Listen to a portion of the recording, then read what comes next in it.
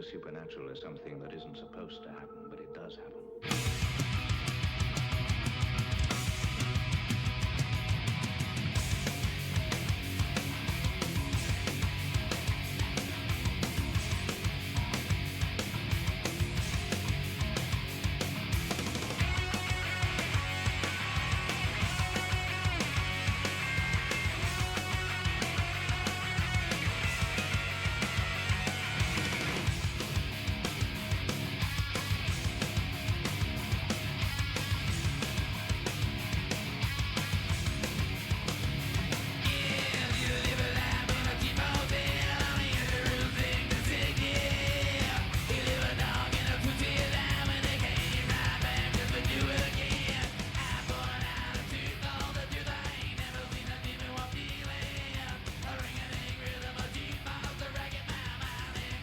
What up, Liz? Why does everything look so yellow? I don't know. Whatever. Who cares? Who cares? It's just a stream nobody watches. Who cares?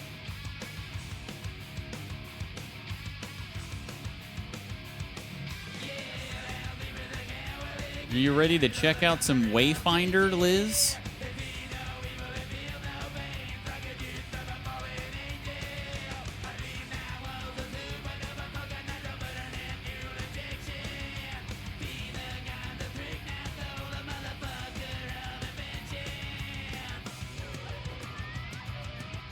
Can't play Honkai because there was an update and you can't download the update, huh? How's that Bioshock playthrough going? What is anti-aliasing? Anti-aliasing is like smoothing of edges.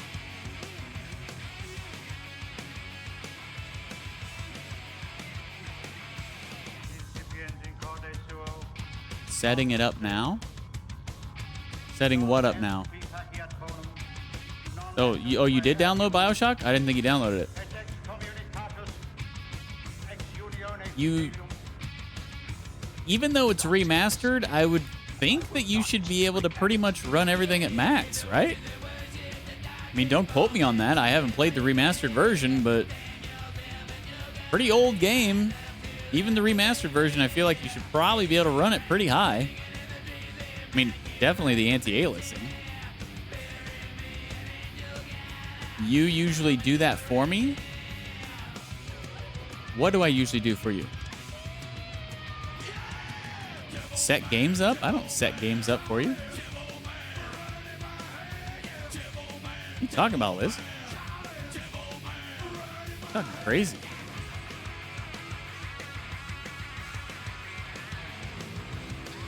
You're talking freaking crazy talking.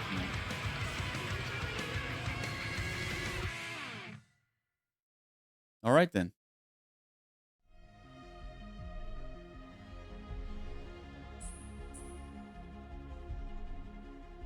Help me with my graphics you had before, especially on Harry Potter game. Yeah, I don't know. I guess. I guess I helped you one time before. I don't know why that constitutes as you usually do that for me, but if you say so, Liz.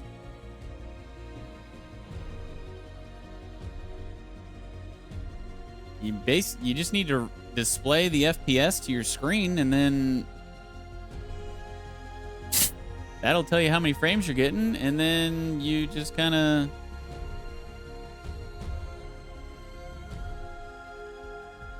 let that guide you as to what you can turn up or turn down.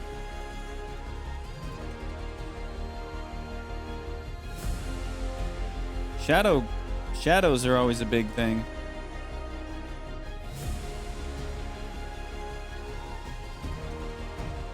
Like if you're not getting a lot of frames, turn your shadows down or your shadow quality down. That'll usually give you a bunch of frames. My goodness, my glasses. My goodness.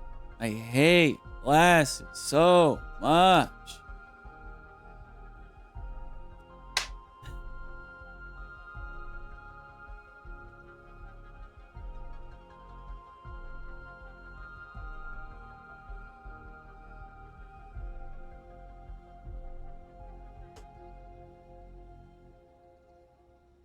hate having dirty glasses, and they're always dirty.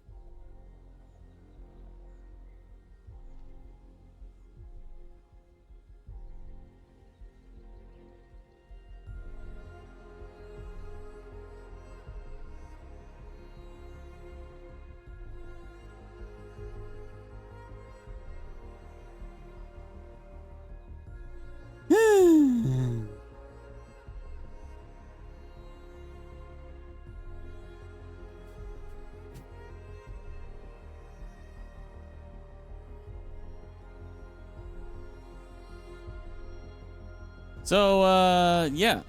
I was looking at this game. It came out in like October or something. I was looking at it last night. Or yesterday or whenever.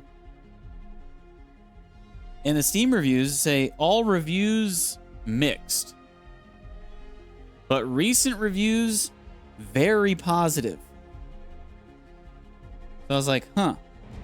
Well, what's up with that? So I looked into it. Apparently this game was supposed to be like an MMO or something. And I guess it was garbage, or the direction that the devs were trying to take the game was garbage and everybody hated it. So they completely changed the game. So now instead of it being an MMO, it is a co-op game. It's a co-op third-person action game. And it's apparently really good. And you don't really hear about success stories like this. But it's apparently like one of the few crazy turnarounds by a development company. So yeah. I was like, okay, well, seems pretty cool. Let's check it out. I have no idea what it was supposed to be like beforehand. I'd never heard of this game until yesterday when I was looking for games. But yeah, it's co-op. It's like a third-person fighting game. Looks pretty cool.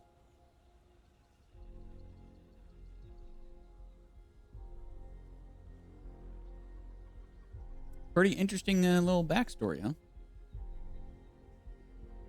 And since it is a third-person fighting game, I'm going to be playing on a controller because that just feels more natural to me to play these kinds of games on controller. But I don't know, if it just royally sucks on controller, I guess I can switch to keyboard and mouse. But anywho, new game. Here we go. I guess I'm going to start it on normal. I could probably just go to challenging, but we can change the difficulty at any time. Here you go. This is Wayfinder. We lived in an age of wonders. We wove magic into steel and shaped the elements with our words. And yet, even in this golden age, there were stories of cities falling to darkness, of a force reaching from the shadows. We didn't believe them until it came for us. The beacons had always been a part of our world. We never knew who created them, or that someday they would return.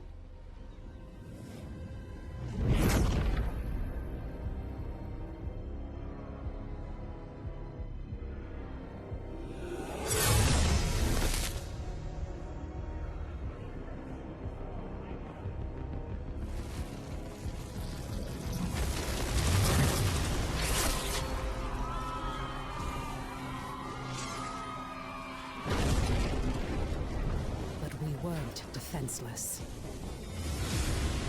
We must get to the beacon! This is foul magic. Silo, clear a path. On it! Horns, anger issues.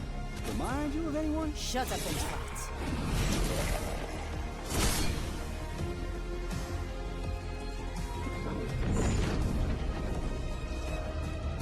There are too many. Make for the gate.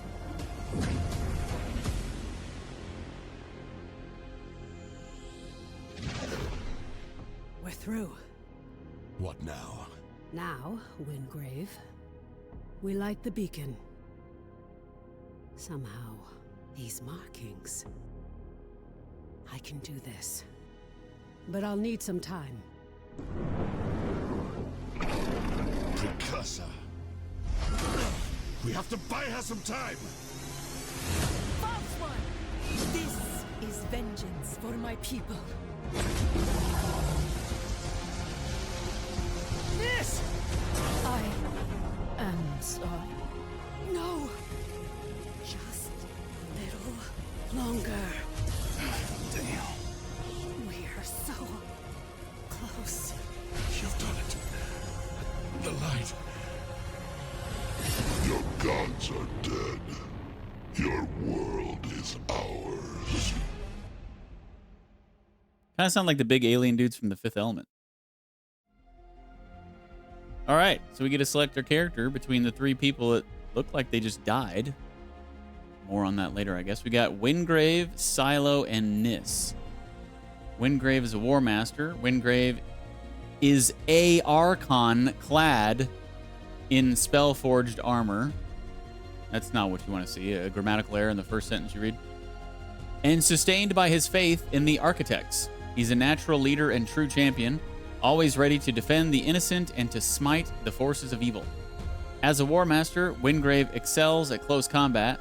He specializes in supporting allies, summoning shields of light, and healing his allies even as he calls down divine judgment on his enemies. Starting weapon, Vanguard. Forged by the legendary smith Torlin Irontongue, his smithy was raised in the Maze Wars, but his legacy remains in this mighty weapon. Power Bash. Performs a powerful shield bash that causes high guard break damage. Power increases for each latent power pip consumed. Okay. Silo, Survivalist. Silo is a wisecracking smuggler, equally quick with a quip and a bomb. His people played both sides of the war between the Empire and the Maze, and Silo doesn't care about politics. He wants to help the common people and to prove what he can do. As a survivalist, Silo is a versatile combatant with a bag full of tricks. He can distract his enemies with illusions and take down mobs with powerful area effects. Starting weapon, Ransom. The infamous highwayman Duskin Dodge was the first to carry Ransom. It's had many wielders since then, scoundrels, every one. Scattershot. Fires multiple projectiles in a blast while evading backwards. Consumes one locked and loaded charge. And then Nis. She's an Arcanist. Nis is one of the Deep Eldrin. She and her clan rejected the Precursors, and now she is hunted by her own people. A deadly assassin wielding powers over Shadow, she has joined forces with the Seekers so she can take vengeance on the Precursors.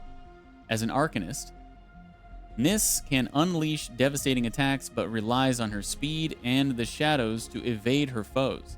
She can teleport across the battlefield and summon shadow clones to strike at her enemies. Starting weapon, Slicer and Dicer. A traditional weapon of the Shrike smugglers. Shrike? As sharp as the talons of their namesake. Is a Shrike an animal? Like a real animal? Steel Volley. Spins and throws daggers in a large radius around the Wayfinder. So I think I'm going to go with Nis. Seems kind of like a rogue type. A rogue type, like a dark elf rogue kind of thing. Character abilities, Shadow Step, dash in a line, dealing damage along the way. After a short delay, a Gloom clone will dash from your initial position to you, dealing damage to enemies it passes through. Umbral Aura. Nis is empowered by Umbral Magic, causing her next 3 dodges to pierce a nearby enemy with Shadow. Nearby allies are also empowered for 1 dodge. Vengeful Shade. Briefly become immune to attacks while damaging enemies around Nis. Following up with a light or heavy attack causes Nis to slam back down. further damaging enemies. Following up with a dodge causes Nis to backflip away. Gloom Shroud. For 8 seconds, Shadow Step can be used at no cost. And Lingering Shadow. After dodging, gain AP for 5 seconds. Stacks up to 3 times. Yeah, I think I want Nis. The hunt begins. Look at those abs.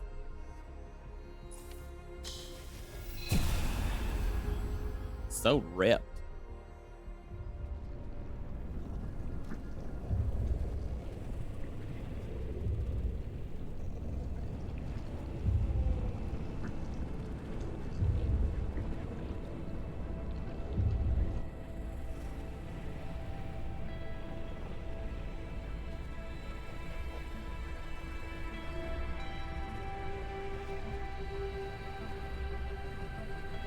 Can you hear me? Quickly, follow my voice. Okay.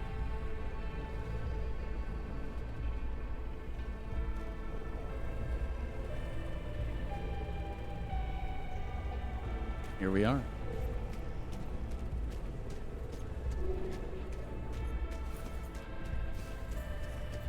Does the anime run? See that?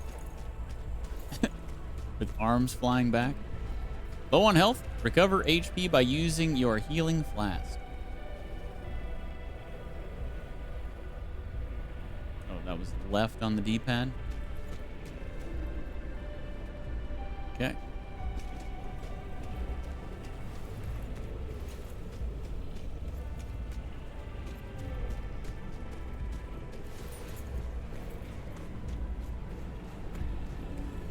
Skylight needs you.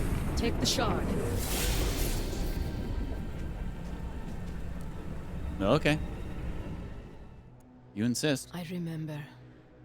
I am Nis, the Blade of Shadows. My people are the Deep Eldrin, ancient and wise, forgotten by the world above. But they have been lured down a dark path by treacherous spirits.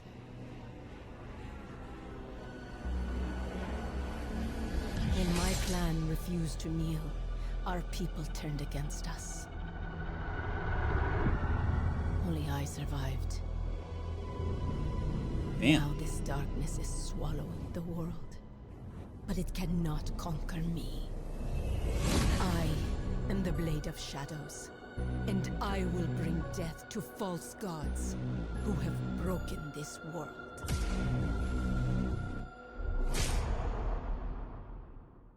She's the only one of her people who survived? The architects. I thought we'd lost you. We need to get you back to Skylight. There's no time to explain. You're trapped within the gloom. But with that shard, you can cut through the shadows. You must move quickly. I will guide you as best I can. You saw Deej Jr. doing the anime run the other day? Really?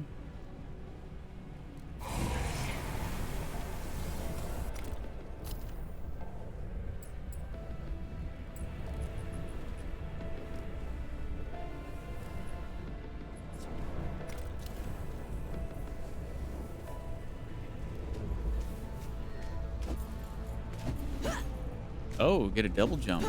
Nice. Right away. Can we climb?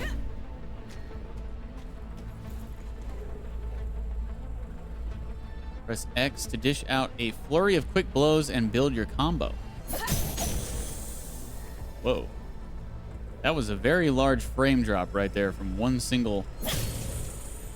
that.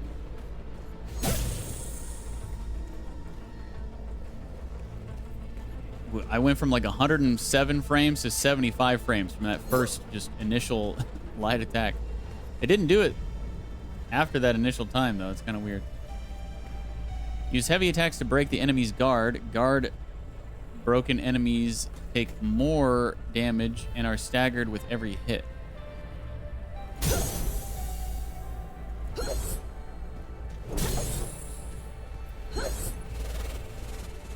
Whoa. Oh, yeah. Major frame droppage there, down to like 47 frames.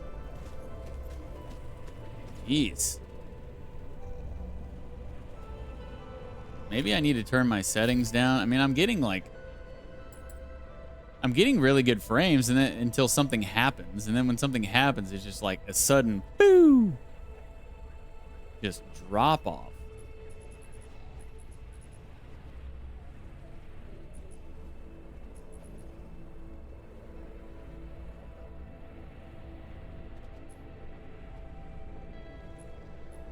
Maybe I should turn effects quality down. That seems like that's what it was.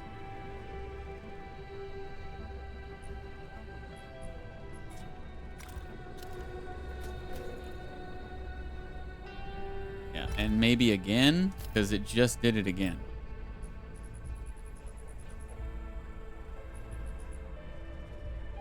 Let's go.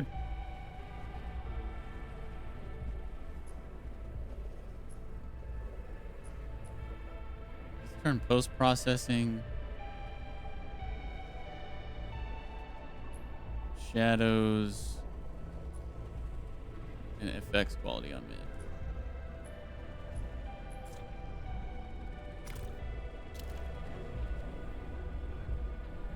Okay, I guess that was better, but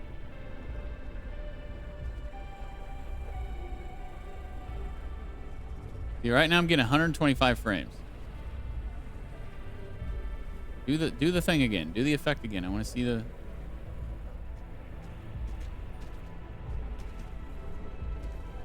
No, it's not going to do it.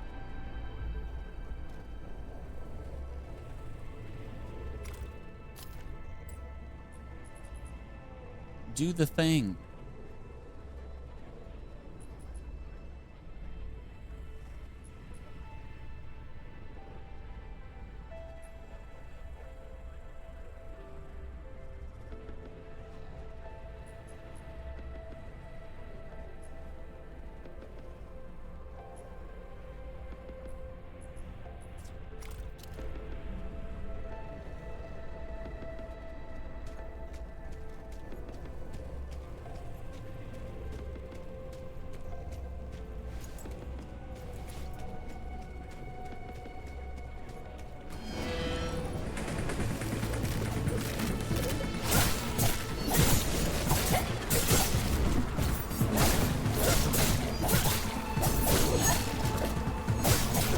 Greater dangers wait in the shadows ahead.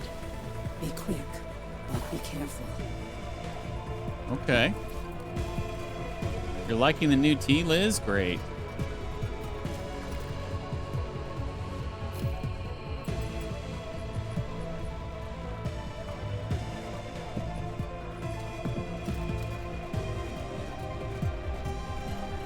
I'm glad you're liking it.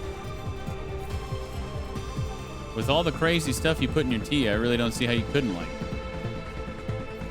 Watch your stamina. Sprinting, dodging, blocking, and parrying all cost stamina while in combat. If you run out of stamina, you'll be unable to perform these actions for a while. So that's the, what, white bar?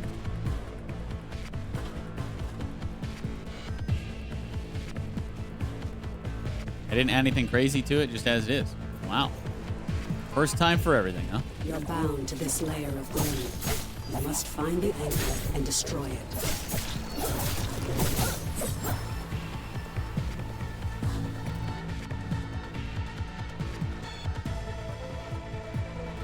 So all my abilities are LB and then the buttons, huh? My ultimate is LB and B. Steel volley, LB, and RB. Okay.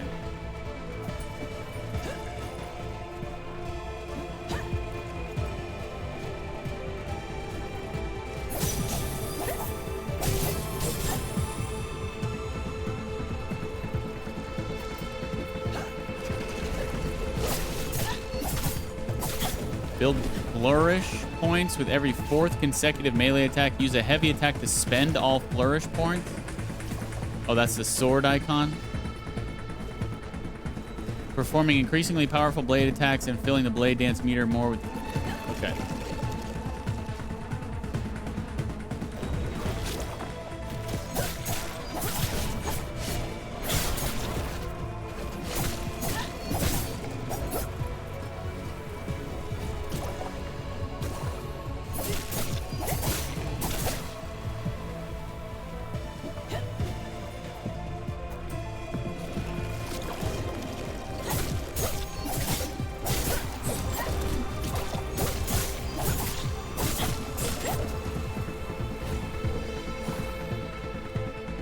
why does it seem like it's not going up?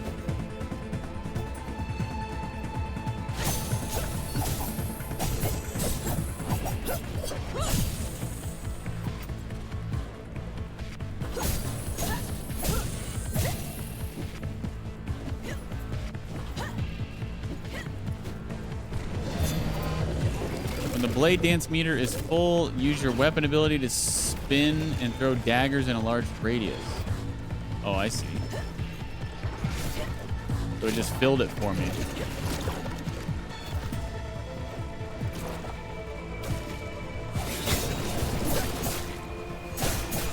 You can cut through the barrier. Cool. Focus. Channel your power through the shard.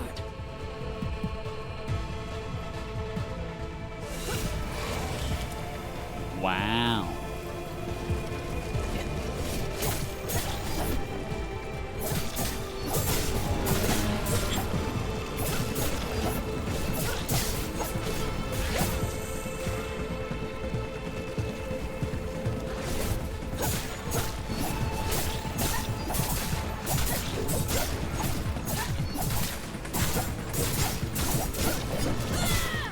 You're close to the anchor, the heart of this shadow. You must move quickly before it senses your presence.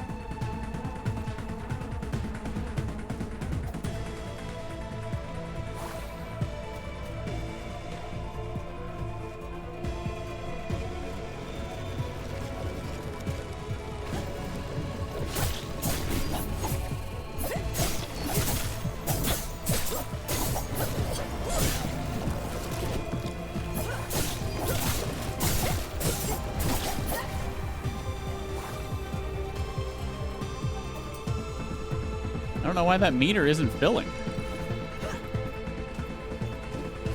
Ah. Air dash.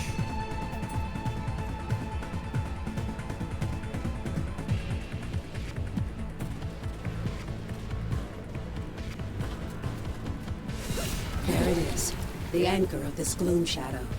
You must destroy it.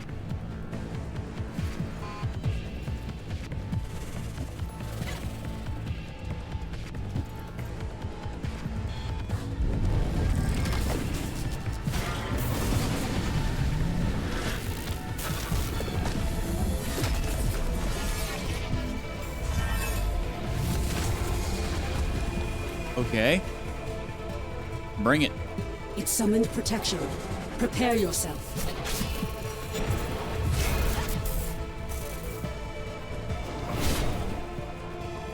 The Wayfinder's ultimate ability charges as you deal and take damage. When it's ready, unleash it to turn the tide of battle. Raven's wings.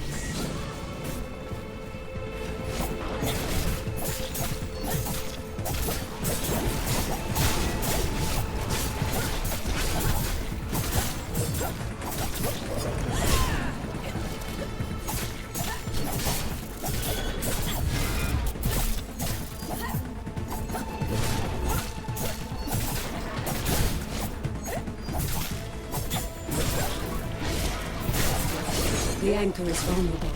Focus your power through the shard. Destroy it. Oh, wait. So the meter on the sword meter thing builds whenever I use a strong attack. I thought it said to use a strong attack when it was full. I guess that's when it deletes or depletes The it. path is clear, but this shadow is collapsing. Quickly, enter the portal. All right.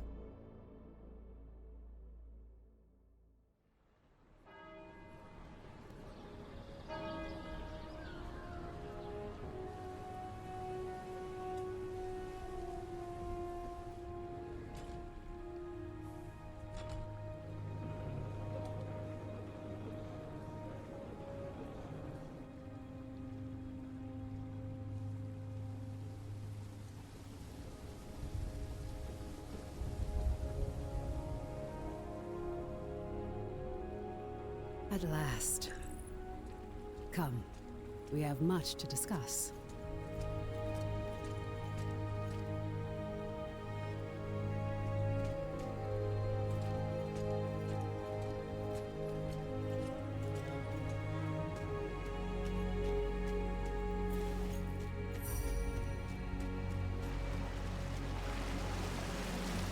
Cool looking world.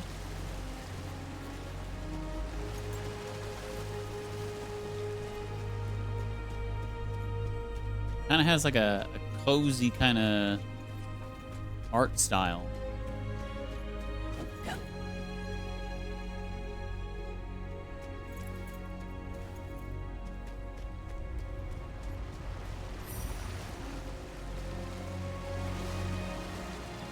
Landmark discovered?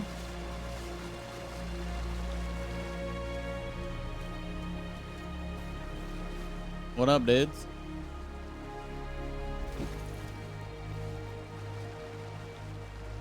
These are my friends.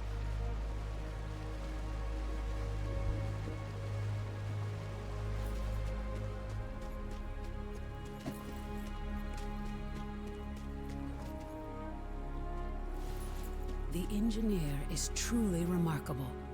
They won't speak of their origins. I don't know if they were constructed as they are, or if they evolved.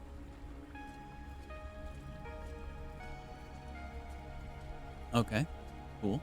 Recent events have given rise to a new threat.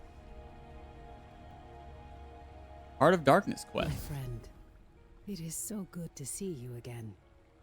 I thought we'd lost you forever. I don't know why, like, whenever I'm in the game, the dialogue is loud, but whenever I'm in cutscenes in this, the dialogue is not loud. It's kind of annoying. You're Omen? I remember a battle. Don't worry. Your memories will return in time. That battle took place a year ago, and you were lost in the gloom. We've been trying to bring you back ever since. Let me show you. Yeah, that's right, Donna. That's right. I don't know why the emotes are lagging hard, but like whenever you put them in the chat and they come across the screen, they're lagging something fierce, but whatever. How are you doing tonight, Donna? Good to see you. The Eldrin attack was a distraction. The beacon was always the target. We pushed past them and found the creature who was leading the attack. And you did what needed to be done. You fought to the bitter end. And your sacrifice bought me the time we needed. There's so much we don't yet know about the beacon. But its power protects this city. It destroyed our enemies and stopped the gloom tear from expanding. It's fine, We Liz. couldn't It's close the only ever gloom me gate. and you here at this time, But as haha. long as the beacon remains lit, our enemies can't pass through it. And in the year that followed, we've studied it, learned more about this gloom, learned how to bring you back. We survived thanks to you. But the damage is done. Skylight is safe and the land around it. But beyond the highlands, reality is collapsing into the gloom. There may be other beacons, other places that repel the invaders. The only way to find out is to cut a path through the gloom. And for that, we need Wayfinders. We need you.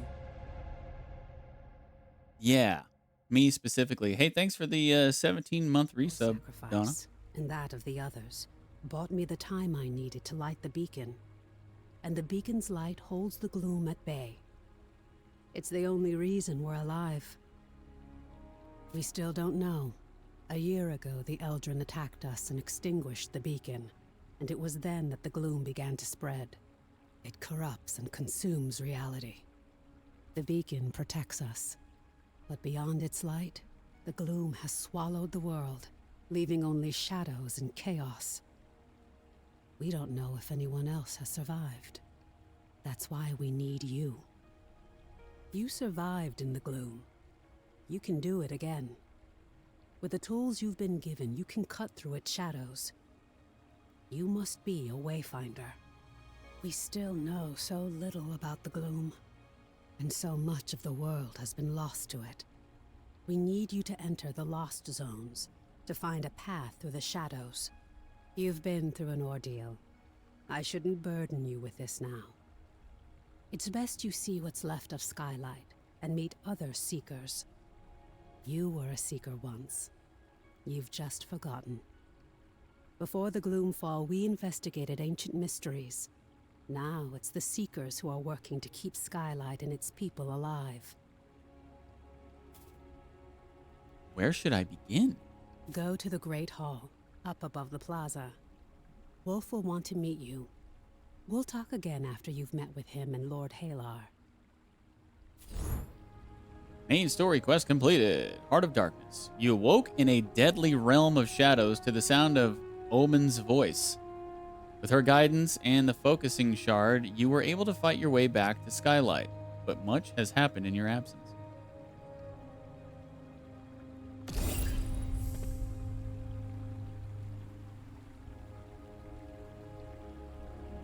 Much indeed.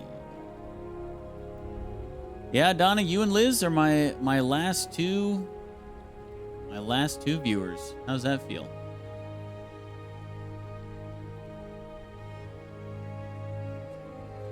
Liz doesn't really have much of a choice, but you do. So how does it feel to be the last one standing? The last squeegee standing. Does it feel as amazing as I would think it would feel?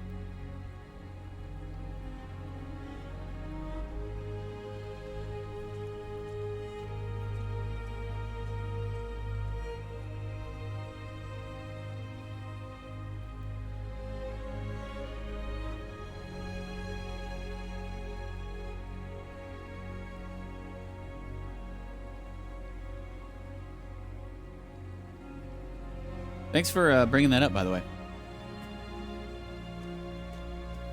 Yeah, Deej only has 2 viewers ever. It's a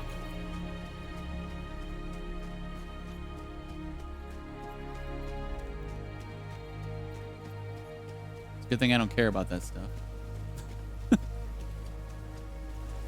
That's why I said in the... oh, wait, no, I didn't. I was going to say in the Go Live notification, hey, I'm going to start playing this new game called Wayfinder. Come check it out.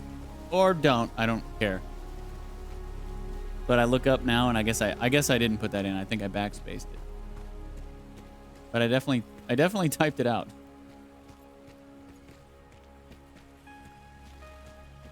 Hello, Lord Halar.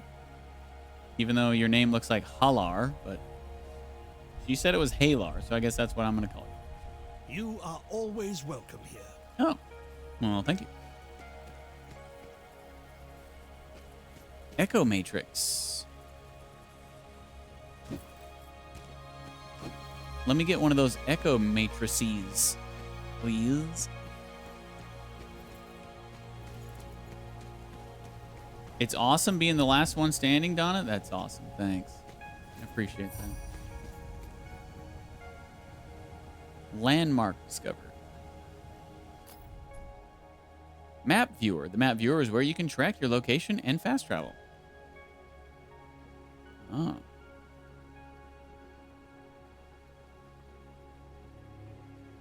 Okay, yeah, I should probably use my mouse for that. Using the controller for that is kind of weird.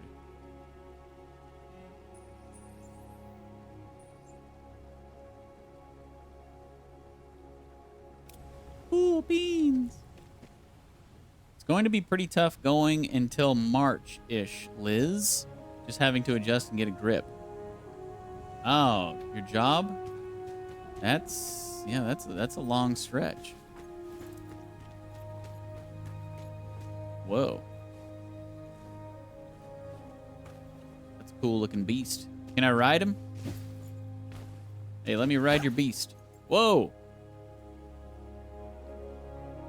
That's sort of like riding him.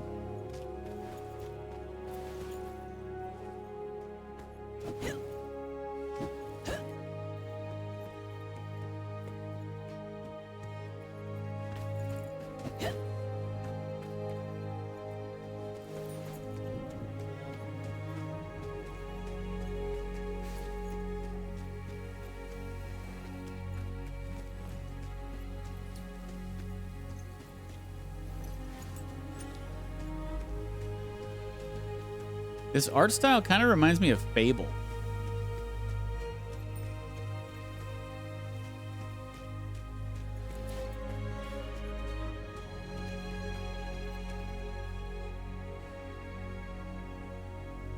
What's the deal with Omen anyway? She never seems to leave the beacon. Pretty suspect, I know.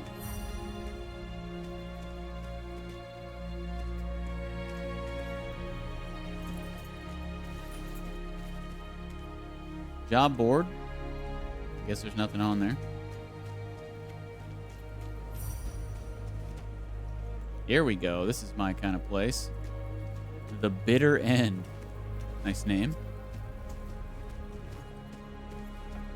Cool looking tavern.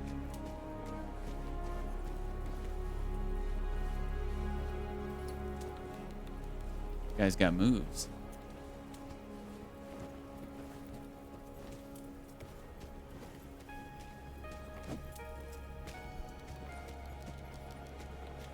Wayfinder. That's what they're calling me. You know Haas and I go back further than you might think. You should ask her about that sometime.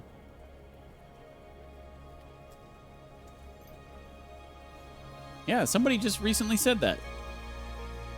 Crazy.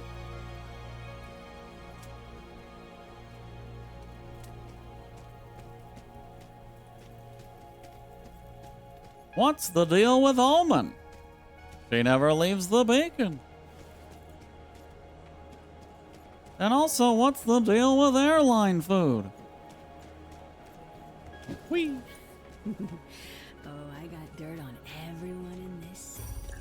Even How many families will I have to ride today? I found Wolf. Our forces are depending on you. Welcome, Wayfinder. You honor us with your presence. I fought the Eldrin during the attack, just as you did. But it was your sacrifice that saved Skylight.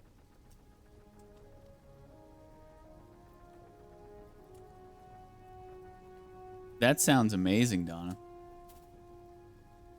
It's all still a blur to me. Who are you? Wolf. Before the fall, I was an officer of the Avar Imperium. Now I command our forces, such as they are. There are all too many threats. Shrikes, breaches. But you'll see for yourself soon enough. We will have much to discuss in the days ahead, and we'll have quarters for you soon enough. Much of Skylight was devastated in the attack. The builders are working as quickly as they can. You have more important work ahead of you. But for now, find Lord Halar outside of the Great Hall. He'll get you ready for the tasks that lie ahead. Okay. I tried talking to Lord Halar, and he didn't really seem like he wanted to talk, but I guess he does now, huh?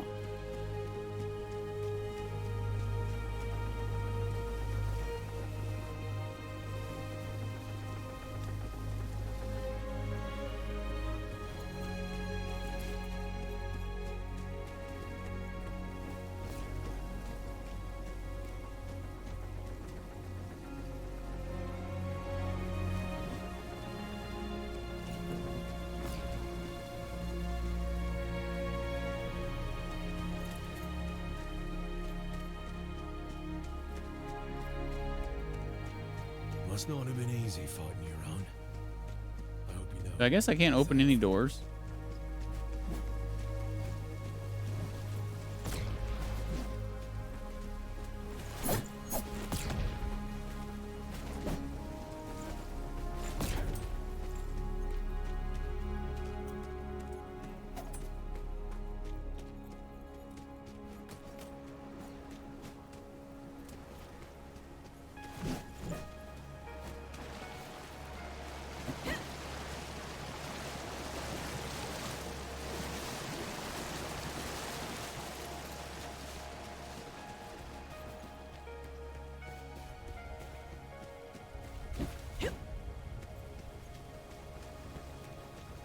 You played Fable, Liz? Come for a lesson, have you? The new Wayfinder. Delightful. I am Lord Halar. As you know, My lands and the Dominion itself have been swallowed by the gloom. But even now, especially now, names matter. I lead the Arcanists among the Seekers. By necessity, we have focused our efforts on restoring Skylight. But it is my studies of the gloom that can help you, not my knowledge of arcanic illumination. Oh, from what you've seen, I see. What can you tell me about the gloom? What we know for certain is that the gloom alters flora and fauna, and never for the better. Where it lingers, it can consume entire regions, leaving only shadows in the gloom. What we call lost zones. You were consumed by the gloom, but you survived. Now you have the power to shape it, to some degree. The shard you've been given focuses this gift. Only a Wayfinder can enter a lost zone. But this is just a glimmer of your full potential. If you can enforce your will upon the gloom, perhaps one day we can undo the damage that has been done. But I can only tell you of the gloom. Omen can show you. Return to her, near the Gloom Gate, Wayfinder. She will guide you in the next steps of your journey.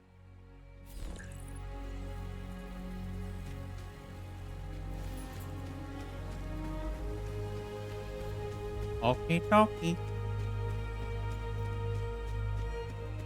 Good old run around and meet everybody quests. We have lost so much of our world to the gloom. We still don't know if we can restore what has been lost.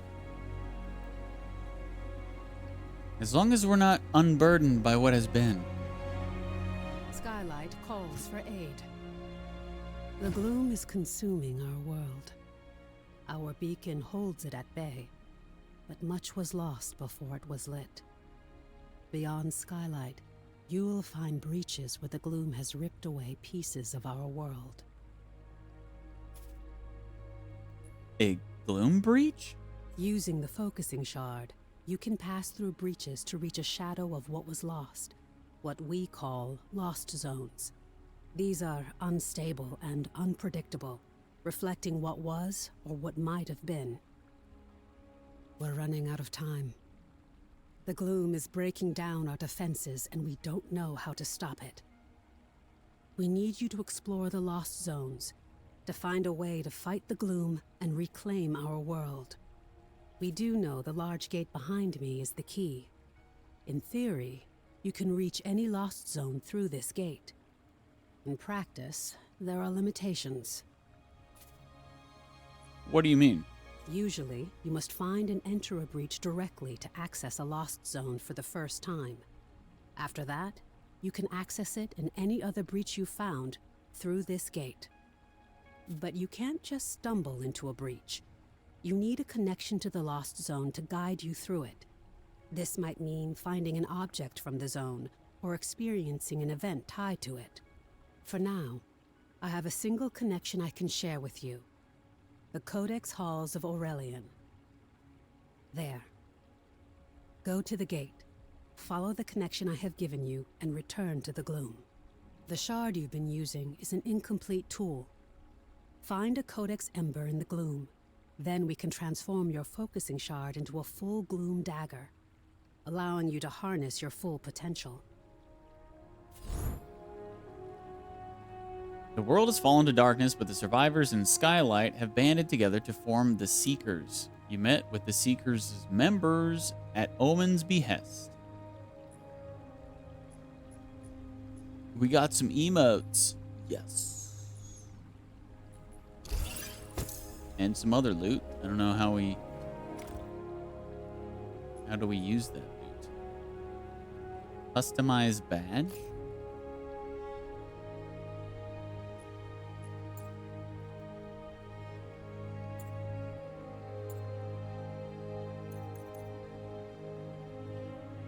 Oh, the little icy.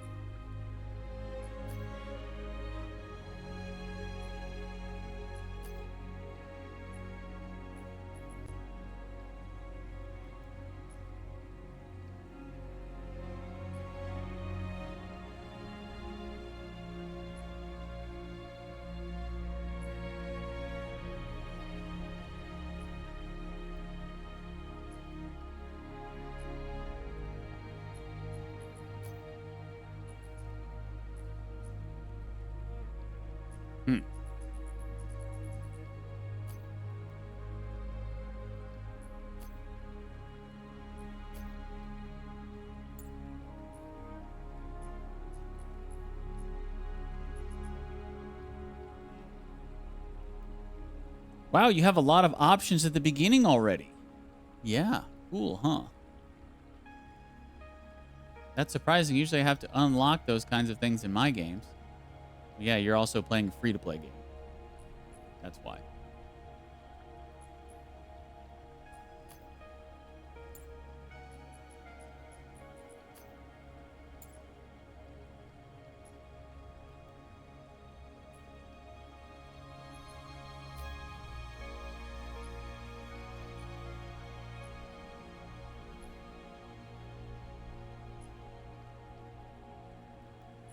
Oh, looks like we just got a new title. Skylight.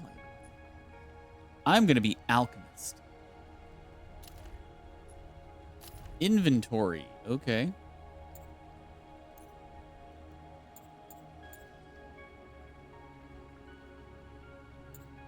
Okay. Upgrade. Small Wayfinder resonance cash can be used to grant a small amount of resonance to Wayfinders. Is resonance money? Oh, resonance is XP? Huh. Well, that's interesting. Do I want to save these, though?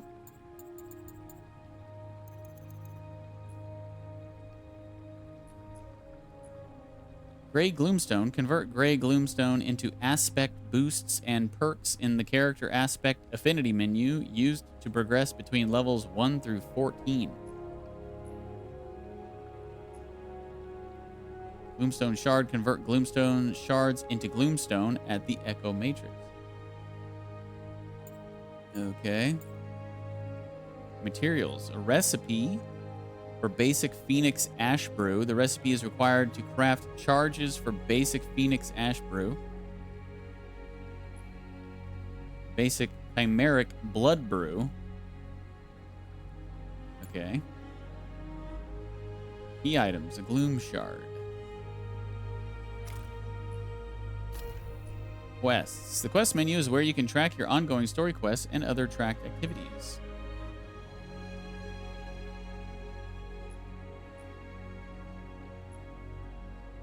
Okay.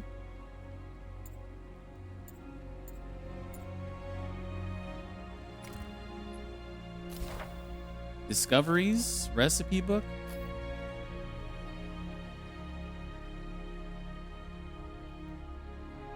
What is this?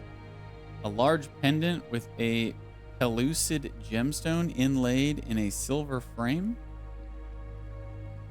The stone bears a crack down its center. Radiant light swirls on one end and umbral gloom upon the other.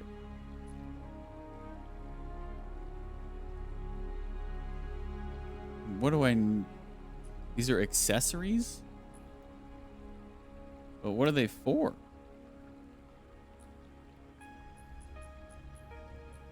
A lot of accessories. I guess we'll... Oh, press RB to view stats. Oh, I guess it's just something that you can equip after you craft it. Imbuements.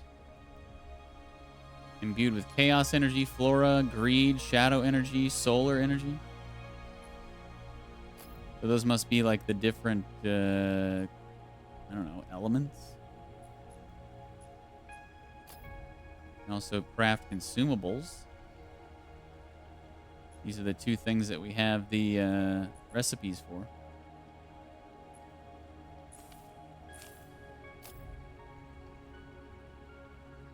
Okay. 6 of 15 landmarks discovered in this area.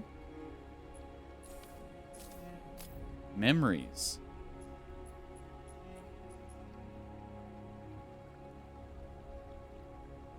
Okay. Cinematics. Here's the map.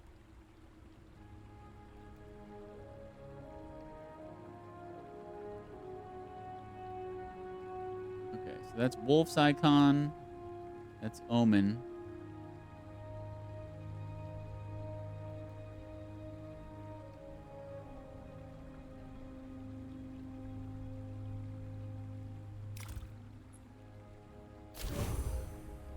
Reward tower. Say what?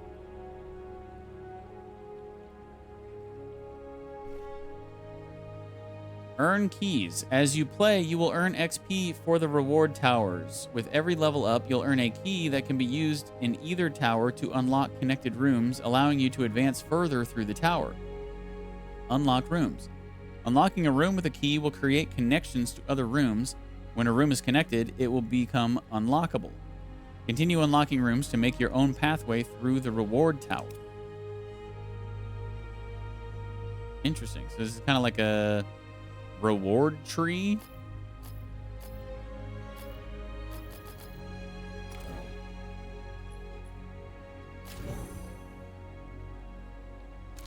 And there's 2 different towers. Well, what is the... Where's the first one?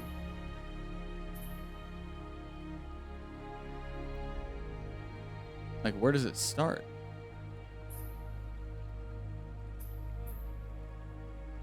Room is unavailable until connecting rooms have been unlocked. Oh, start. It says start right here. Venomous calling crafting. Preview reward.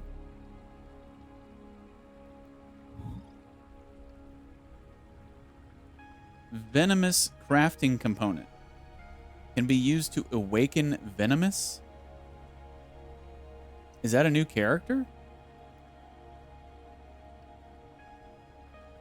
Let me see what the other one is. Oh, wow. I'm using the wrong stick. I should be using the left stick, not the right stick. The right stick moves the camera. That's why it felt so weird. Grendel's calling, crafting. Anchoring memories combined with the core of a gloom dagger allow us to locate a wayfinder within the gloom, but for the echo of these lost champions to be called from beyond the void, an indomitable will must be harnessed from the perspective echo and the summoner both. So we've got Grendel's calling.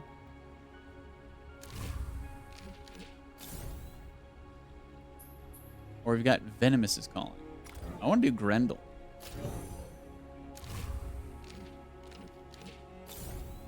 Grendel.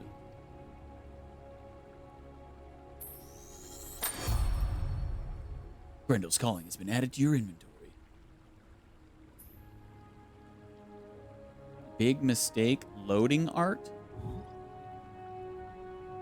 Oh, you can unlock loading screens? Interesting. Simple jewelry box. Housing. House decoration. Ooh, we get a house we get to decorate? Imbuement pack. This pack contains 1 solar flora, greed, shadow, and chaos imbuement that can be used to create mutators when entering lost zones. I see. So, inventory.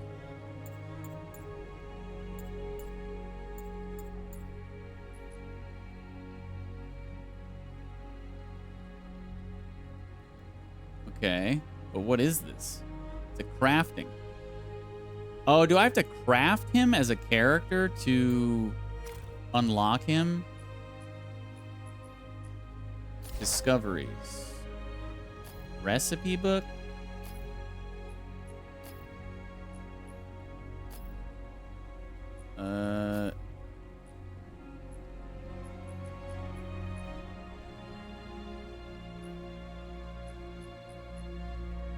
Well, he's not in here. Memories? Grendel? No, nothing in here.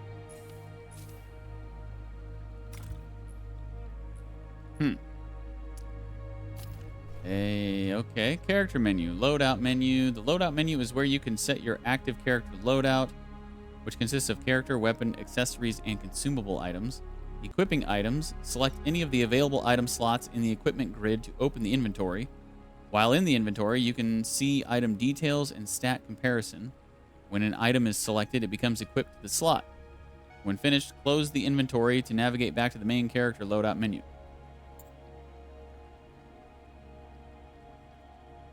Accessory set bonuses. By equipping accessories that make up a set, its accessory set bonus will become active. You can find additional set bonus information in the accessory item detail description. View equipment stats. While in the character loadout menu, you can press the Show Gear Stats button to view a comprehensive stat display of all equipped items, including accessory set bonuses.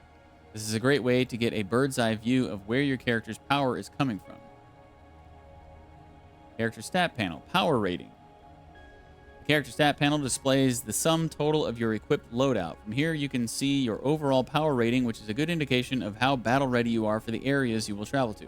Power rating is affected by your equipped gear and affinity. Character stat panel feature affinity. The character stat panel features 3 circular meters that display the current character's affinity, which allows them to tap into the full potential of their gear stats. Each equipped item in the loadout has affinity-aligned stats that are multiplied by the character's matching affinity. To get the most power out of gear, be sure to upgrade your affinities in the affinity menu. Okay, this is a lot of stuff to take in here.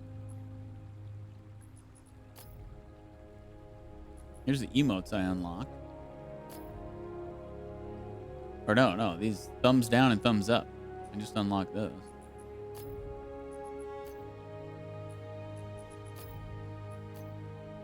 Yeah.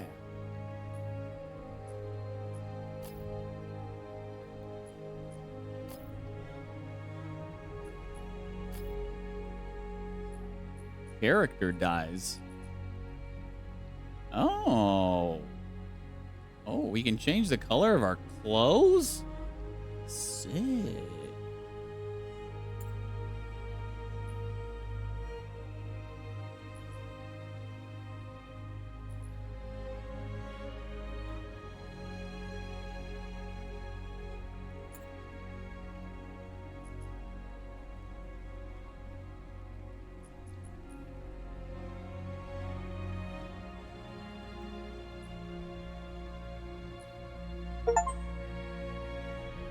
Chivo, apply a dye 10 times. Cool. I like the blue on black. The red on black is more fitting for you, though. Thanks, Liz. Oh, did you mean the default colors? Blue on black? Blue on black.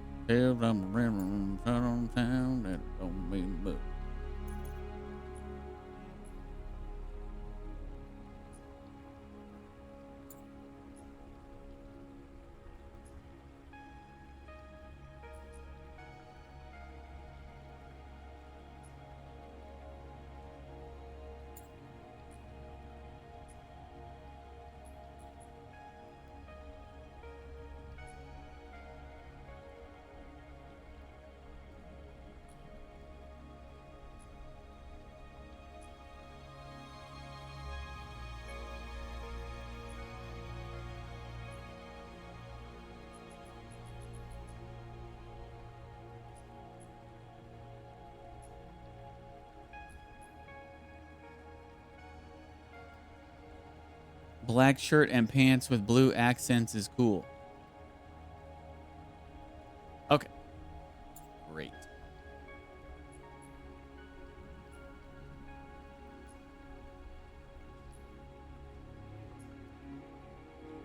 I don't get a lot of these colors.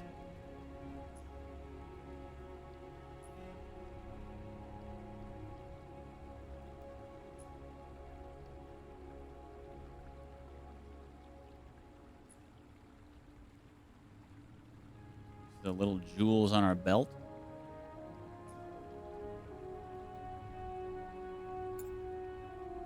Custom.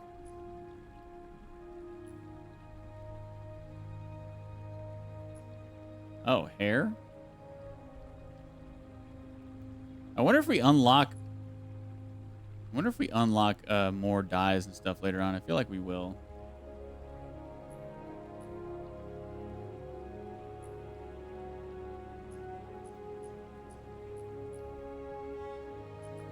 I hope so.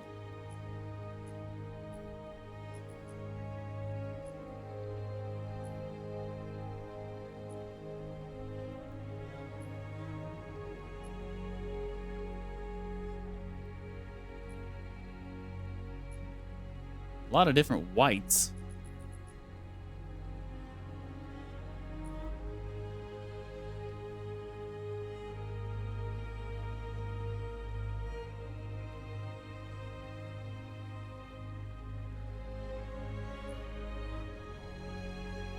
That's brown? That does not look brown to me at all, but okay.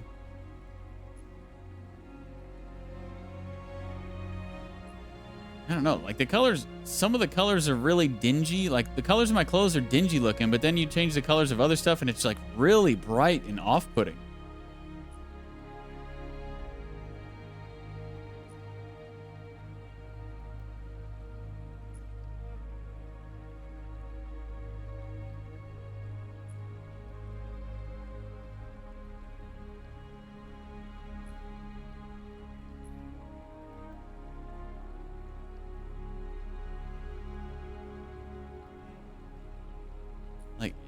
The hair, like this orange yellow hair is just so bright. Same with this green.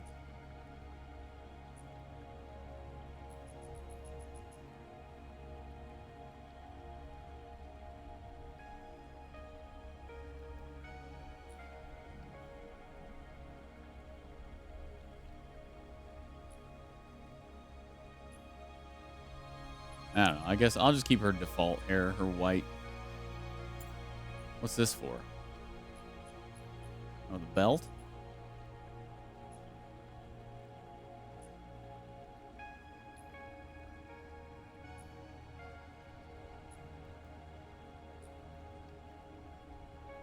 Belt and wrist wraps.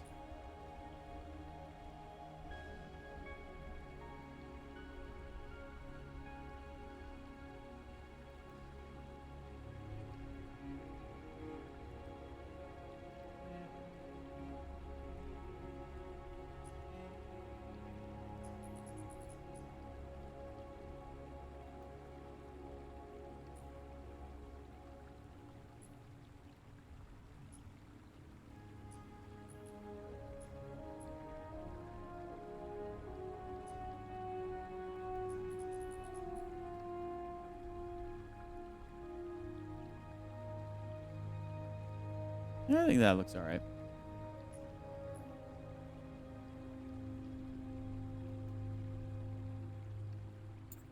Okay. That's pretty cool.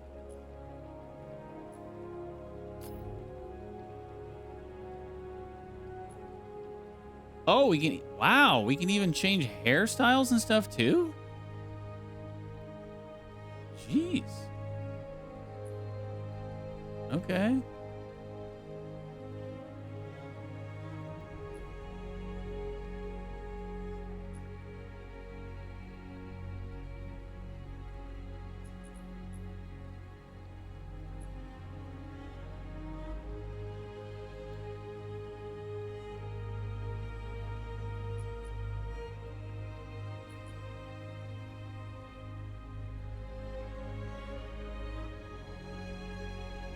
Why don't they just give these options at the beginning of the game? Yeah, I know. It's kind of weird.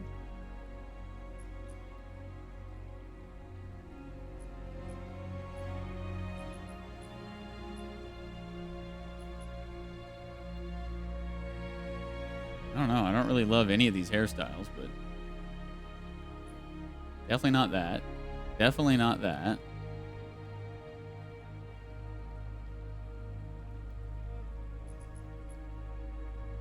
Definitely not that.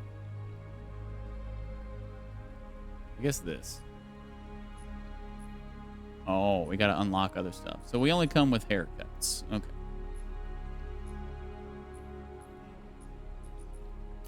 What's this other stuff? Transmogs that we don't have any of. And skins.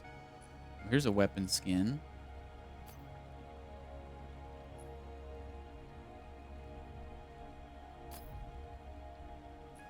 Is that,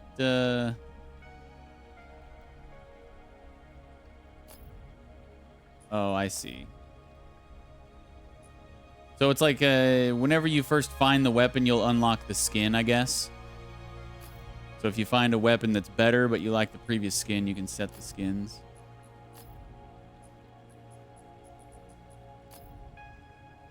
Weapon charms? Weapon die.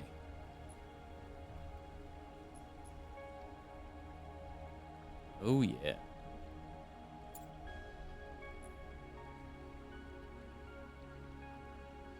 Very customizable. I like it.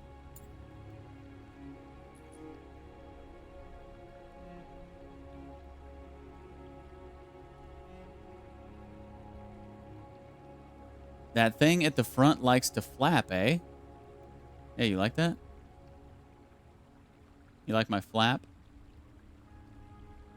Want to see what's underneath my flap?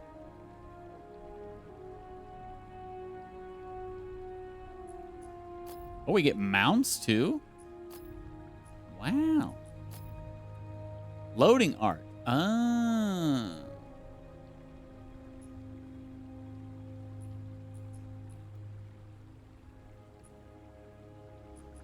Let's do random. Okay, cool.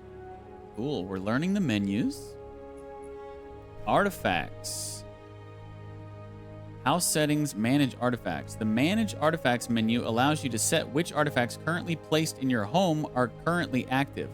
Once active, selected artifacts will grant persistent gameplay buffs. Up to 2 artifacts can be active in apartments. Okay. We don't even have a home yet. We're still homeless, I think. Ability menu. Active abilities. Your active abilities are made up of your 4 unique character abilities and 1 weapon ability, granted by the currently equipped weapon. These abilities can be performed while exploring the environment and during combat encounters. You can navigate through the grid of abilities to get more information on how their mechanics work. Passive abilities include effects granted by the active character, their archetype, and the equipped weapon's class. Each of these can grant a number of effects and gameplay mechanics specific to them. View more information by navigating to them in the menu. Ability upgrades. The 4 character abilities can be upgraded using ability points that are earned when leveling up the character. Each character ability can be upgraded up to 3 times, unlocking additive power and effects for that ability at each upgrade step. Learn more about each upgrade by navigating the grid of character abilities. Unlocking abilities. When a Wayfinder reaches levels 3, 5, and 9, you will be able to choose an ability for them to recall. Once you complete your choice at level 9, you will have recalled all of their abilities. When reaching one of these key levels, you will be alerted via the HUD and can proceed to make your choice by navigating to the ability page.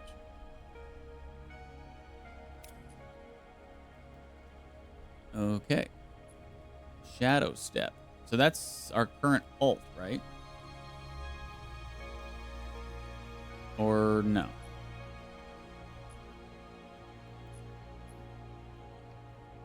Oh, this is our ult. Seal Volley.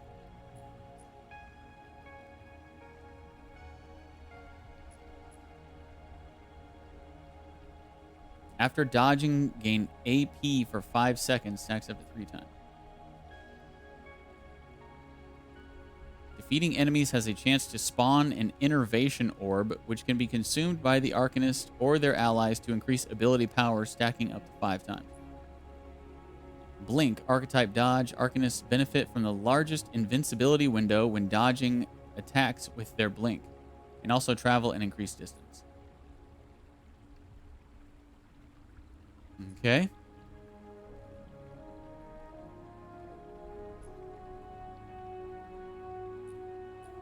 Character collection? Ah, so there are other characters you can unlock. That's what I thought was weird, because watching the trailer and stuff, I'm like, wow, there's a lot of dudes that you can play as, it seems like. But then whenever you start at the game, you can only choose between 3 in the beginning. So I guess you just pick your main, and then you can unlock others thereafter. Ooh, Kairos. He's also an Arcanist. He looks cool. Dang, that is an Amazonian woman right there.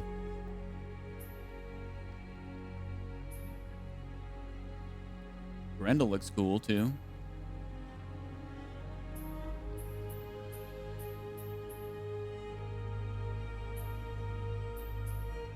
Two affinity points available.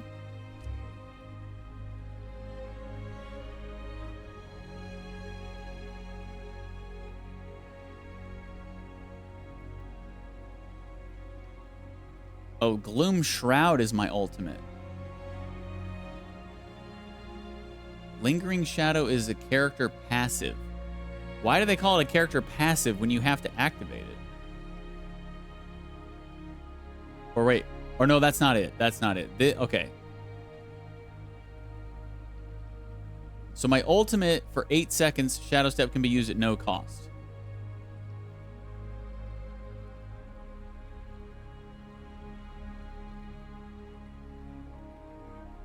Okay. So basically my ultimate allows for one of my abilities to be used for free for 8 seconds. So I can just go pew, pew, pew, pew, pew. Okay. I think I understand. So how do I go to, if I have affinity points, how do I use those?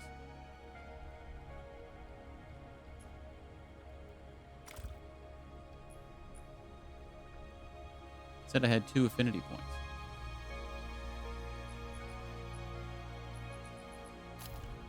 What does that mean?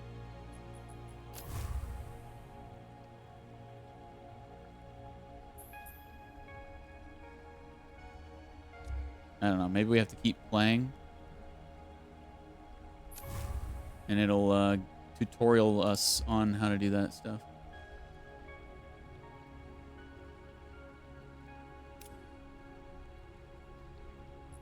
Okay.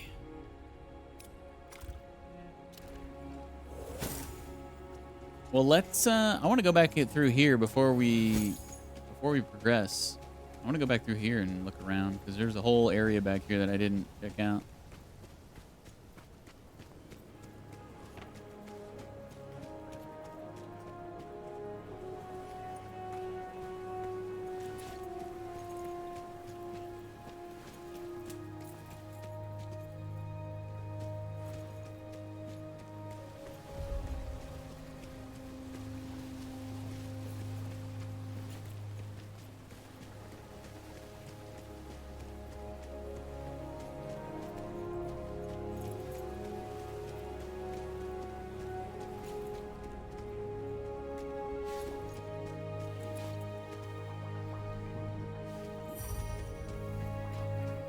Who dis? Avarice? Avarice's amazing accoutrements. Oh. He's got a shop. But we don't have any of that currency.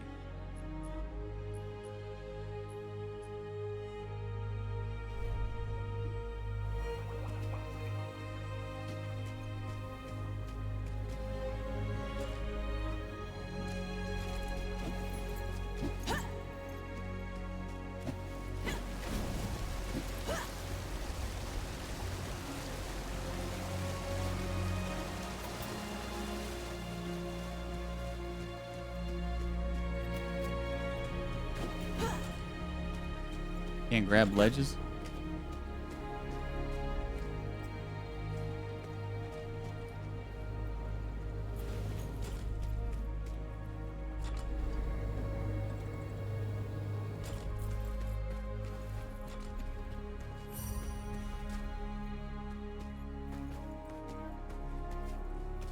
Foreman Ruby. I will help the people here, and you're going to help me. Oh, really? Just tell me what you want. I'll make it happen. Hey there. I just wanted to tell you I appreciate the help. I was hoping you'd drop by. Lend a hand?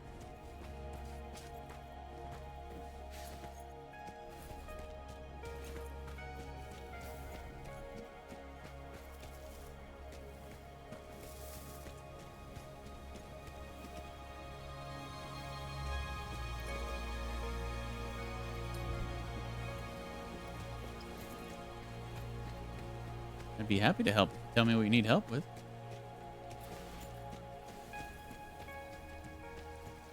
There's like a home icon on the map there. I don't know if that's where my home is going to be when we unlock that.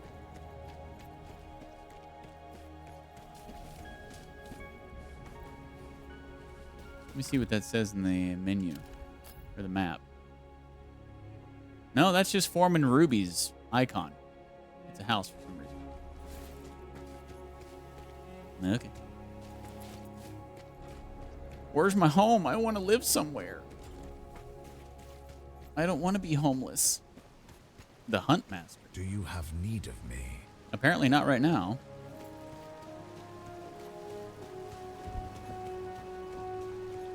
Do you have need?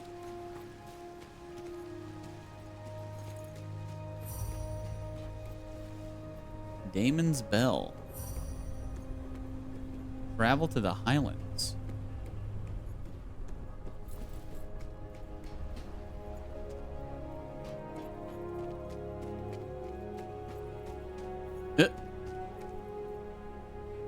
No goblin-looking dudes allowed.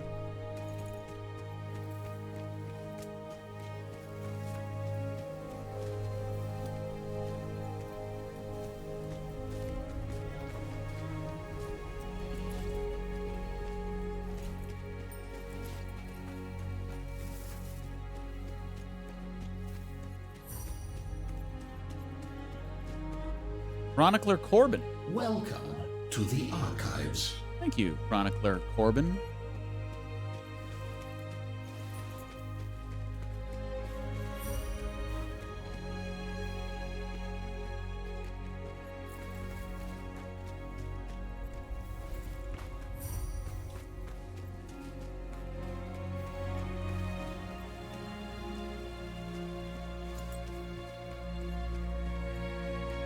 We unlock all those now? Discoveries, landmarks. There's still 2 more somewhere in Skylight.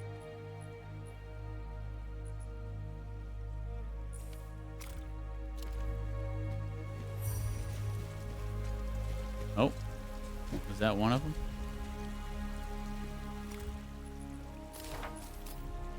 Indeed. We're only missing 1.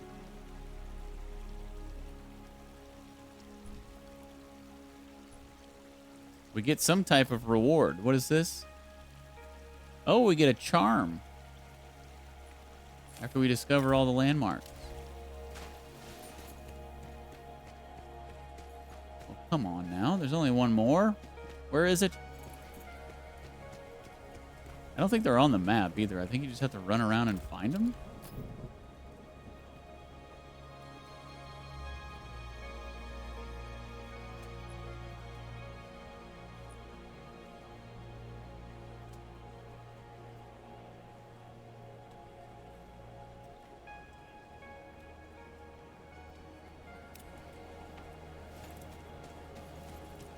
Haven't I been everywhere now? Why can't I find it?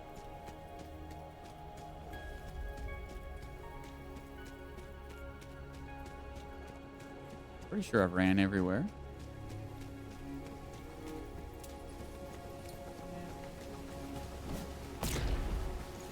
Yeah, I like the name of the bar or the tavern. Bitter End. Pretty funny.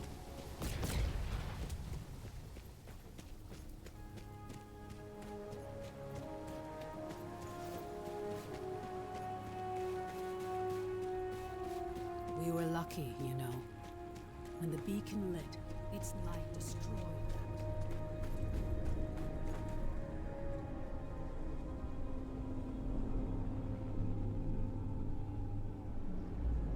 Oh, so I don't have all my abilities right now. I only have that one. I see. LB and X. I see.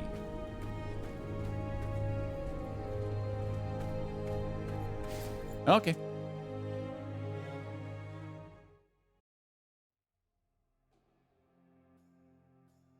Let's go kill some stuff, I guess. This is a lost zone. It's not a perfect replica of the world that was. It's a dream inspired by what was lost. When you return here again, everything, the layout, the creatures within it, may change. It's all procedurally generated, is what it's trying to tell us. This lost zone is tied to Aurelian, a fortress monastery of the Avar Order of the Silver Codex. The Codex monks were conducting arcane research, and we need to know more about them. Aurelian was raised by raiders from the maze years before the Gloomfall. You'll need to establish your own connection to it. I feel weaker than I was before. Yes. It was a miracle that we could pull you back to Skylight. But like your memories, some of your skills were lost. Don't worry. It will all come back to you in time. That's what was weird, because in the beginning I had all my abilities, I'm pretty sure. This connection I've provided is temporary and unpredictable. Look for a Codex Ember. With it, you can turn your shard into a full gloom dagger and establish your own connections. I can't guide you when you go deeper. To escape, you'll need to find the heart of this lost zone, the anchor, and destroy it. This weakens the gloom and lets us harvest its energy through your shard. Explore as thoroughly as you can. We need the supplies and knowledge you may find, and exploration may grant you connection to other lost zones. Now go. Okay. And good. I like to hear that my Another exploration battle lies ahead. will be rewarded. I like to hear that.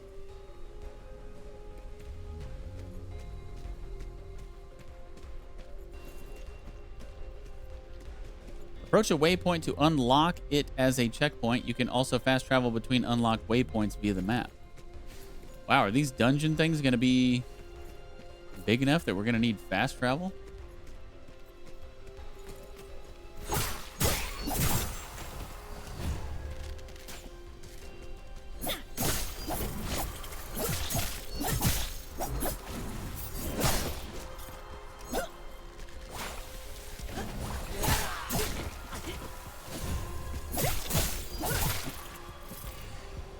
Expedition rewards. Kill enemies, complete events, and explore the area to gather arc light and receive more rewards when you complete the expedition. But be careful, every 2 deaths will drain your arc light and lock you out of additional potential rewards.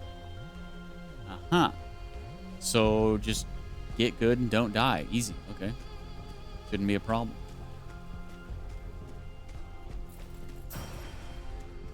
Basic Stomper Blood Brew. Okay.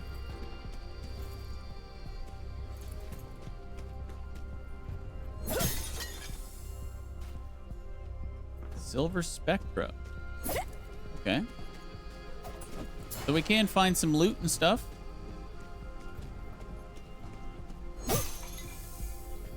There are breakables. There is loot.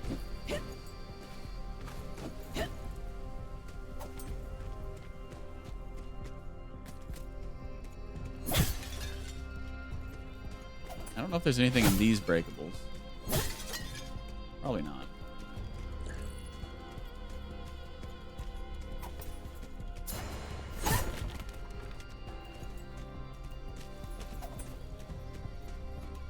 Just the sparkly stuff.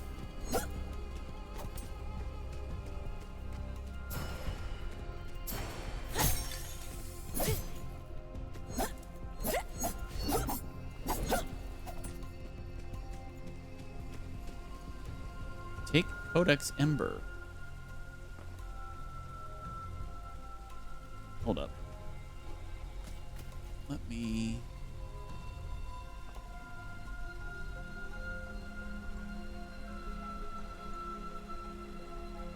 Oh boy. We've reached another game that kind of bogs me down whenever I tab out of it.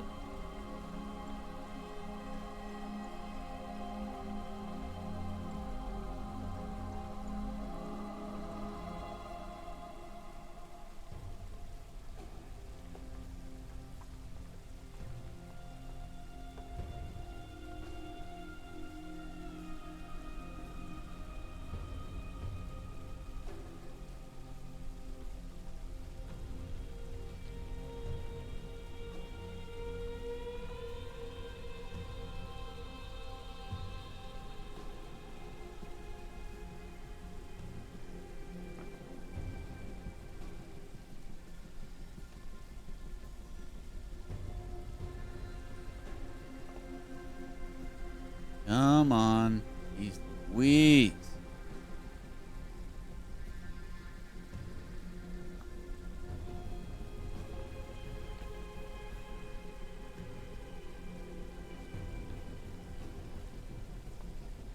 Well, I figured out why the emote wall was all bogged.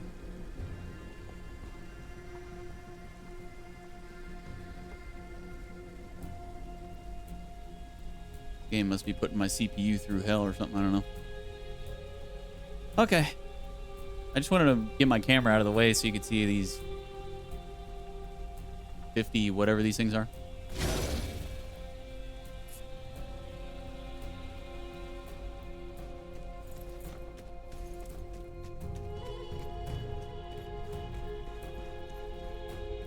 These vermin prey on the weak.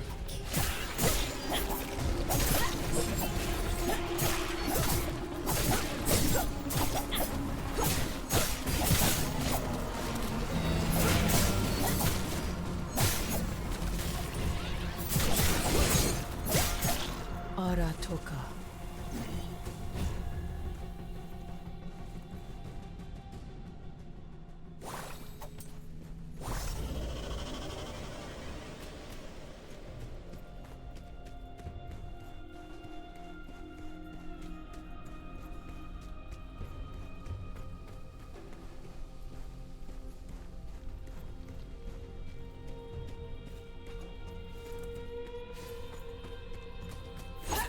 Oh, hello, chest.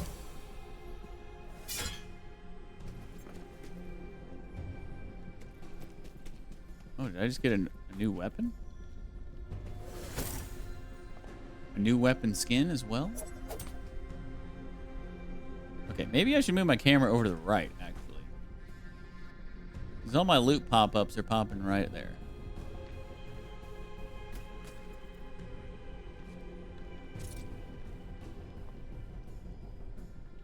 Let me just move over here.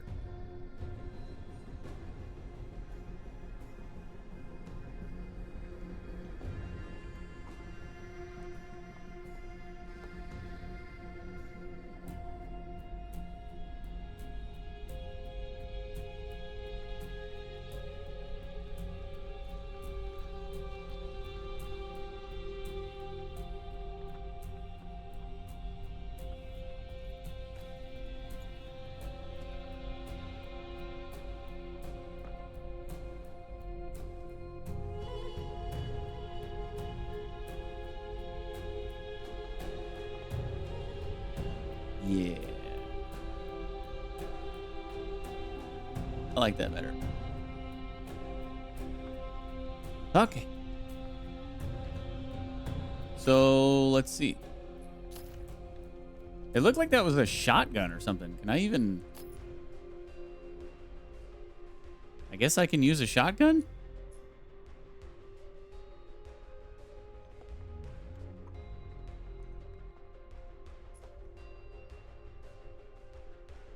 I don't know if I should, though.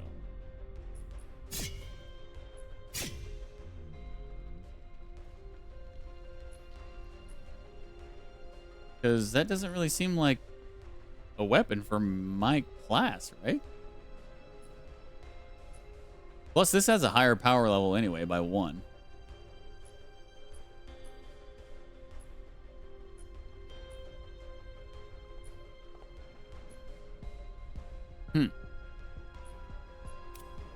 Interesting. Interesting. I don't know if I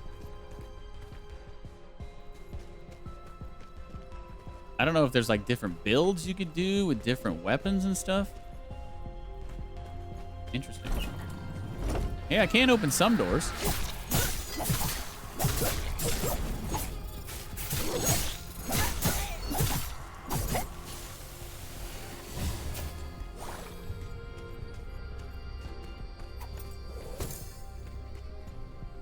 Artisan bread housing decoration?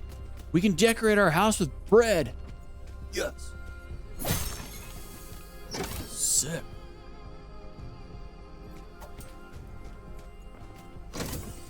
Give me the loot, baby. Oh, Give me all the loot in the world. What's this? Secret area. I'm a gamer god. Didn't even know there were secret areas, but I just unlocked one. Gamer god. Confirmed.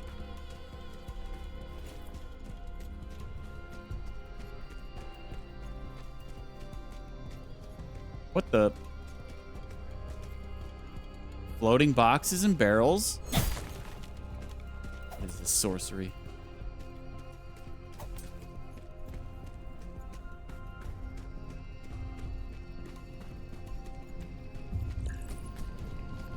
Killing these wretches is a waste of my skills. Guard break and resilience. Guard break an enemy to make them more vulnerable to damage and staggers. Certain weapon types and attacks deplete more of the target's resilience bar, allowing you to guard break them quicker. Okay, how do I guard break?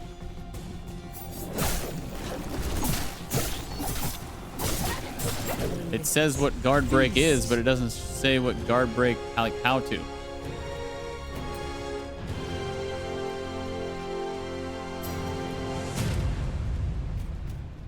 I wonder if your rewards and stuff increase if you up the difficulty.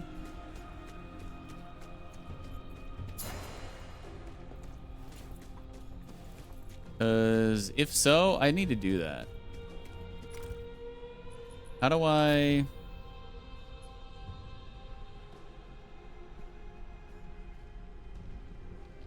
It doesn't say anything about increasing rewards if you increase the difficulty.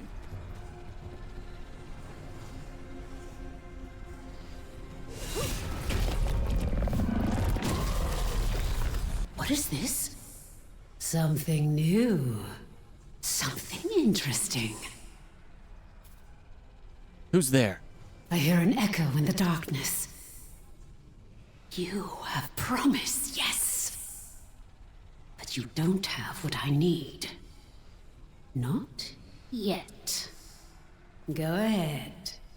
Run along home. I'll be watching you, Wayfinder.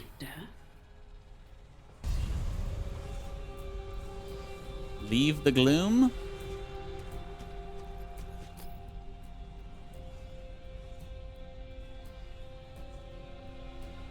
Guess we got everything. Chivo, complete Aurelian Lost Expedition. Experience gained. Items. Dang. Is that all? That's a lot of loot.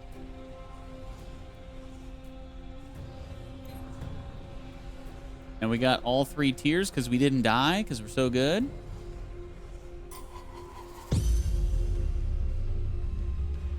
I don't even think did I even take damage? I don't even think I took a damage.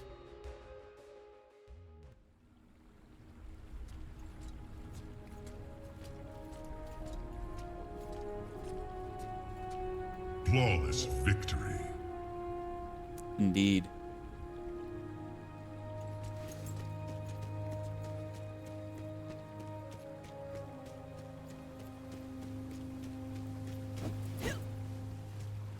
You are a marvel, you realize? Bringing you back was nothing short of a miracle of arcanic engineering. Yeah. Let me see. Let me check my loot here. Did I even get anything?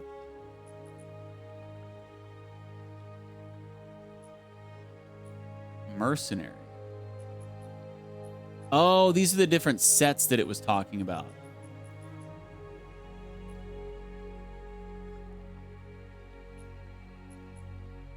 So your default gear does not have any set bonuses. So then there would really be no point in keeping it equipped.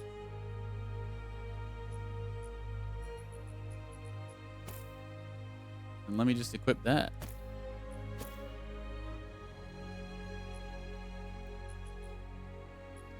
Cool.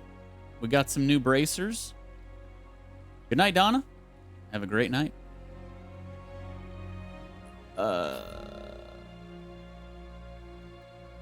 Oh, okay. We also got Vanguard.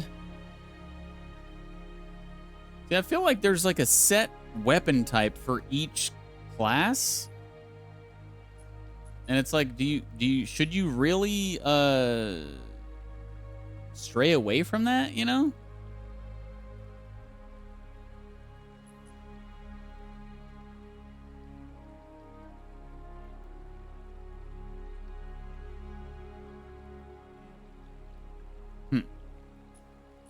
I don't know. Also, can we just sell stuff?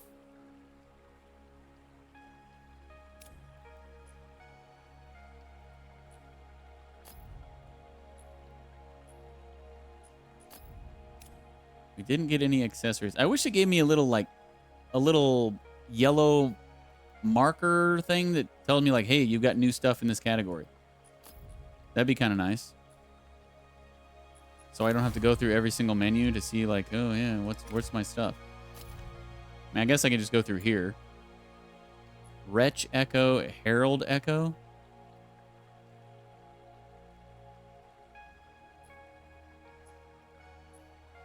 No idea what those are for. I assume they increase. I mean, they obviously increase your stats somehow.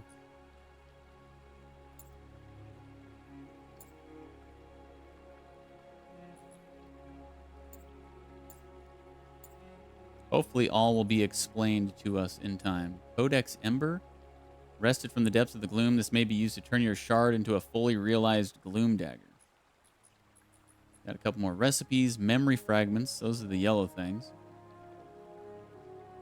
Restore Wayfinder memories by infusing memory vestiges with memory fragments.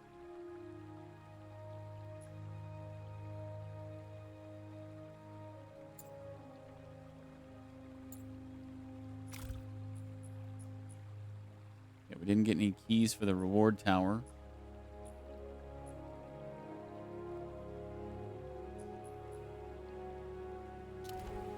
Tell me, how are you feeling? Are your limbs working as you expect Good them to? morning! Does your body Oh, and in feel case I don't see you, good reliably afternoon, solid? good evening, and good night. Good night, Liz.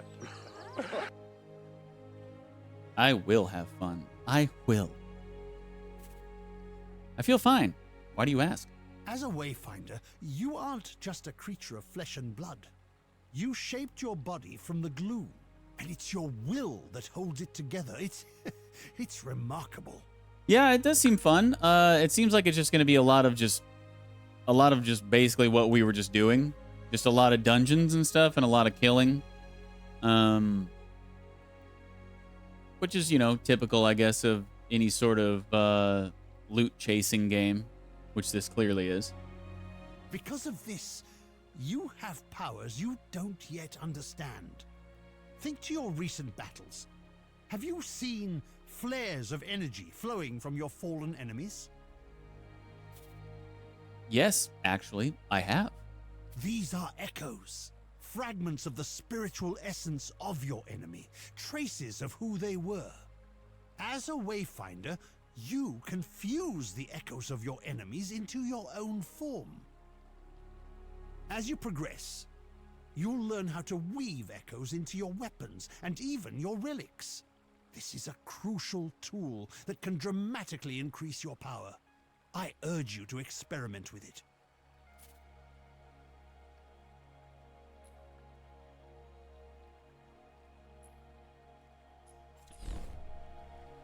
Ah, Echoes menu. Here we go. The Echoes menu allows you to increase the power and effects of your current character loadout.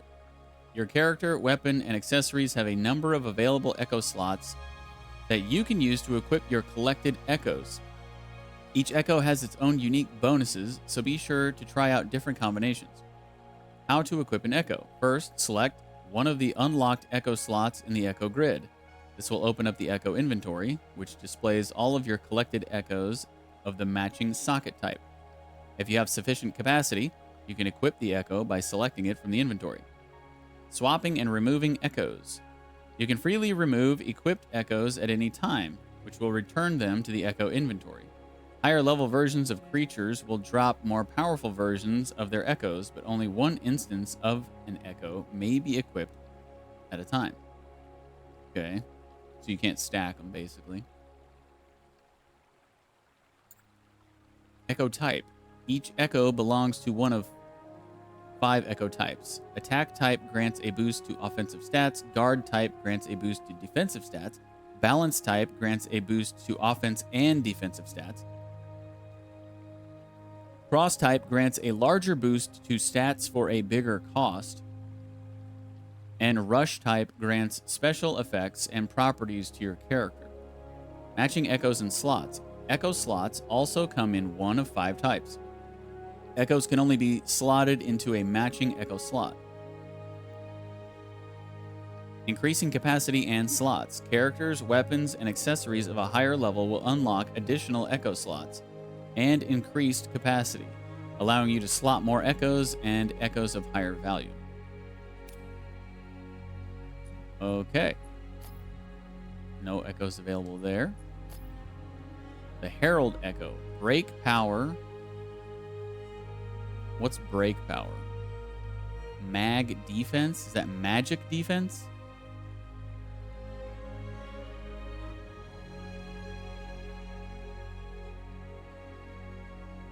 Is there a way to...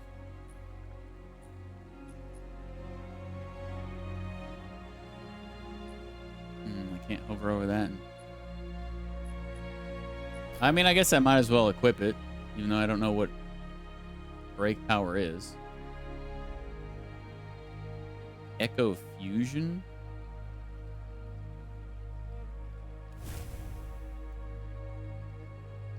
Cannot fuse.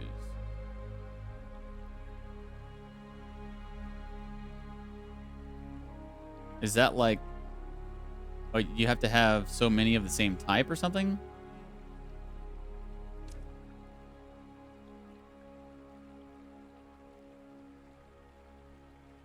Okay. I guess I'll just equip this. Because why not? No echoes there. I thought I had another one, but I guess it's not equipable by her with this. Maybe it was for a different weapon.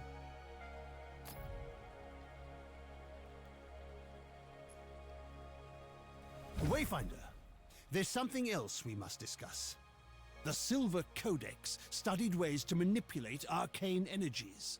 We can use the ember you recovered from Aurelian to create your Gloom Dagger, and to establish your own connection to the ruins. You see, the shard you claimed in the Gloom is a rough and imperfect tool.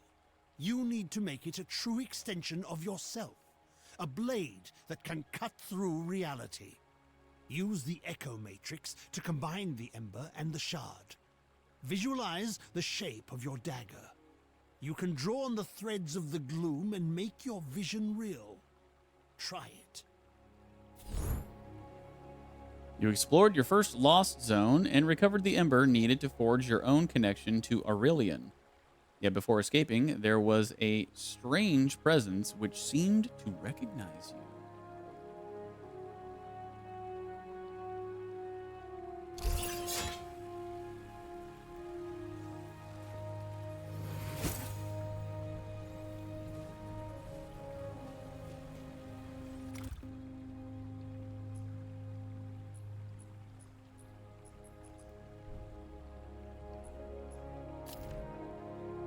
Yeah, I really wish that they gave me little tick marks.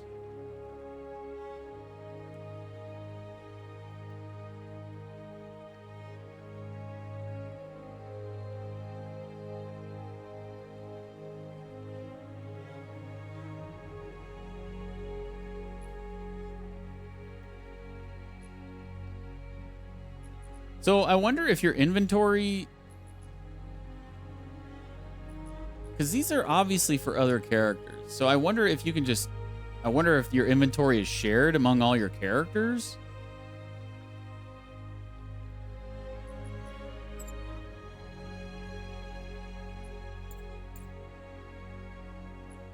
Yeah, this Wretch Echo. Oh, it's for the... I think it's for this weapon type. Or that tanky guy character. That's got to be it.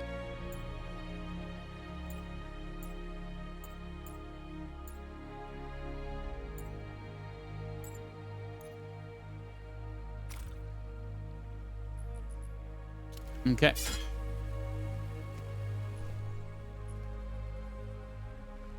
Use Echo Matrix. Crafting. Gloom daggers ready. Blue gloomstone, we need 40 gloomstone shards. Convert blue gloomstone into aspect boosts and perks in the character aspect affinity menu. Used to progress between levels 15 and 24. Gray gloomstone, levels 1 to 14. Red gloomstone, levels 25 and beyond.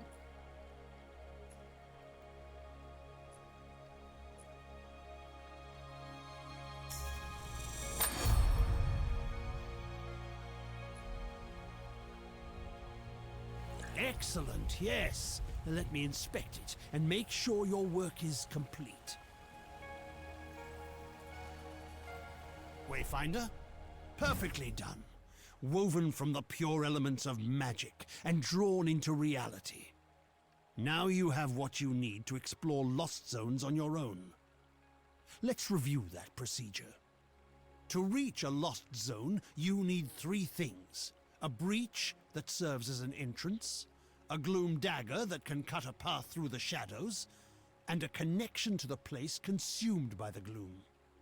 A connection can take the form of an object, such as the ember now bound to your dagger, or something more abstract, such as a memory or experience. You now have a gloom dagger, and through the ember you have a connection to the codex halls. So, what is it you are missing, Wayfinder? Have you been listening? A gloom breach? Yes, just so. You need to find the point at which this area collapsed. You must search the Highlands for a sheet of gloom energy, a hole in the world. Once you've found it, use your dagger to carve a path. Explore what lies beyond, and destroy the anchor of that shadow. Thereafter, you will be able to reach Aurelian through the Gloom Gate here. There you are. Your gloom dagger is connected to the beacon of Skylight. Aside from being an invaluable tool for exploring the gloom, it also allows us to communicate through the link. Convenient. I heard another voice in Aurelian. Was that you? A voice in the gloom? No, that wasn't me. I warned you that the connection would be unstable. Remain alert, but I'm sure it was just some manifestation of the chaos. These daggers, the shard, where did they come from? Lord Halar and I spent much of this last year refining the daggers as we sought to retrieve you from the gloom. As for the shards, that's a tale for another time. But now, I need you to return to the Codex halls. We need to know more about the work of the Silver Codex. I always thought they were peaceful, devoted sages. Now, I'm not so sure. Our work suggests they were experimenting with a sinister force that may have been the Gloom, decades before the Gloomfall. This work could help us push back the Gloom, or reconnect our world. As Lord Halar has told you, you must first find the breach tied to the Codex halls out in the wider world. And that means leaving the safety of Skylight. Before you leave Skylight, I need you to bind your dagger to the signal fires here. This will strengthen your connection to the beacon and help you move quickly across the region. Once that's done, take the lift down to the Highlands and find Warden Haas. She's in charge of our defenses. I will offer guidance when I can.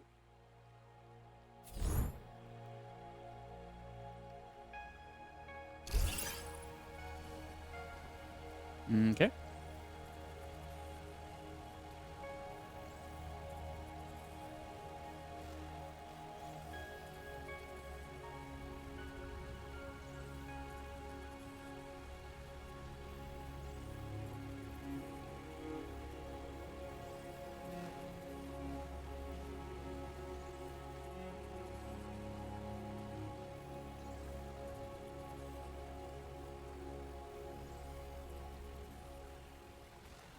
Well, now I'm in the way of quests. I don't know where to put my... I don't know where to put my camera. It's always in the way somewhere. I think I'm just going to go back to putting it up here.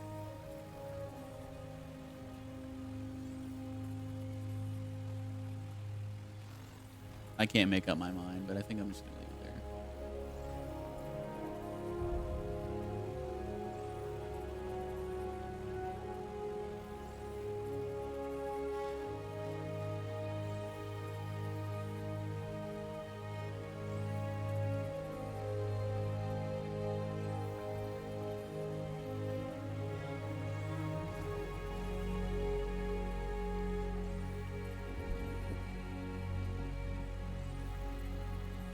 Okay. Let me close my window because it's getting chilly.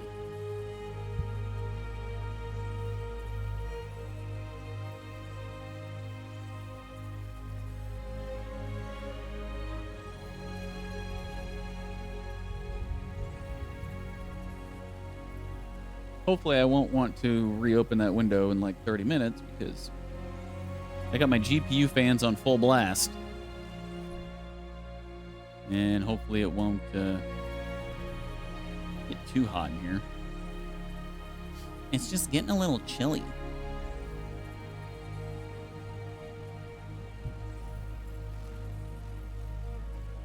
Okay, so we have a side quest.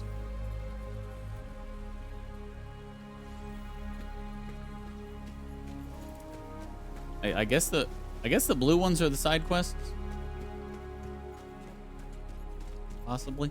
The Huntsmaster is grim. Thanks for the memories. Oh, this isn't voice acting, huh? When we pull someone back from the gloom, the process is rarely perfect. One consequence of this are the gaps. One consequence of this is the gaps in your memory. It's a terrible thing to lose your sense of being. I believe it's time we started putting you back together. Your dagger can not only clear a path through the gloom, but also a path to your memories, to yourself. It may be easier to show you. I've allowed you to temporarily access a memory of mine. Go on, you should be able to see it. His task. Without his guidance, View Omen's memory. Long ago. Oh, is this in the discoveries? No?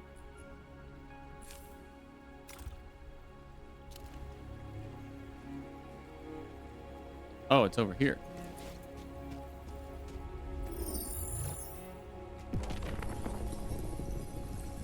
Are you absolutely certain? There's nothing we can do? I've exhausted every approach.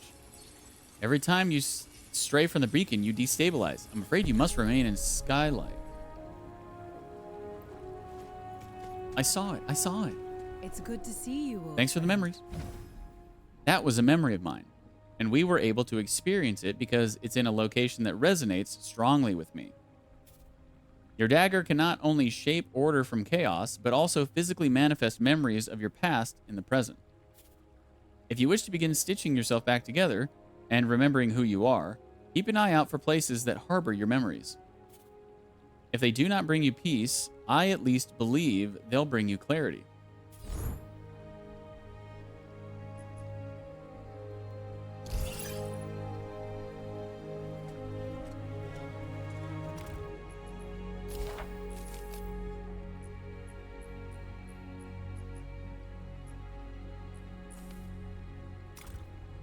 Okay.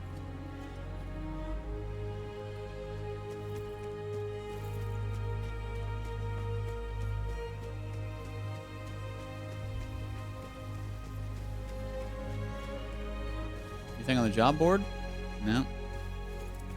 Still don't have access to that.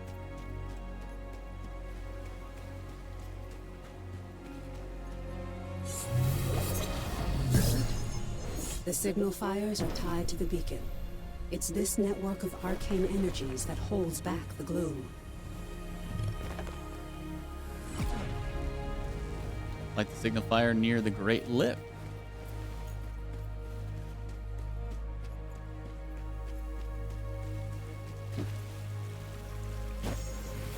Ah. New housing decoration. A fish head. Not sure why we would want to decorate our house with a fish head, but we can.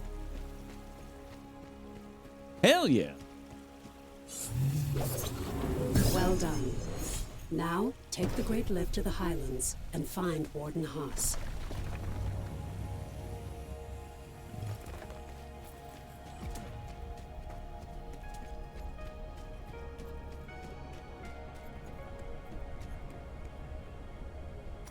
And I really want to get that last landmark.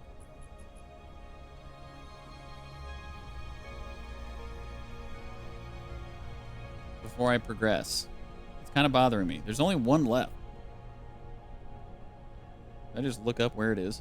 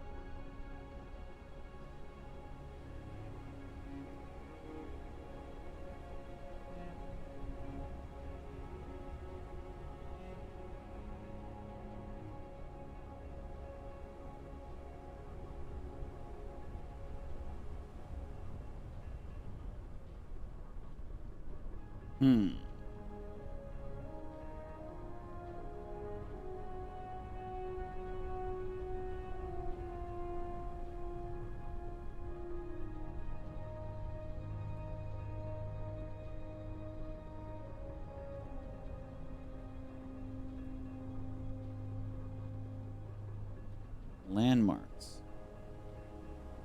These in order? Beacon, Great Lift. Market Row is what we're missing. Where's it at?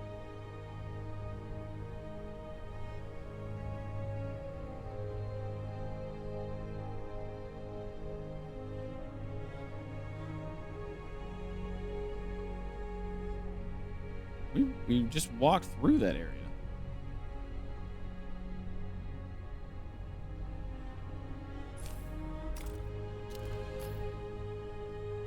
How do we not have it?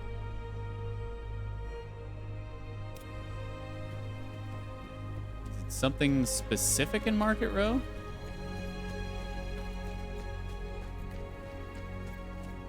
Grim Knuckle Crag.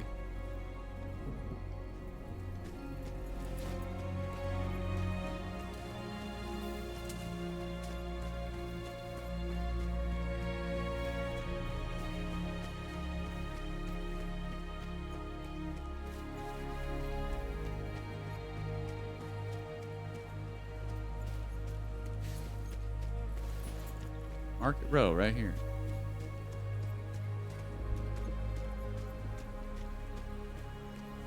No?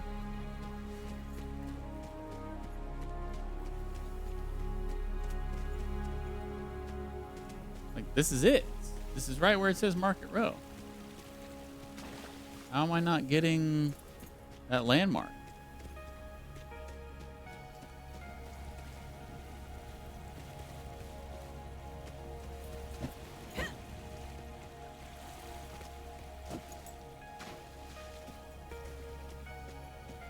Weird.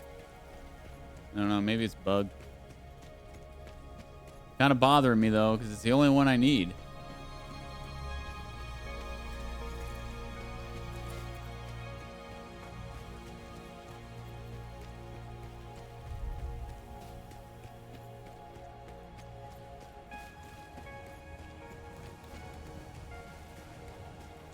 Is it under here? Oh, maybe it's under here. I had hoped the Ah, yes, it is under here. Silly me. Okay, I got it. Have you inquiries about a relic? I guess I haven't been down here, huh? Ooh, what's this? Oh, requires Silo. But I don't have him. I think I did come through here. I just went around the edge. I think that's what happened. The fall was only the beginning. The true battle lies ahead. Really? Take your time, peruse my wares.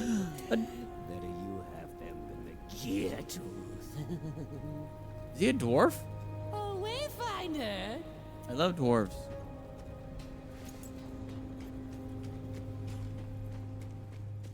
Rock and stone, my brother. Rock and stone.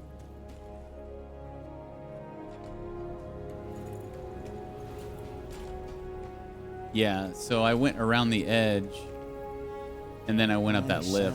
So that's why we missed that. So let me get that reward then. Because don't you get a reward for... Yes. Oh, that's right. We get the charm. One cake. Can I even put charms on my daggers? Where's the charms at?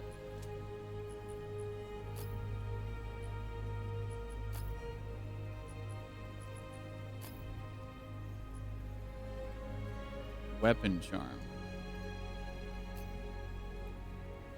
Oh, okay. It hangs off the hilt there. Cool. Okay, now I feel better.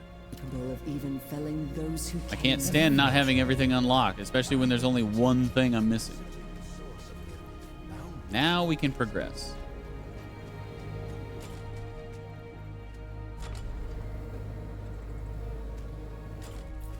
Totally worth to get that weapon charm.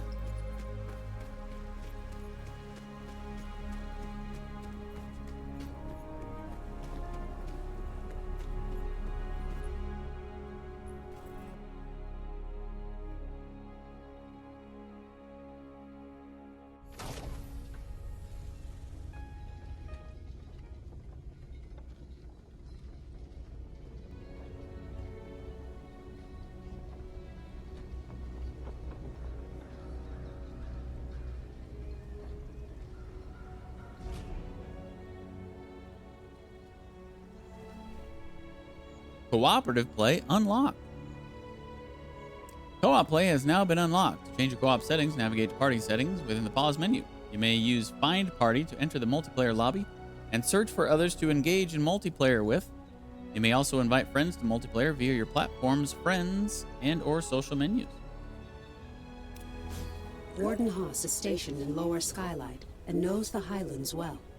She'll know the location of the breach you're looking for.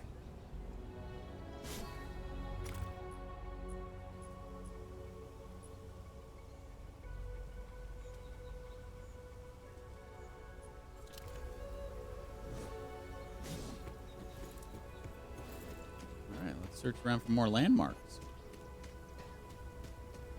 Gotta be more, right? Oh, there's one.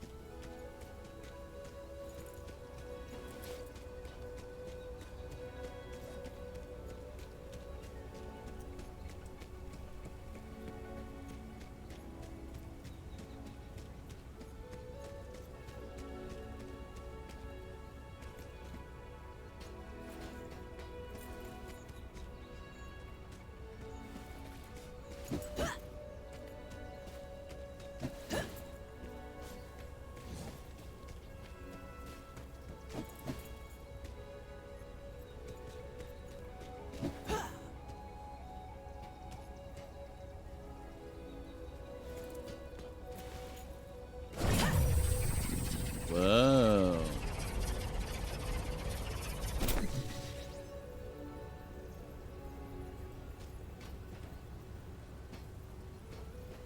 I can't go back?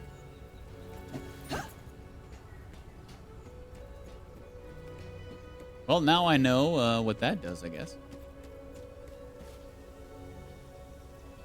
Bah! Playing with other people is for suckers. Gotta man mode it. No, it's probably fine. I prefer solo.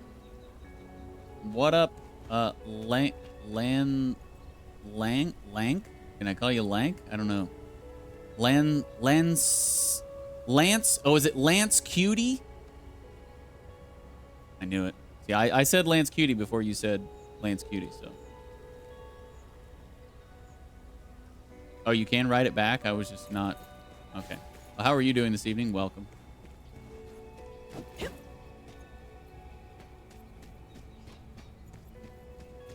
I take it you play this game, huh? Are you a Wayfinder?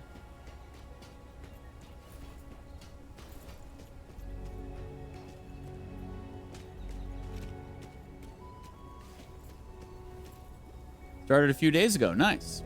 Nice. Yeah, I just started about 2 hours ago. So, yeah. It's pretty cool. I like it so far. I'm kind of surprised that this game is not more popular than it is. I know that it had a rough beginning, and I don't know if people are still latched on to that whole debacle, but yeah, they've really turned this game around, and it's pretty fun.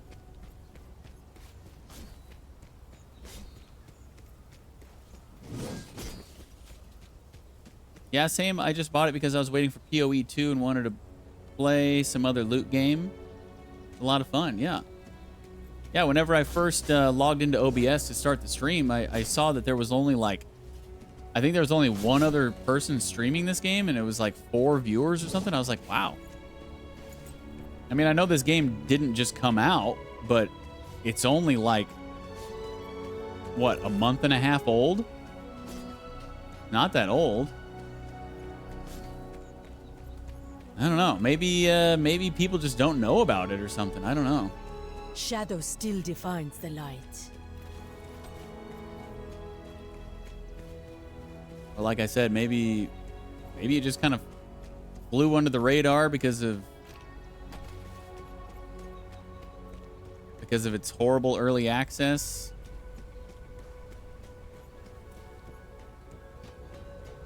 I don't know. I'm glad I decided to play it, though. It's been fun so far. What the? Oh, these are enemies?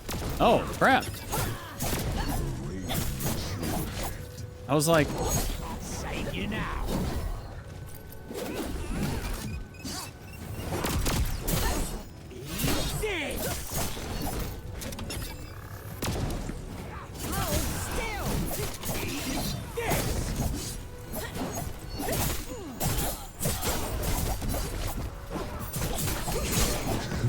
Picking a fight? Run. Let us dance.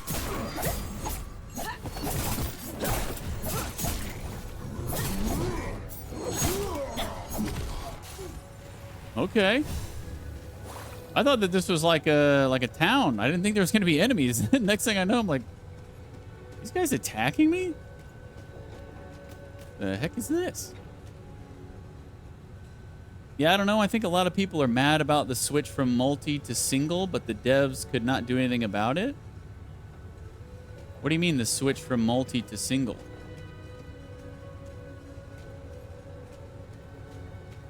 This is multiplayer, isn't it?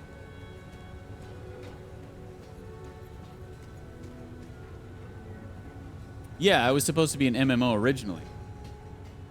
But wasn't the design of the original game horrible and just like not great at all? I thought that people were mad about that, not mad about the fact that they changed it. I thought people were happy about how they changed it.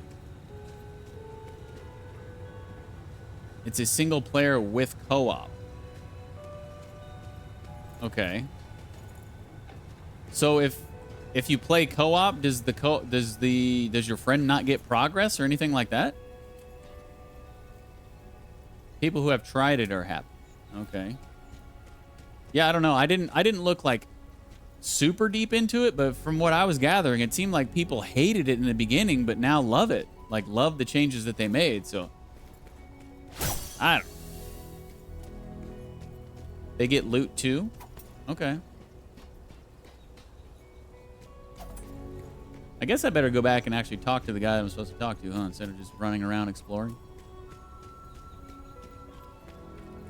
There is way more content. I couldn't believe all of the stuff that you get in the very beginning. I was just going through all the menus for like 20 minutes. I'm like, holy crap, you can change the color of this. You can do all this. You can put charms on this. Like, there's all kinds of customization. A lot more than I thought there would be.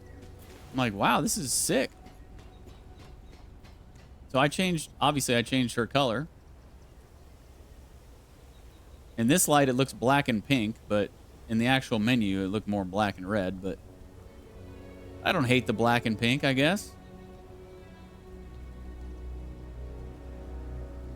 They just released everything they made. It was supposed to be in battle passes and stuff. Oh, okay, I see.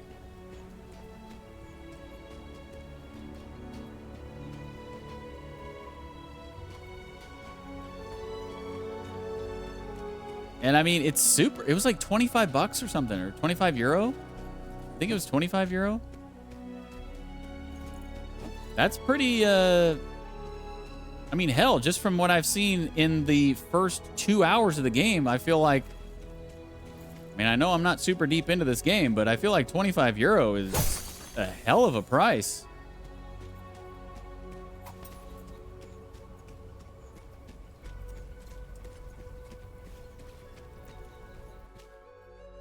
Ooh. Oh, hello. Of all the people to leave, why'd it have to be you? It's a steal. There is hundreds of hours of play if you like to chase loot and get a min-max character. Yeah, yeah. Crazy amount of value. And almost unheard of amount of value in today's world of gaming. Do you know anything about these devs? Like, where are these devs from? The people to leave. They definitely don't seem like they're from, Why'd it have to be you? I don't know. I'm getting vibes that they're not, like, English as a first language kind of developers. But I don't know. Maybe they are.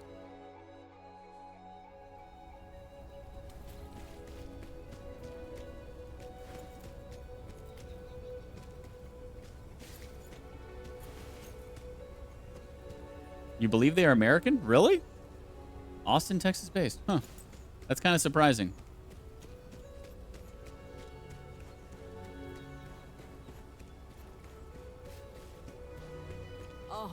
I figured they'd be from somewhere in Europe, but It's as if the Eldrin attacked just to kill right our on. bakers. Wayfinder. Well met, Wayfinder. Welcome back to the world. What's left of it. It's an ugly business. We're fighting the Shrikes for resources. And out beyond, you've got feral beasts and gloom-spawned monsters. I need to enter the Codex halls. Looking for the breach. I'm no Wayfinder, but I know it. Head out past the foundry and through the ruined gate walls. Once you get to the swamp, look for the large gnarled tree and weathered steps. Battle Chasers Night War? I think that sounds really familiar. I think I've played that. Let me see. Yeah.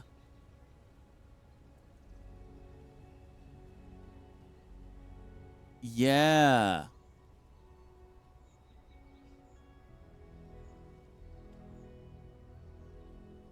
I loved that game.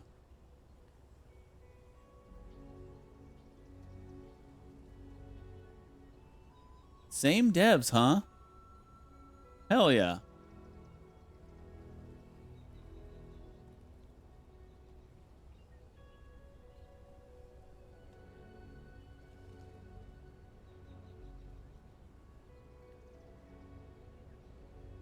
Yeah, I enjoyed the hell out of that game. It was so fun. I see in Steam I played it for 38.7 hours.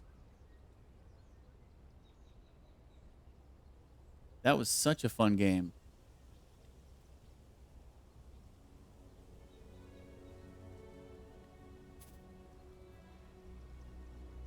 This was their biggest project by far to date? Yeah, I would think so. November 2023, Digital Extremes announced that their publishing division had been shut down and Airship Syndicate will regain full control of the property.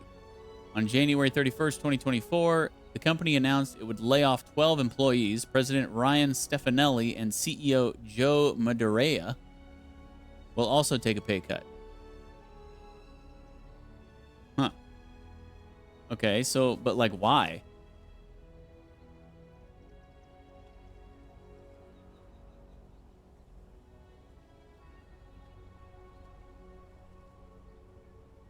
Oh, they had to do the layoffs just to be able to finish the game? That's kind of weird. What up, Godus? How are you doing, dude? But yeah, like I said, I didn't know, I hadn't even heard of this game until yesterday. But from what little I read and from the reviews that I read as well, it seemed like, yeah, they almost did like an unheard of turnaround on this game, which is quite commendable. They had a contract with Digital Extremes where they would get paid by certain milestones. Yeah, that's, you know, pretty much what a publisher's job is. They're basically funding it.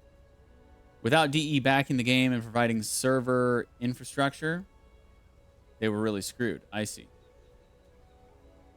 So why did Digital Extremes, why was Digital Extremes shut down? Why did they back out or get shut down or whatever, do you know? Just being a little sick and hanging out resting? Yeah, I hear you, dude. Deej Jr. has had really bad allergies for like a month now. Yeah, we actually took him to the doctor today and got him some stuff, and hopefully it works. But man, that poor kid. I feel like he was sick at the end of October, and then that's what got me sick, and then that's why I had to cut All Hallows Deej short like a week. But then after he was done being sick is when he just started getting real bad allergies, and he's had them like for like a month now. But we're gonna start him on some medicine. Hopefully that helps him. It's gonna take like a couple days, I think, to get it through his system and really affect him. But man, he's just been coughing for like a month, and I hate it. I want him to get better. They just shut down their entire publishing division. So the publishing division was part of the same company? So they had a publisher within their own company? That's kind of weird. I mean, I guess it's not weird, but why would they shut down their own publisher? Like, I don't know. They're the people who made Warframe and First Descendant. Oh, the publisher. So the publisher is separate. Like Riot Games publish games and makes games. Yeah, yeah.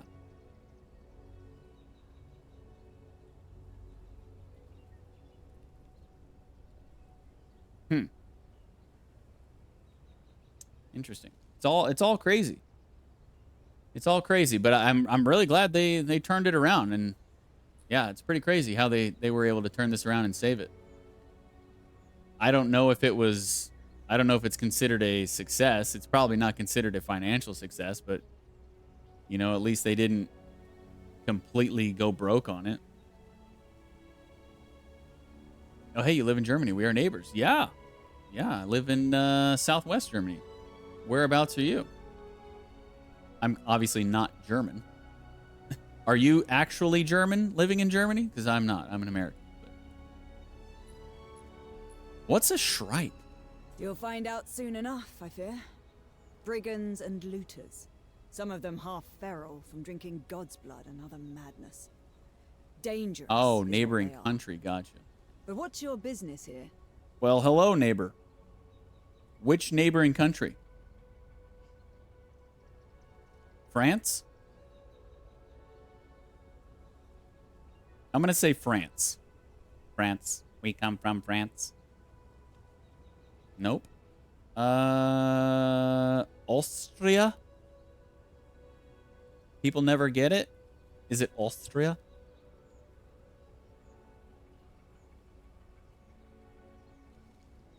Denmark. Yeah. All the way up on the north. We're quite a ways away from Denmark. We live pretty close to the French border. We're in southwest Germany, so quite a ways away from Denmark. But glad to have you here, my Danish neighbor. Be sure to bind your dagger to the signal fire here.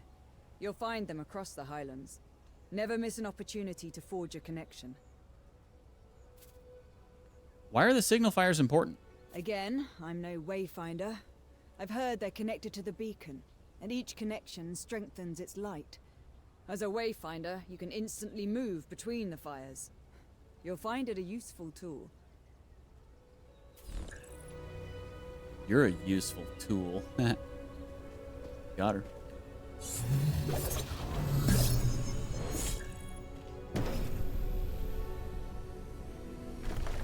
On your way then. But we could use another blade out here. These gloom-touch beasts get more dangerous every day. And the shrikes are even worse. DeejTheSqueej, lol. Veilguard must be a 10 out of 10 to be the only game to get such a rating. It is not. It is not. The crazy thing is about Veilguard is I knew it was going to be super cringe and super woke going in, but I still had to play it because I'm a huge Dragon Age fan. So I went in, I started playing it, and I was pleasantly surprised at how fun it was. It's actually a very fun game. You know, horrible dialogue, cringy as shit characters aside, the actual gameplay loop of Veilguard is fun. And then they started coming out with these bug patches, and each bug patch just made the already quite bad performance even worse. So that's why I stopped playing it. It's not even because of all the freaking DEI bullshit and all of the woke nonsense. It's because they kept releasing patches to fix bugs, and it just kept making the performance horrible. The last time I played it, I streamed it for 5 hours, or no, I streamed it for 4 hours, and it crashed 5 times in 4 hours. And I was just like, dude, I'm done. I'm done. I'm not going to sit here. I'm not going to sit here and freaking battle this shit. It was crashing on average like every 30 to 45 minutes when it was all said and done. I'm just like, no. It's so weird being in Europe and seeing this culture war since it's just not the same here. It is. It definitely exists in Europe for sure. Maybe not on the scale of the US, but it definitely exists in Europe.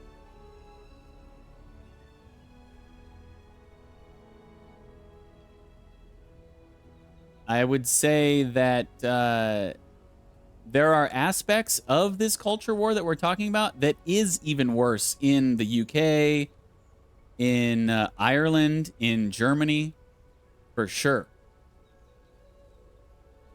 Skylight needs supplies, and it's getting harder and harder to find them. I know you've got your mission, but if you can kill a worm or scare off some shrikes, we need the help. It's probably just not, it doesn't seem as prevalent because it's not talked about as much as the United States is. Mortismal Gaming, I watch on YouTube a lot. He 100% all games he reviews, he rather liked Dragon Age. I got surprised. Like I said, it was fun. I was having fun playing it. I really was. And I was shocked at how fun I was having, or how much fun I was having. I was actually shocked because I thought it was just going to be from top to bottom, complete trash. But, like I said, I'm not going to sit there and play it if every 45 minutes it freaking crashes. As a Wayfinder, that is unforgivable as far as I'm concerned. But you it's been out for over a month now, and they still have not released a performance patch. They've released 3, I think, bug patches, and every single bug patch has made the performance worse. So once they release a performance patch, if they ever release a performance patch, I'll go back and play it. But I'm not touching it until that happens. Many will ask for your help, and I hope you will assist those in need. But it's up to you to prioritize those requests and to use your time wisely. Right now, I need you to return to the Codex halls and get to the bottom of a mystery. We'll discuss it further once you're inside the ruins. Ooh, loot. I like loot. All right, find the Codex Hall's breach.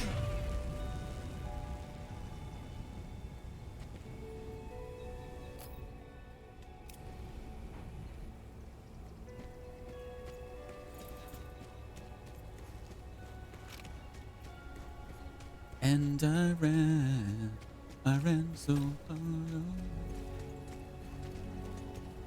Yeah, the anime run. I was talking about that. First thing, the first time I saw her sprint, I was like, oh my god, she's got the anime run. To which my wife then told me in the chat, apparently our son did this the other day, which he's never watched anime, so I don't know where he's getting it from, but that's kind of funny. He's probably just being a goofy goober like usual.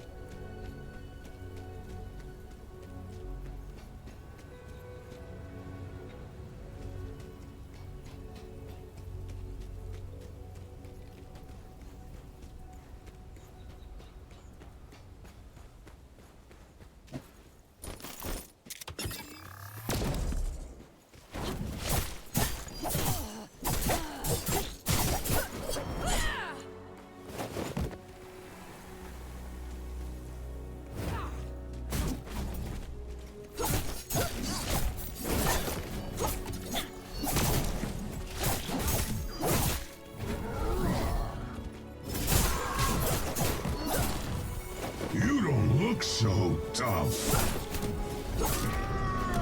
Ah, I'm out of stamina. Puny Wayfinder.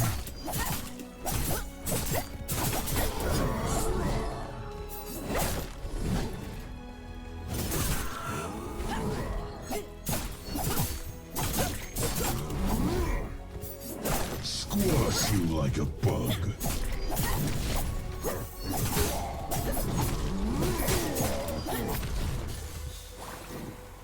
Those guys kind of hit hard.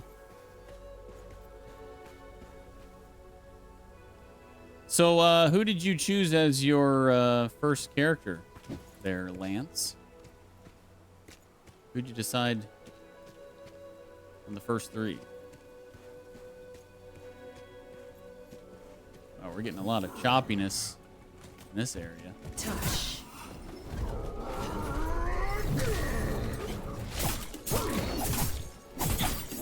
Puny Wayfinder.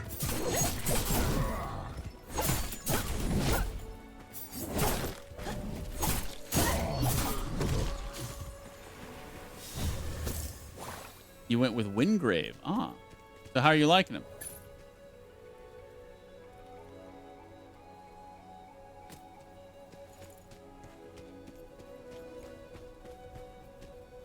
You know, we were talking about Dragon Age the Veilguard. This character, what's her name? Nis? Yeah. She's actually slightly comparable to my dwarf rogue in Veilguard. Kind of plays the same way, dodging in and out, attacking. They don't really call her a rogue, but she's essentially like a, I don't know, she just kind of reminds me of like a classic dark elf rogue.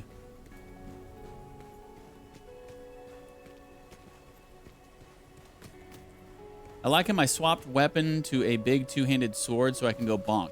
So yeah, question about that. You can apparently equip different weapons on the characters, but is it worth? Because like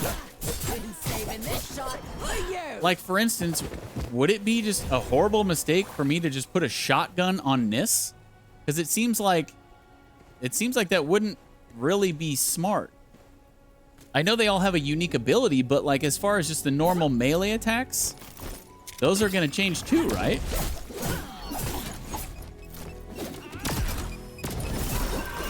Into your coat, and I'll make it quick. Raven warned us about you.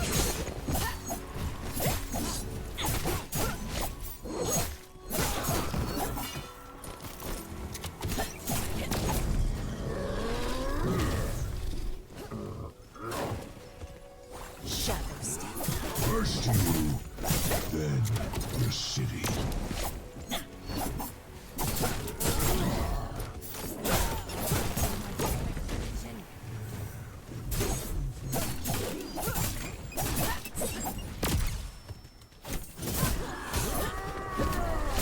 Oh, God.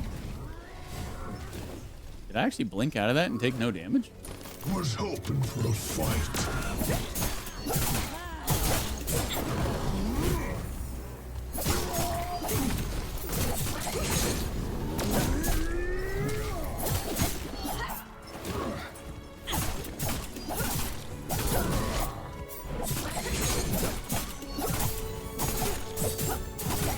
And enjoy thrashing you. Do enemies just never stop spawning, or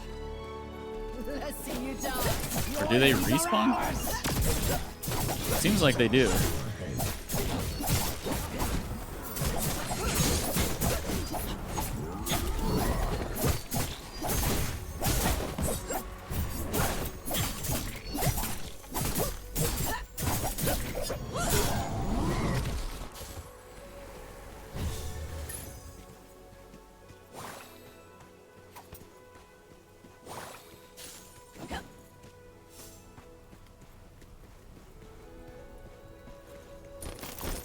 Let us dance.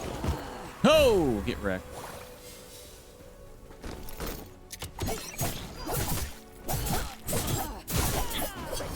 Yeah, if dudes are just gonna like continue to respawn over and over in a short amount of time, that's actually pretty annoying.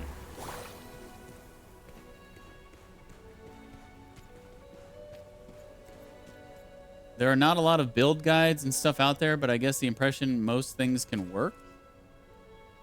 Well, for instance, I mean, maybe you don't know the answer to this question, but like if I were to, she is obviously like a rogue type character who does melee. So if I were to equip a shotgun on her, I don't know, like how would that even work? It just seems weird.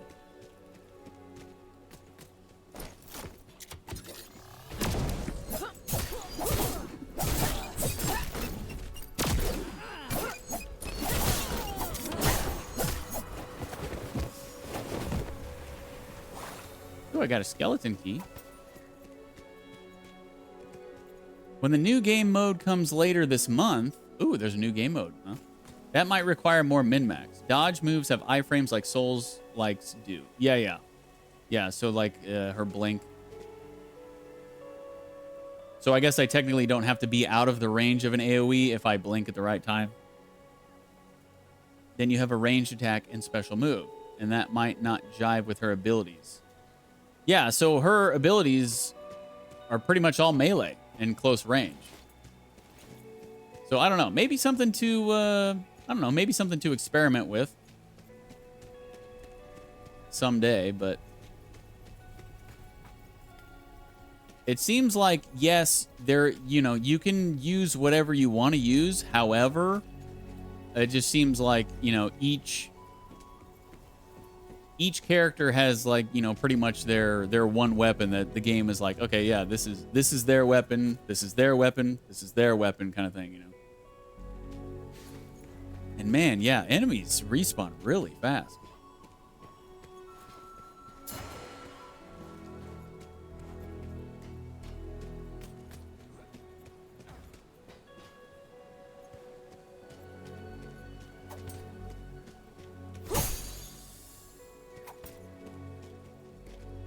What are you doing behind me?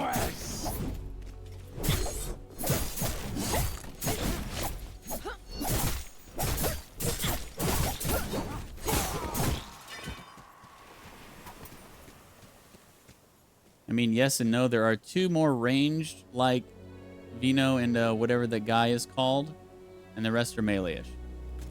So I guess, yeah. I mean, I guess it makes more sense, obviously, to swap out melee weapons for melee weapons.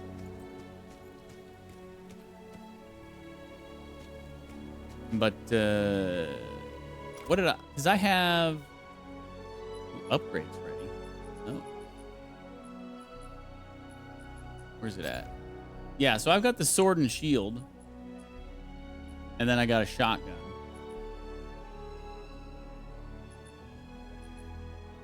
Maybe I should try the sword and shield. This is a higher power level.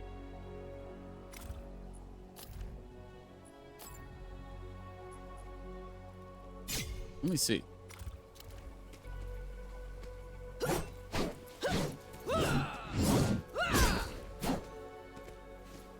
Okay. Well, I want to try this for a second. What upgrades? Oh, new ability unlocked. Choose ability to unlock. Umbral Aura. Character ability. Nis is empowered by Umbral magic, causing her next 3 dodges to pierce a nearby enemy with shadow. Oh, okay. So you just dodge and then the nearest enemy just takes damage when you dodge? Okay. Nearby allies are also empowered for 1 dodge. Vengeful Shade, character ability. Briefly become immune to attacks while damaging enemies around Nis. Following up with a light or heavy attack causes Nis to slam back down, furthering damaging enemies. Following up with a dodge causes Nis to backflip away. Oh, okay. So it's like a dagger throw. She goes into like a dagger throw, and then you can either ground pound or back out. I think I'm going to go Umbral Aura. I dodge a lot, so that's just free damage. Both of them seem pretty good. But I think I'm going to do this one first.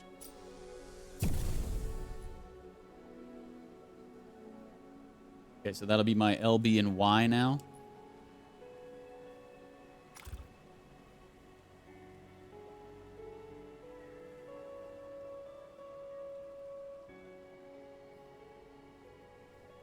If her abilities are melee, then that'll work fine. Yeah. Yeah, I'm gonna test it. I'm gonna test it. Shotgun does seem a little goofy goober, but maybe this will work. All you got.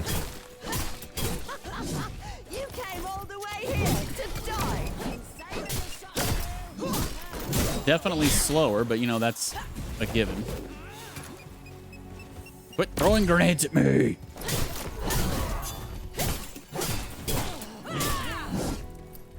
Shadow rise.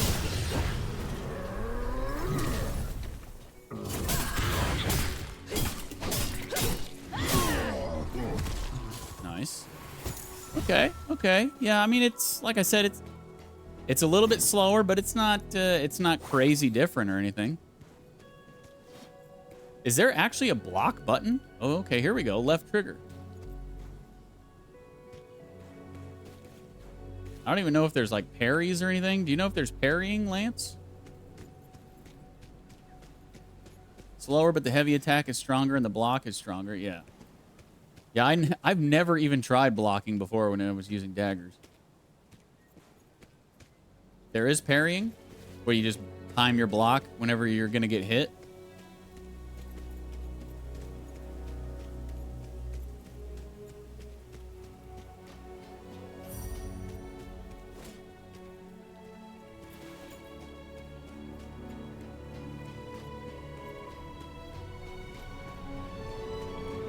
Who's this guy? Souls like perfect parry, you mean? Not sure. Yeah. Well, I mean, just like any parry. This is just blocking. I mean, is there like a parry where you time an attack and break through their defense kind of thing? Oh, hey, it's this guy. Oh, we actually have currency. And ooh, he has color schemes. He also has skins.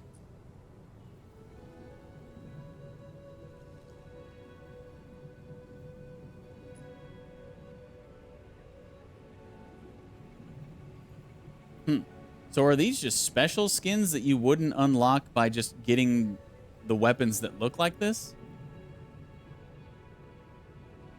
It says the echo of a legendary weapon lost to time. Use this item to reshape the appearance of your weapon.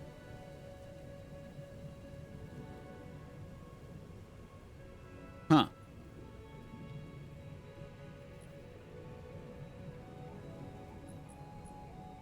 Those daggers look sick. Non-shield weapons block is called parry, I think. Really? Even though it's just a block? There are tons of skins that are not weapons you can get normally. Because whenever you find a new weapon, you unlock that skin, right? So what? And then so each weapon has a tons of other skins. So is it where like when you find the first type of a new weapon, you get that skin, and then you can just get tons of skins for that weapon type on top of it? Does that make sense?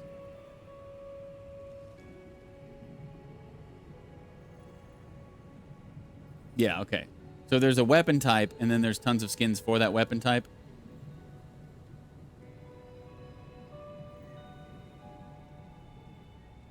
Go to character sheet. Style. Yeah, I saw this earlier. But see, originally I thought, okay, I'm going to be unlocking a bunch of different types of daggers that are going to have skins attached to them, but that's not the case.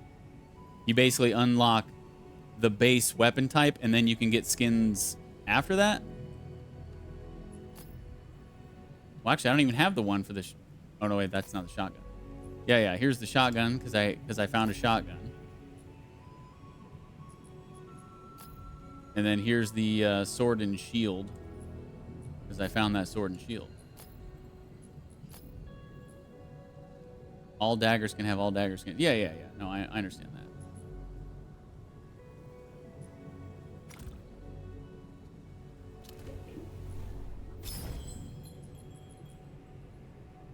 Amethyst's Edge. It already... doesn't the default already look like that?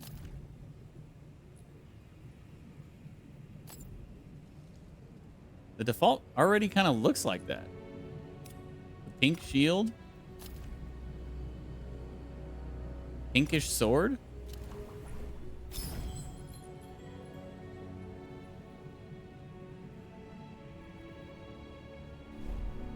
I mean, it's a different design, but it's kind of the same color scheme. So there are X amount of daggers, and all of those can look like any other dagger and dagger skin. Gotcha. But these, as far as these skins go, do you think that this is the only way to get these 3 skins, by buying them? Or do you think that you can get weapon drops that have these skins on them? I guess is what I'm trying to get at. That I don't know. Because, you know, I mean, it would be kind of messed up if you save up your gems or whatever these are called to get this, if you can just find a weapon that has it, you know?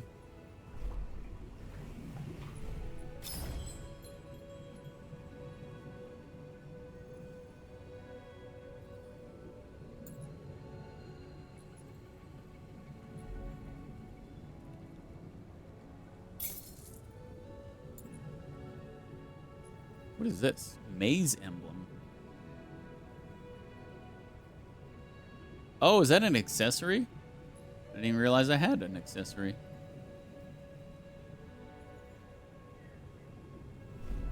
Hold up. Let me, well, that's not in here.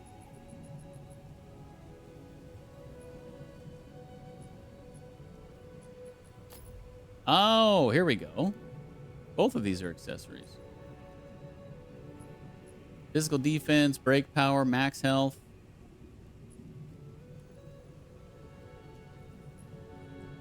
Okay, sure. Might as well equip them. We got them, you know, might as well use them. What about echoes? What is this? Increasing the power of echoes, echo fusion. You can use echo dust and memory fragments to upgrade an echo up to 5 times through echo fusion. You can convert an echo into echo dust at any time while navigating through your echo inventory. Stronger echoes yield more echo dust when converted. Once an echo has been converted to echo dust, it will be removed from your inventory. Okay. Echoes are gems kind of with stats on them. Yeah, kind of like enchantments. Ooh, I got one for this slot. Deadeye Shrike Echo. Crit rating, crit power. Sure. Yes, please. Oh, wow, we got all kinds in here now.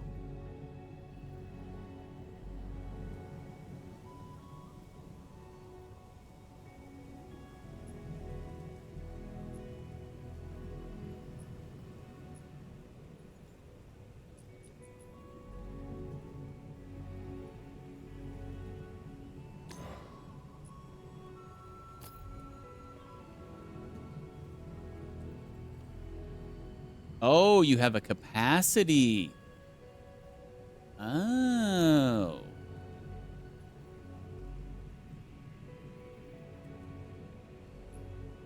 I see. So you level up weapons when you use them? Is that what's going on here?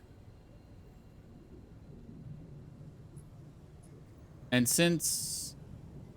Or is... Oh. I see.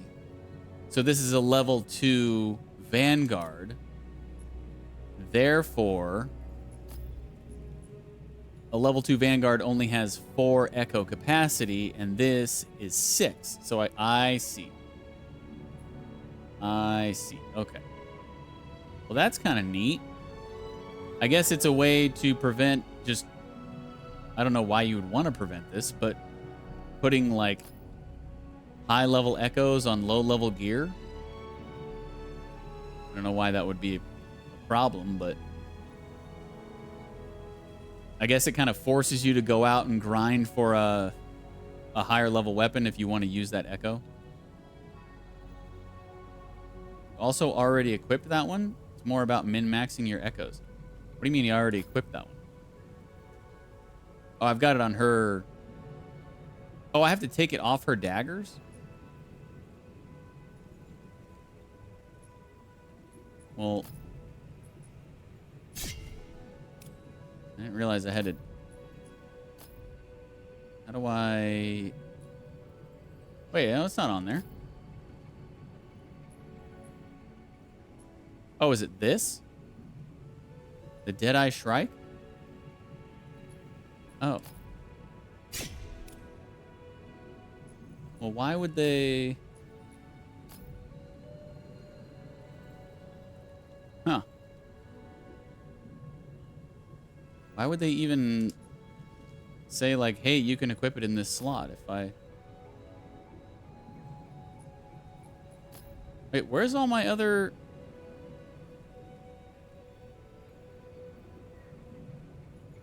I'm so confused.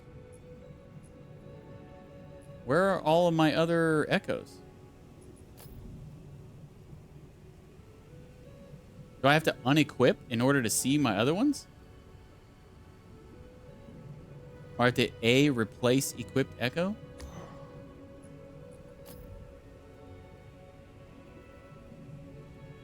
Unequip.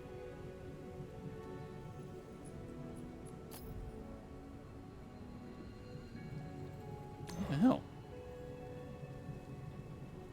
You don't have more sword type echoes? Oh, it was this menu that had all of... Okay, okay. I was confused. I was like, didn't I have like 5? Okay, it was for this. So each symbol... Okay, each echo has a symbol.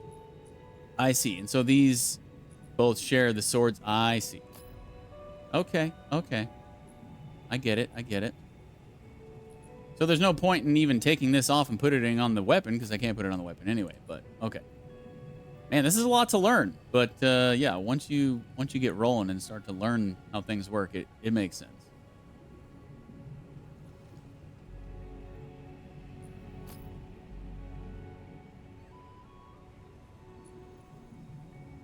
I was just going through the menus, like I said earlier, for like 20 or 30 minutes, just reading the stuff, and man, this is a lot of stuff.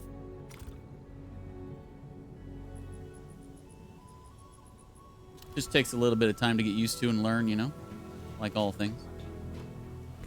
Appreciate your help, by the way. Shadow still defines the light.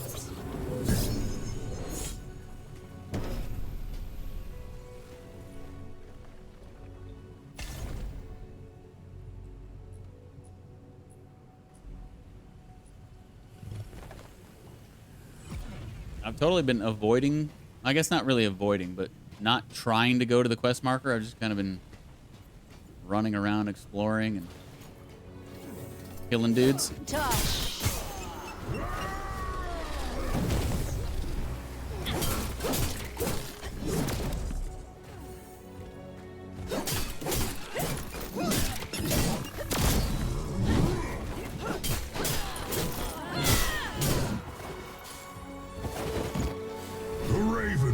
Your head.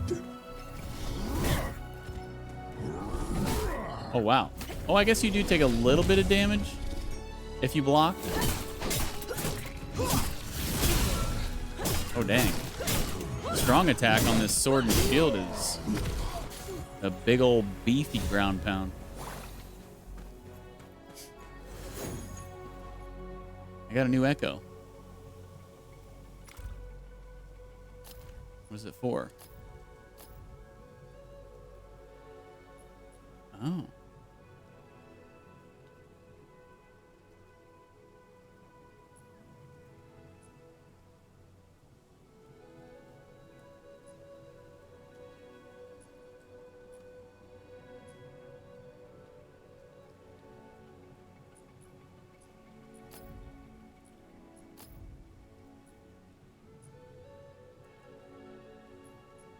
Wait.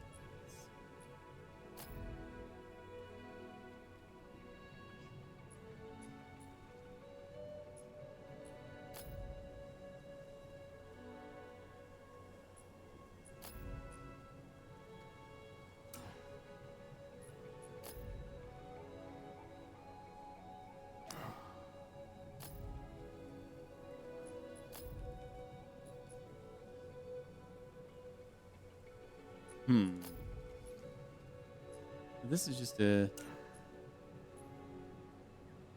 This is a gray. Okay. So the grays are commons, the greens are uncommons, the blues are rares, I take it. Pretty much.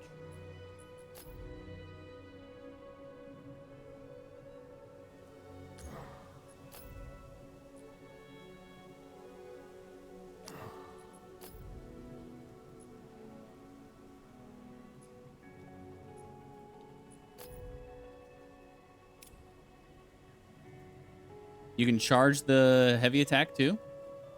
Not sure, but yeah, in my mind, I'm using WoW rarity colors for them.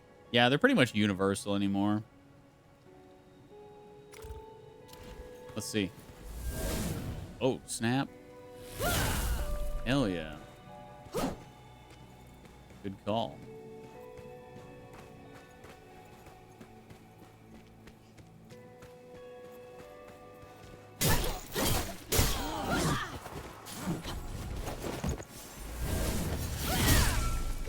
Oh, what? That didn't stagger him? Just attacked right through it, basically.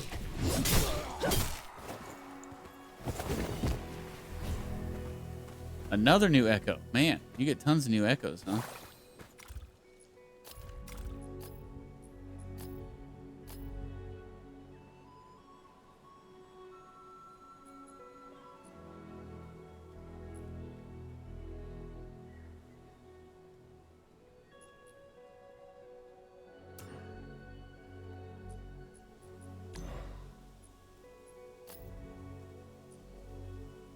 Don't let it slow you down too much. Go upgrade your character once in a while. I guess that's what I do.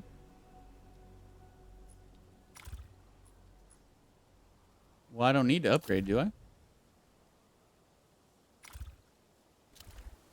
Or you're just saying like you don't check every single echo? A new spray. Oh boy. I don't mind it slowing me down. I'm not trying to speed run the game.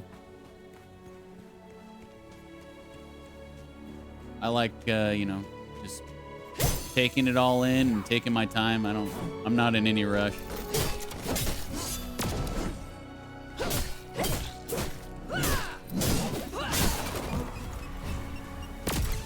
Oh, flash grenade.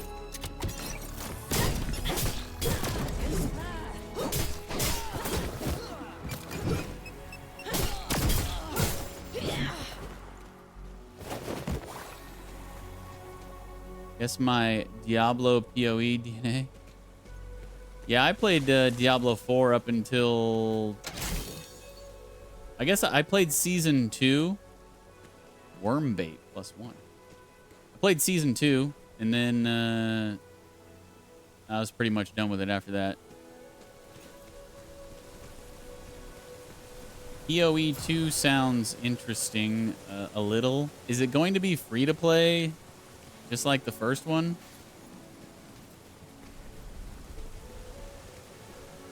Are these friendly dudes or... No, no, they're not. What?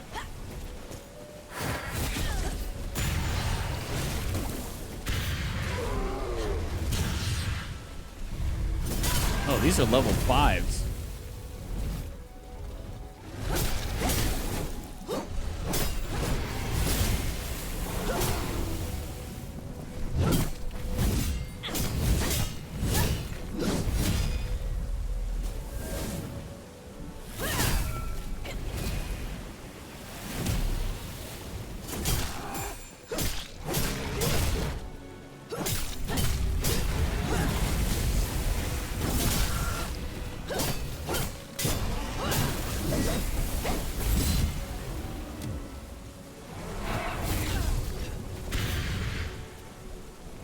Stop slowing me down.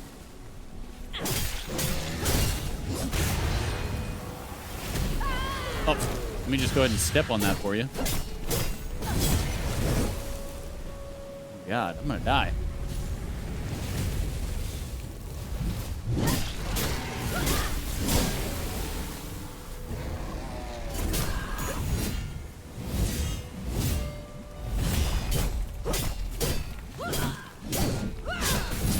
Survived worse.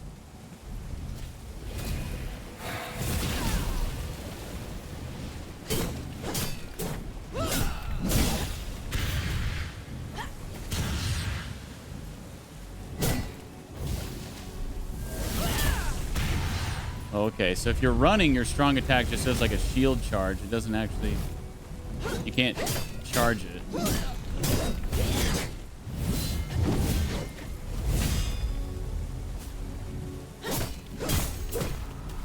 Sheesh. New armor. Prayer beads. Wow. Give me the loot.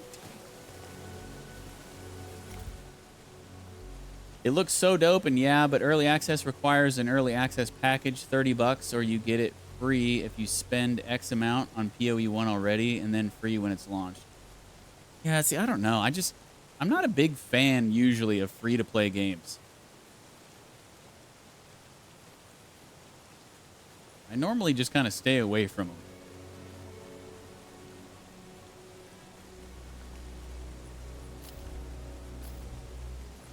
Oh, that's the second piece of that set.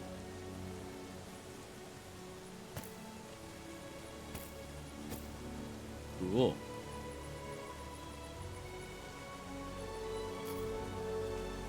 Prayer beads, resilience. Resilience is like stamina, right?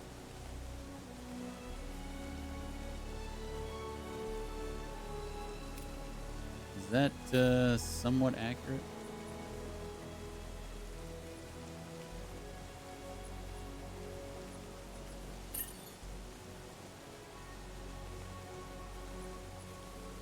Yeah, resilience is stamina. Okay, thanks. All right, so we got all 3 accessory slots now. Pretty cool.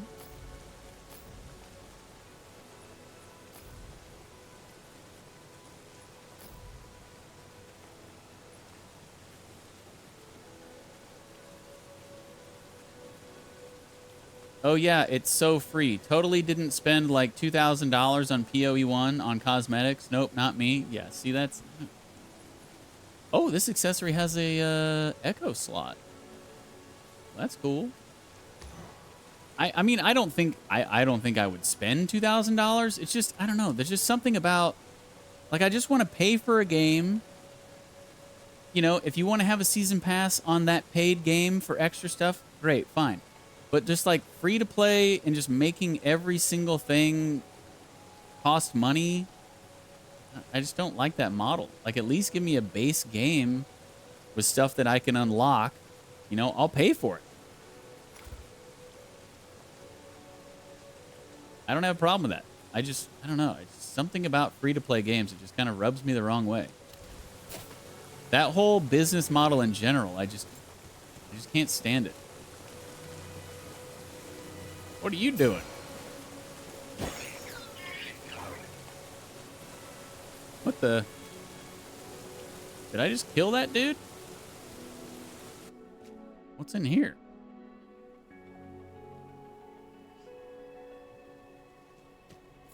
Dudes to kill? Go for Grazer's steak restaurant. First you, then the city.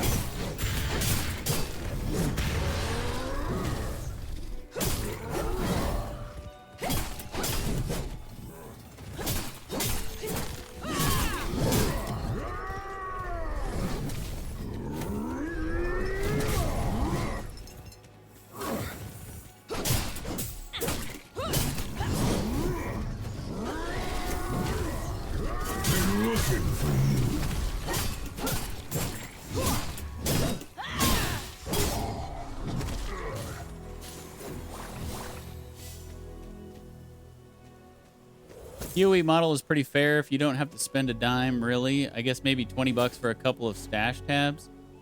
I just wanted to support the game. I got like, I don't know, 2,000 hours in the game. Yeah, that's fine. That's fine. If you don't want to, if you want to support the game, I don't have an issue with that. It's just the whole free-to-play thing at face value. I just wish games just let me pay for the game. Let me unlock the content in the game.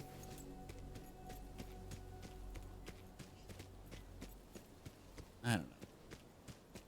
I mean, yeah, I guess it's fine because it's all cosmetic. But at the same time, it's like, okay, well, I want cool-looking gear too, but why can't you just include the cool-looking gear in a paid game? You know? I don't know. I'm probably sounding like a broken record. I apologize.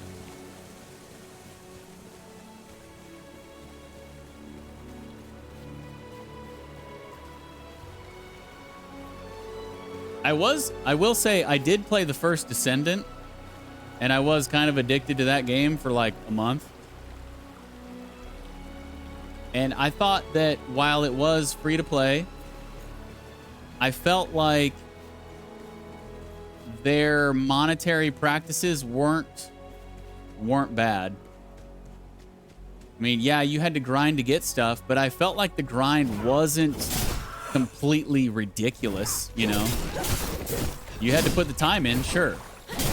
But to get all of like the best cosmetics and stuff in that game, it did not seem like a super ridiculous amount of time you had to put in to get it, which I thought was nice because I was expecting it to just be like, yeah, if you don't pay for this, you know, good freaking luck.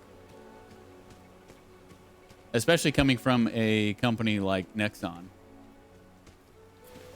But yeah, I was pleasantly surprised. I thought that that game was quite accessible, surprisingly enough. What the?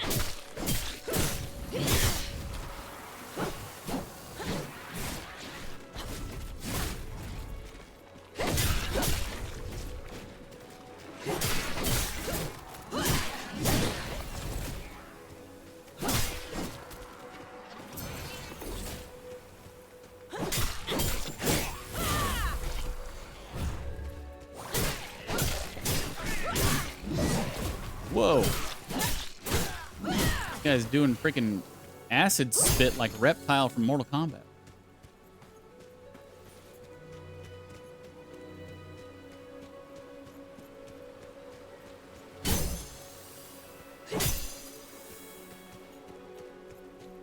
I don't know. Maybe I will play PoE 2. I don't know. I didn't play the first one. But I do like isometric ARPGs like that. I do like them. And I really liked Diablo when it first came out. Diablo 4. I only played Diablo 3 and Diablo 4. But I liked Diablo 4 when it first came out. Loved it. And then, you know, once I realized, oh, okay, well, each season you're basically going to have to do the same thing over and over and over again. It's like, well, where's the fun in this? We're going to introduce, like, one tiny new mechanic of, like, hey, you can now put this new item in your gear. But you got to do, you know, the story all over again, the side quests all over again, discover everything all over again. It's like, what the hell is that? You kidding me? Ridiculous. Yeah, those kind of games tickle my brain. What, the ARPGs? You like those? Is that your favorite genre? But a lot of stuff gets transferred over. I don't know. It didn't seem that way in Diablo. You had to create a new character every season and basically start from scratch. It's like, no, I think I'm good.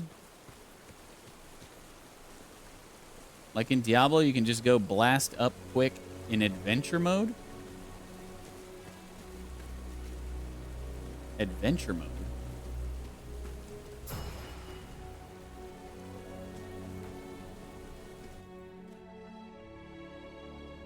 So is PoE the same way? Same kind of, you got to do everything over again in each season?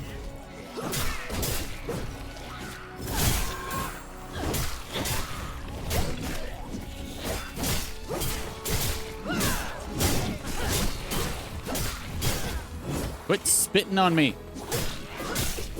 It's gross. What's the matter with you?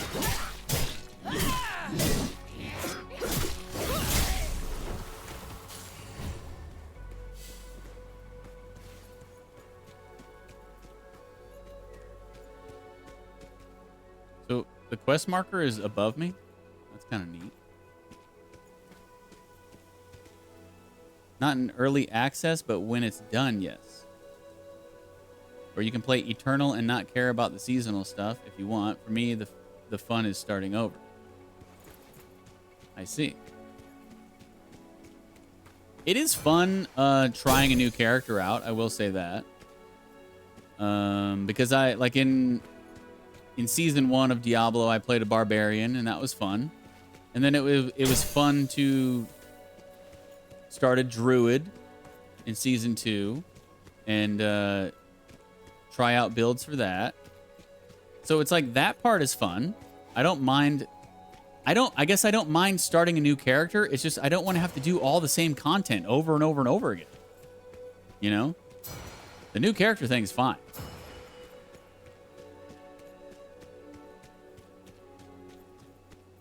But forcing me to do stuff that I've already done just gets boring after you've already done it once or twice, you know? Maybe that's just me.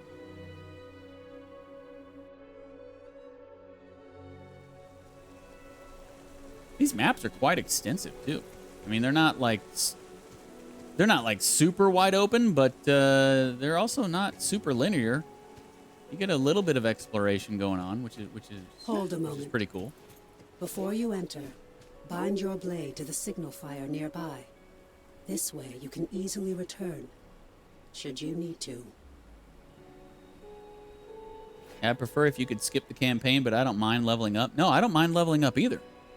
Leveling, hell, I think leveling in games like that is probably more fun than the actual end game. At least it was in Diablo 4. The leveling was way more fun. But like, it's not the leveling. It's just doing the same stuff. Lord Halar believes these aren't spontaneous creations of the gloom. They're tied to the Silver Codex's work. And if it's a matter of, you know, well, hey, we can't crank out an entire game's worth of content every 3 months. Okay, then fine. Then don't. Make a season like a year long or something, you know? Make it to where when you do release new content, it's a ton of new stuff. Not just like, hey, we got this new We got this new mechanic, and we got this small new area. You know what I mean? Did the Codex somehow harness the gloom decades before the fall and use it to cause mutations? We need answers. Search for spiders and see what you can find. Spiders? How did you learn about these spiders? You aren't the only Wayfinder. You'll meet the others eventually. Now go. There's work to be done.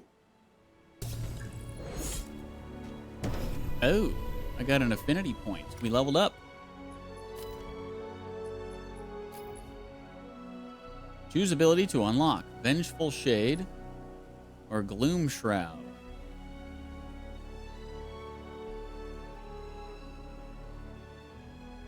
Gloom Shroud, that's when we can just spam Shadow Step for 8 seconds at no cost, right? Yeah, I like that.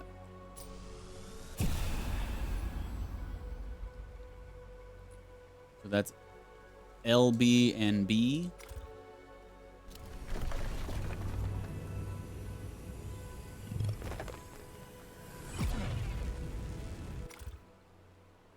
Okay, now as far as... Oh, we did get an upgrade on our headgear. I guess. Doesn't look... I guess we can't see the difference.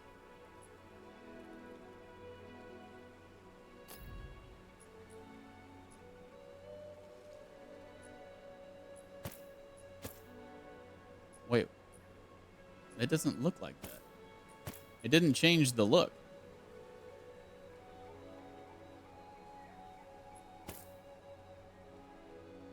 Hide style customization? Oh. For some reason that was... Is that... Oh, is that only for, like, the head?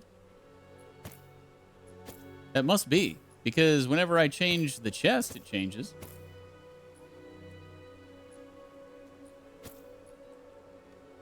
Okay. Well, yeah, I wanna switch over. I definitely like her hair better. Wait, what? Why did it go back?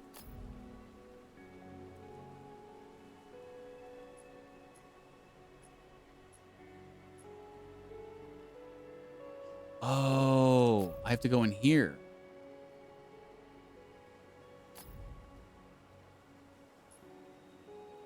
Oh, I see. So it's like skins, basically.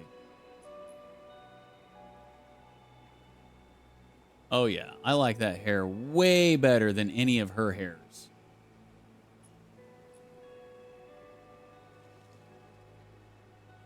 That looks so much better.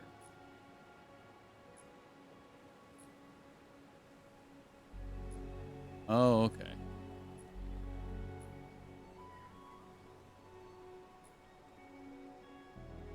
So that's weird because I didn't come into this menu to change the body style. It just changed whenever I equipped the chest.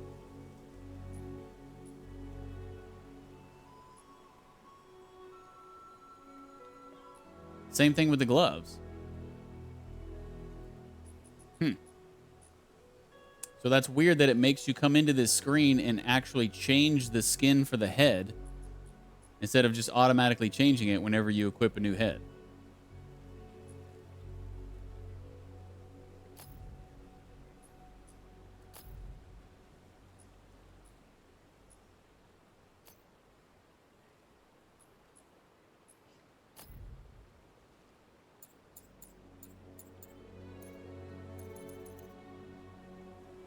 Where was the... Is hair color in here?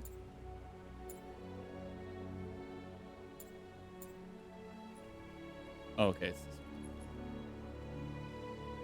Oh, I like that brown.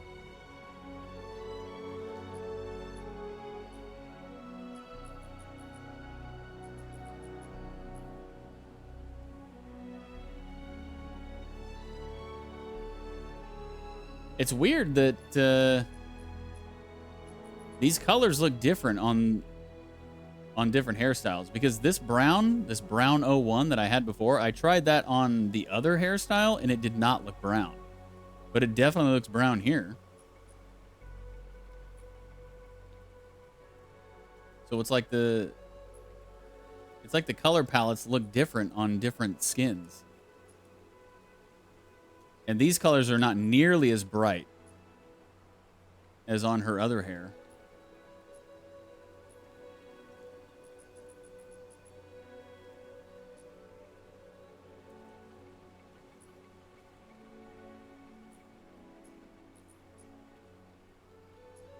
Actually, I think I like the lighter brown rather than the default brown. Yeah. Okay, cool. Cool stuff. Customizing, so fun. All right, I'm not going in there yet. We got more stuff to explore around here. Oh, God. I just looked at the map. Maybe we don't need to explore the entire map just yet. This is huge. Also, is this unlocked? Or do I not have that? Oh, I guess I need to go unlock that. Yeah, I think if it's grayed out like that, I need to get this one too. Can I drop a waypoint?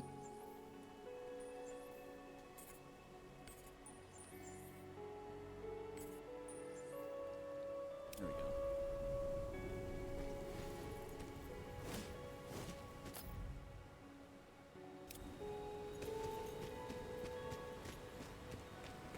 What is this? Nothing? I don't have any... I didn't get any weapon upgrades or anything. Man. I haven't gotten a weapon drop in a while, it seems like. Kind of crazy. You'd think you'd be getting more of those than, like, the echoes and stuff. Speaking of which.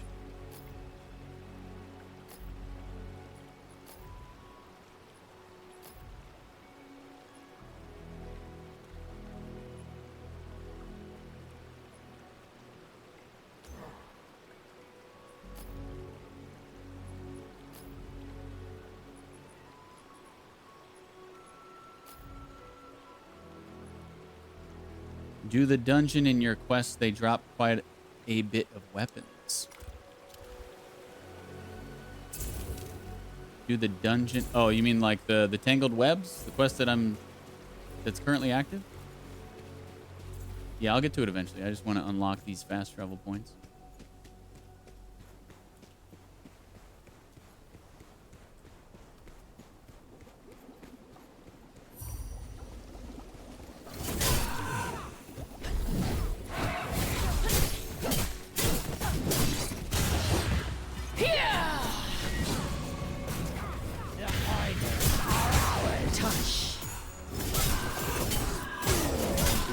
Oh, yeah. Just spam it. That is nice. That is so nice. Got some God's blood. Sounds kind of not good, but we got it.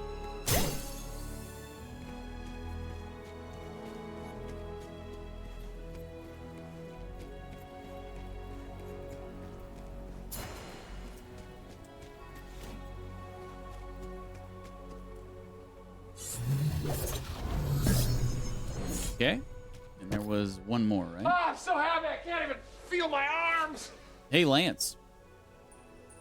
What up, dude? Oh, I didn't want to fast travel to the same exact place that I just was. Thanks for the follow, Lance, and thanks for all your help navigating this game. Gonna go play myself now. We'll check you tomorrow. Okay. Have fun, dude.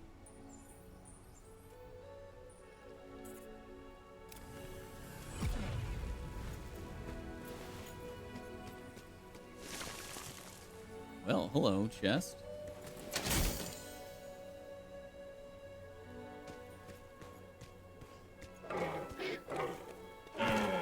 You friendly? What the hell? You're not red on my mini-map. You're yellow, but you're attacking me. Messed up.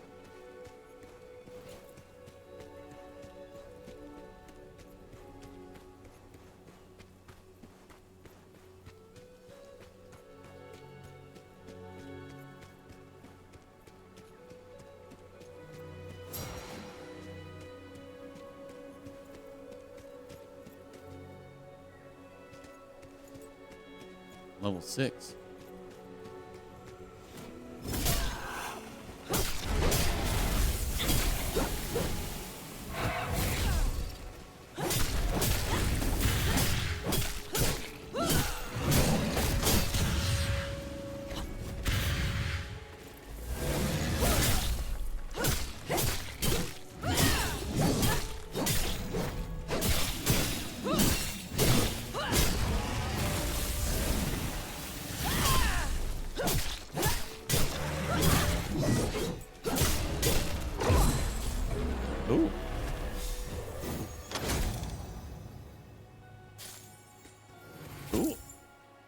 New housing decoration. Oh, more fish. Because who doesn't want to decorate their house in fish?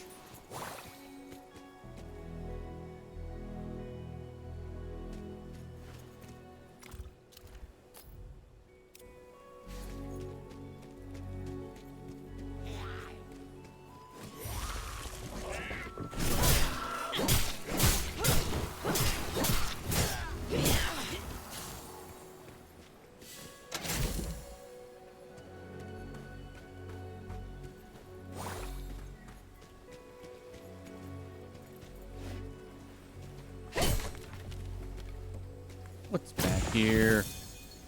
Finger heart emote? Oh, God. How do you even do the emotes? I don't even know. I have 2 new emotes. The Mustang. Good Lord.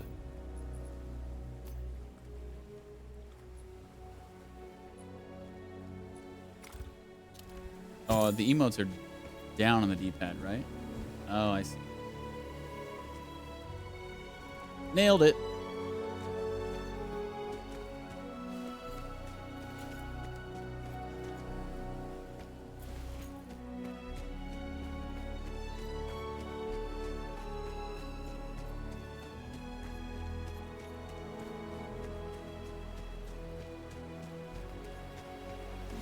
Let us dance.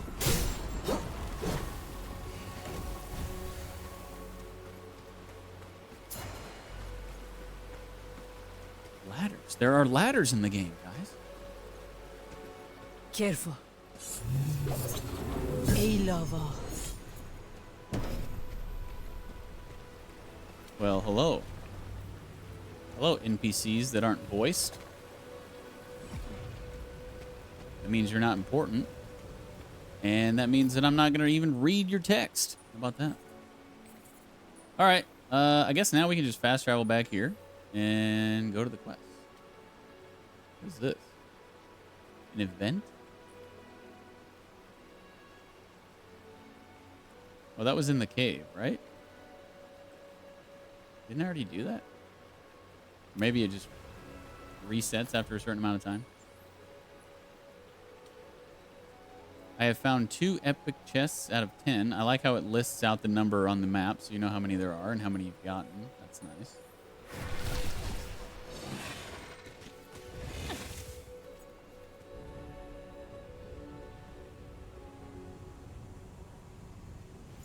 Okay, let's head on in here. Actually, before we go in, I did get a new accessory, I think. I think we got a new ring. Yeah. Level 6 uncommon, Band of Courage. I have 2 of those now.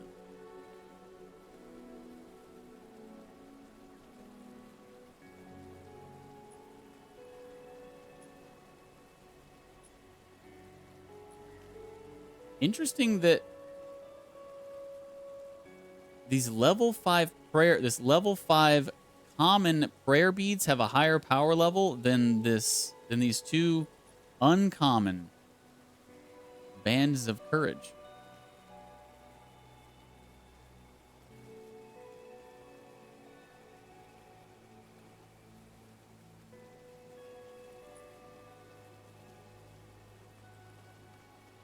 Oh, is that because of the echo I have also equipped in it?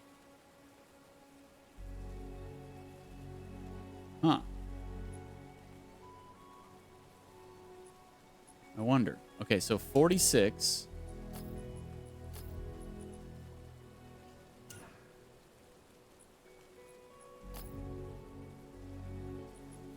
Yeah. Okay. That's what it was. That makes sense. I was going to say, there's no way that a common level 5 should have a higher power level than an uncommon level 6. But it was because of the echo.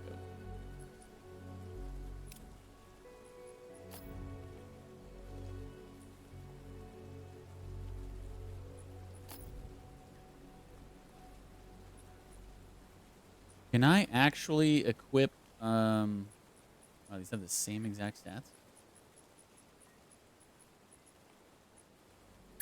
Can I equip 2 of these? No. Okay. So you can only have 1 of the same type.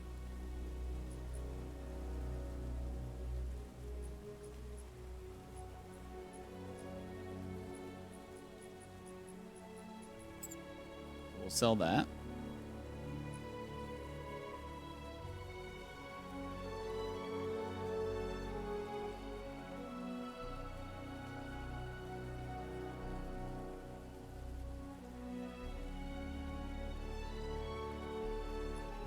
And actually, I guess I should just...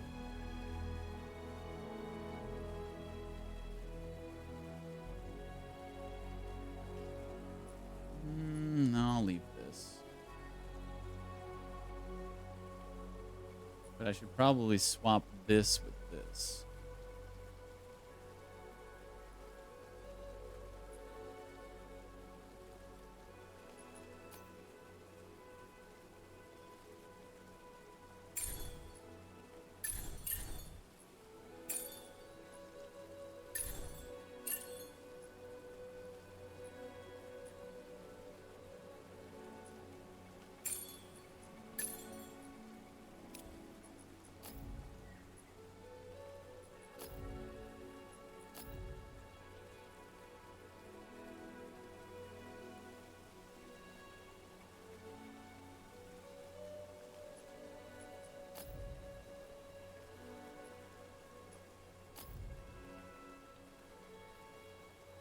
Oh!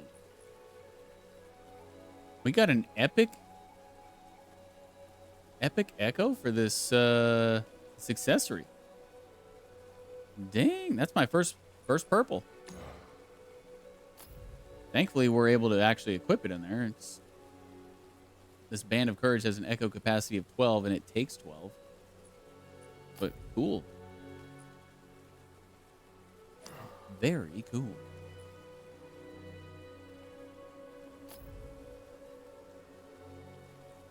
Did I just start dusting the stuff I'm not going to use? Maybe I'll hold off on that for now. What is artifacts again? Oh, that's right. That's like home furnishings. I also keep forgetting that I have heals. I haven't... There's one particular fight that I probably should have used them, but I totally forgot that I have heals on me. Okay, are we good to go in here? I think I did everything.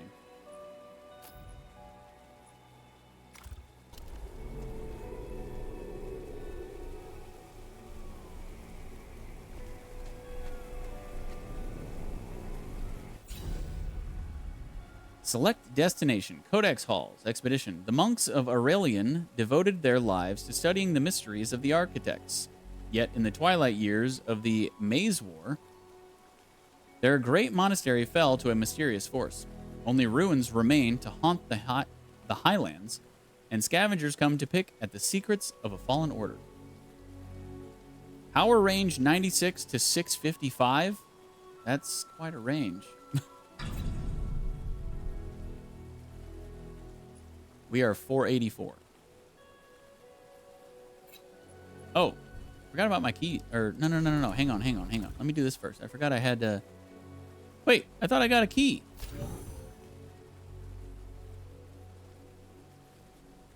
I could have sworn I got a key a while back.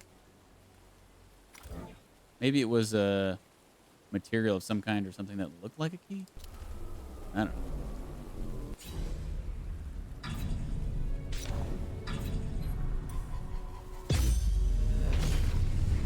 Time to do a dungeon.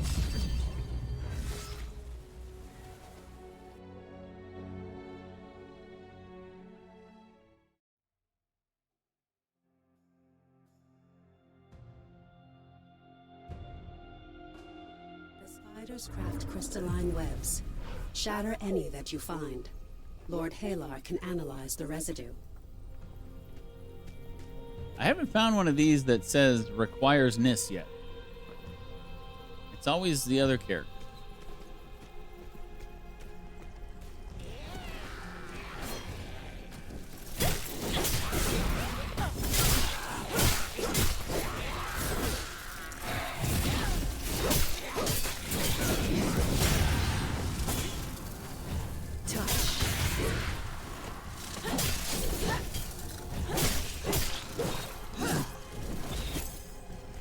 Oh, we got a bed.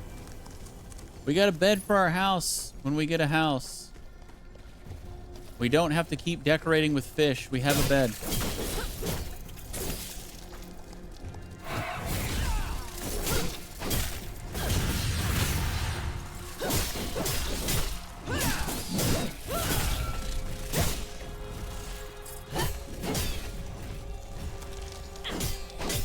Well done.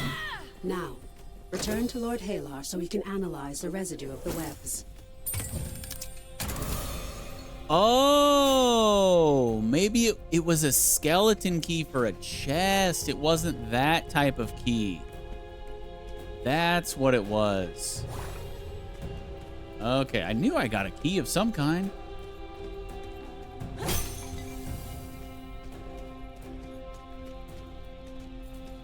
No, it wasn't crazy.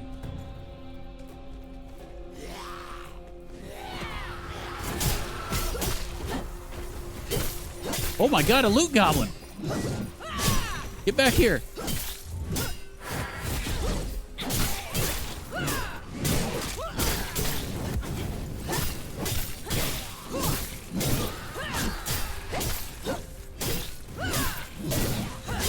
Mine!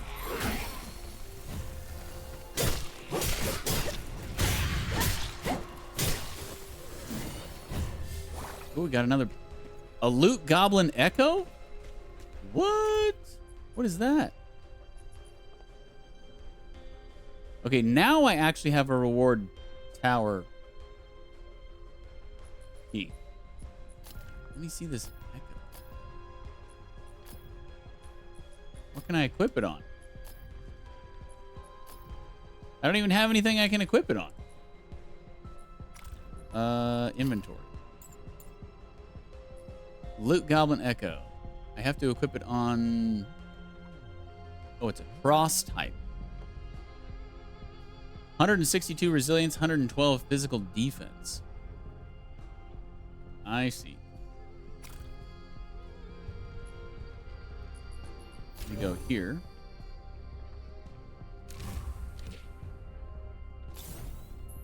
And then...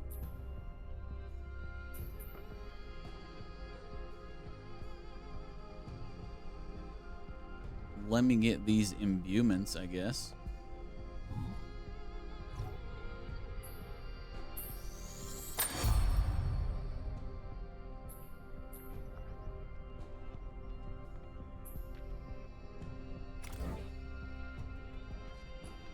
I don't really know what I can do with those, but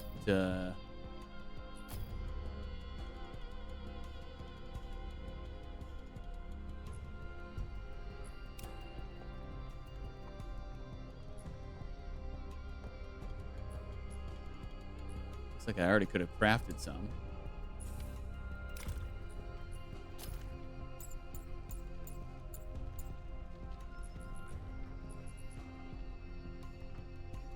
we do with those? I mean, I assume we put them in our gear somehow, right? Maybe we don't have the ability to do that yet.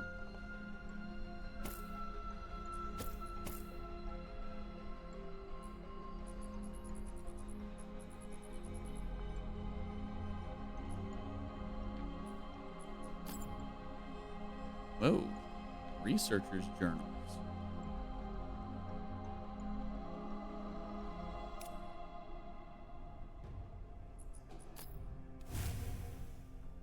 Wrong button.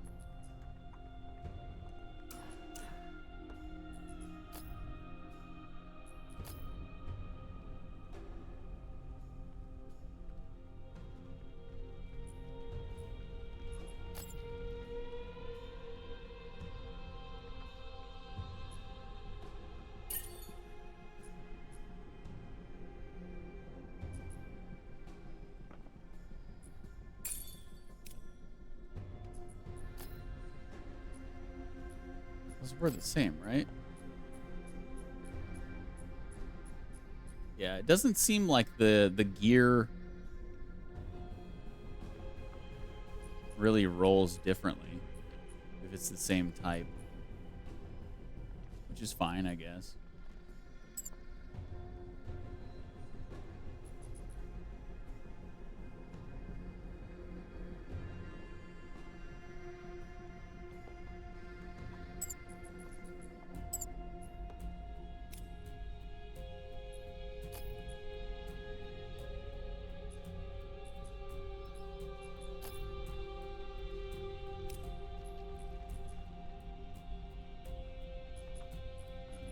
Echoes.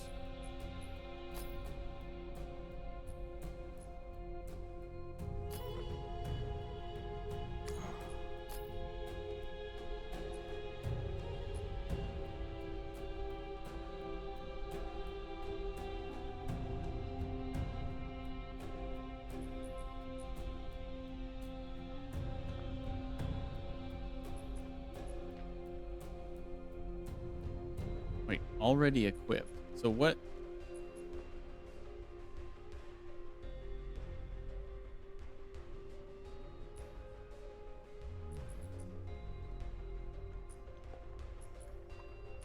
What do I have that equipped in?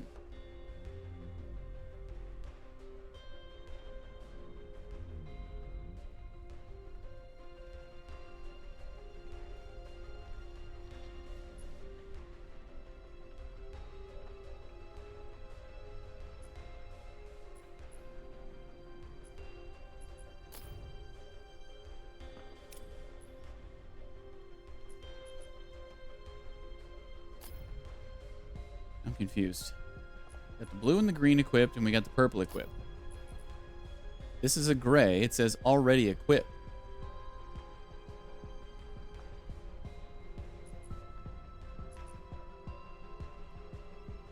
Already equipped in what?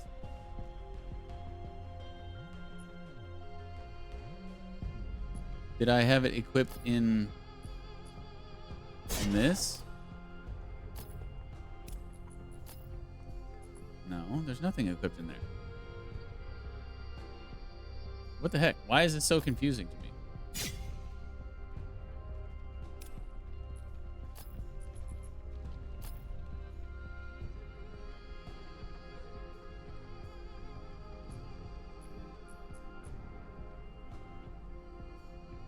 I took him out of the accessories, right?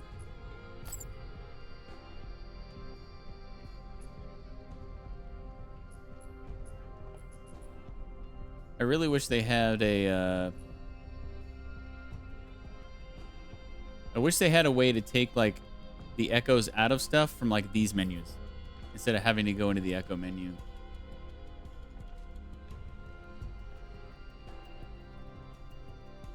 But, yeah, it's not, there's nothing equipped in those.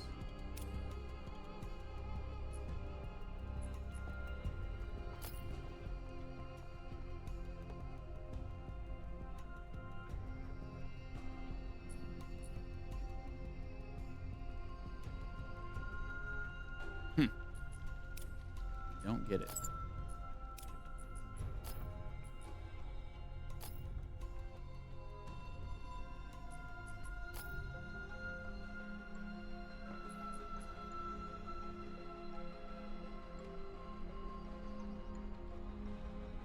It says equipped. And yes, this is equipped in her right here. These two say already equipped.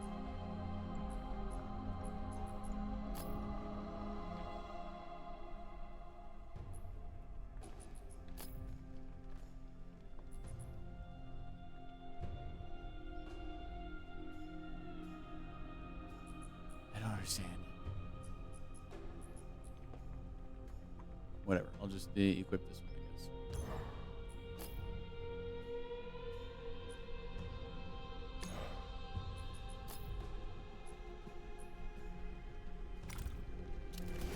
Weird. I don't know if that's like a bug or what.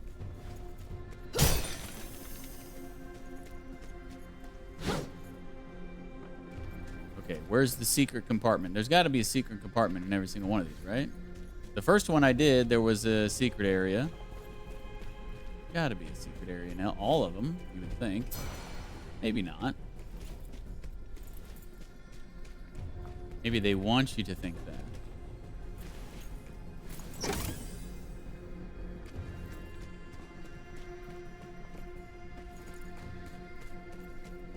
I don't know. I didn't see one in this area. Oh. Wait, that was the thing that we lit last time, right? That opened up the secret area? So maybe we can't do that this time. Maybe there isn't. We didn't roll a secret area this time. Oh, we still got more to go, though. Maybe it's further down. I thought that was the end. Whoa. Little traps. Cool.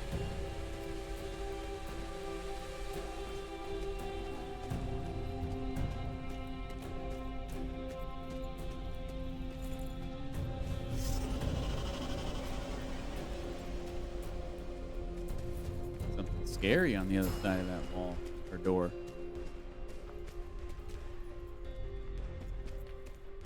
That's where we're going.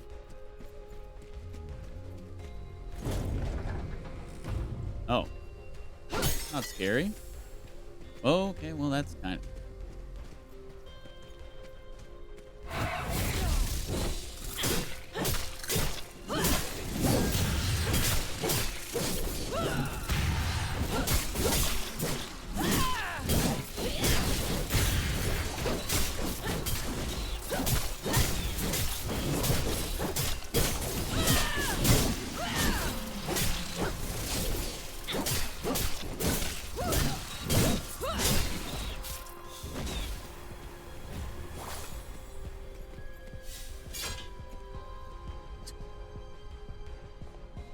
I'm like, yeah, I haven't gotten a new weapon in a long time, and then I finally get a new weapon. And it's freaking shotgun. I want a shotgun.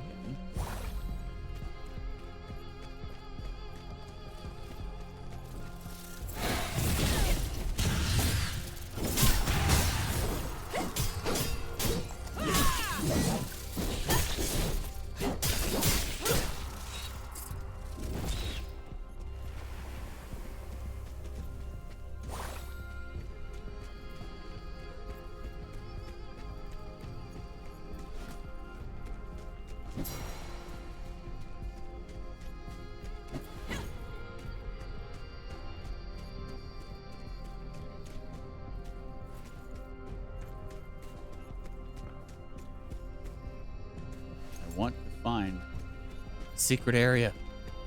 The last one had a lot of loot in it.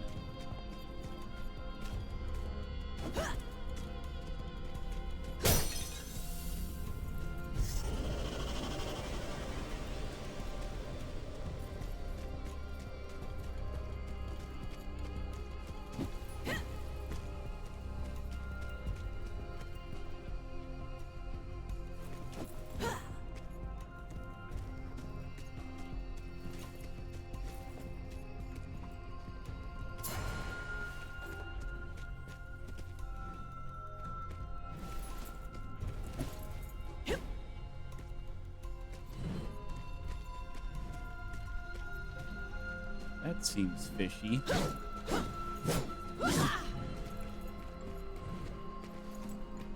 But it's apparently not.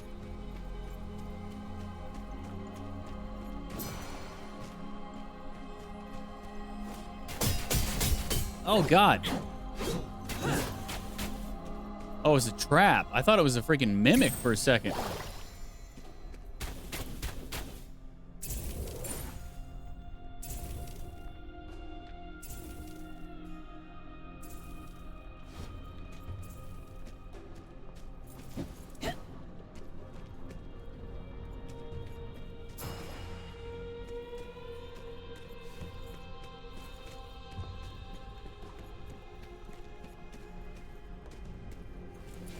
It's a trap.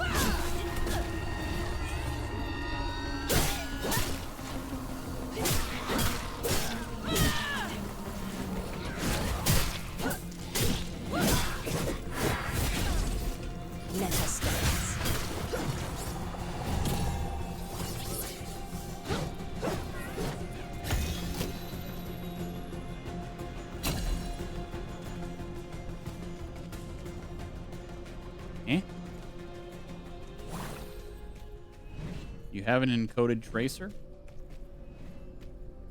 Okay. Whatever that means.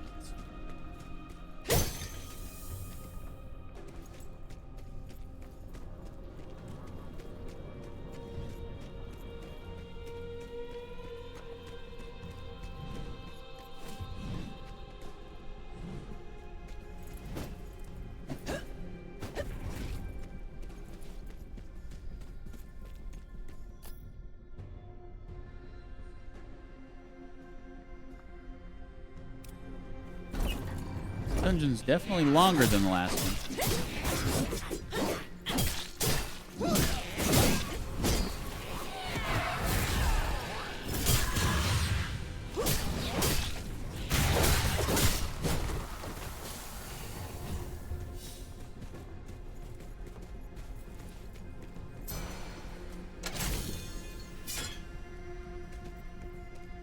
Oh, got a new Vanguard.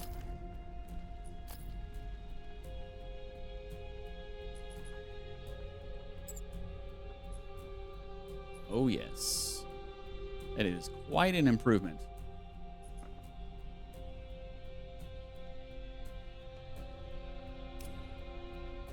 So, like right here, I wish I could just unequip echoes.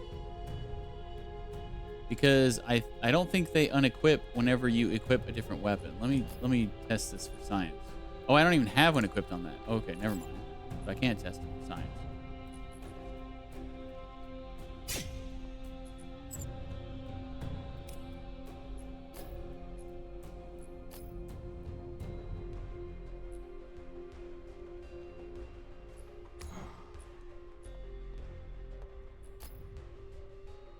No echoes available of that type? Really?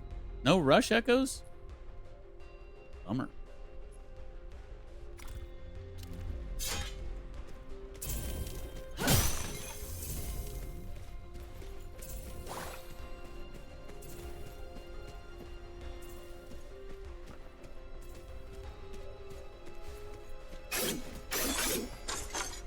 Slow.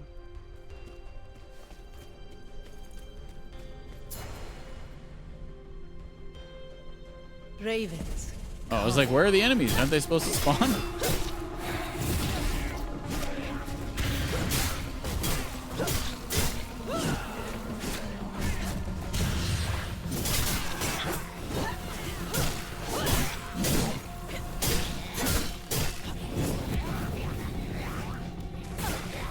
Ravens wings.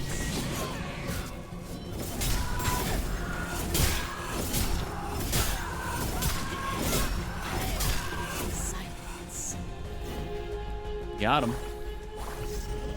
Just spam it. Just spam it and win. That is a nice ult. It's kind of different, too. You don't see many ults in video games where your ult is basically just, hey, you can spam the crap out of this one ability that you normally can do. But it's pretty cool. At no cost. Just keep spamming it for 8 seconds.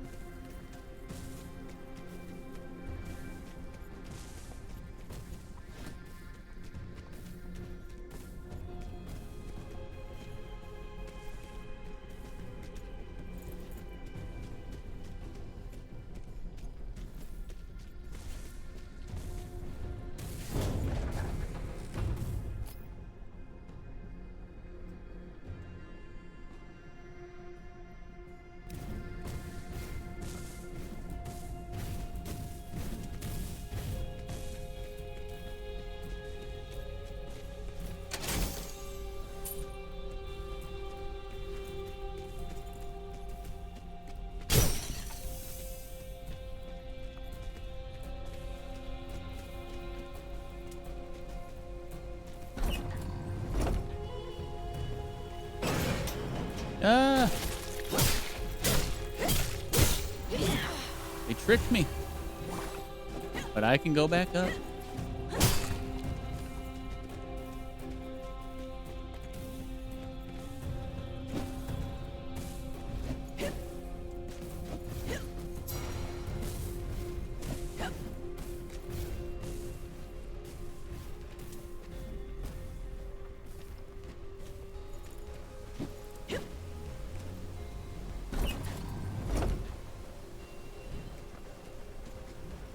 Is that all connected?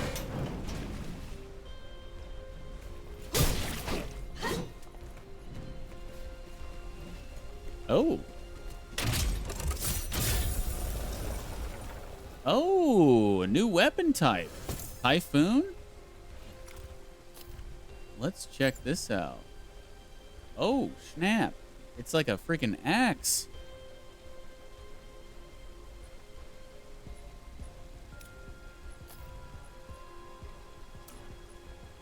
Oh, wait. Actually, let me test this. So I've got this blue one equipped. If I change my weapon, did it unequip that echo?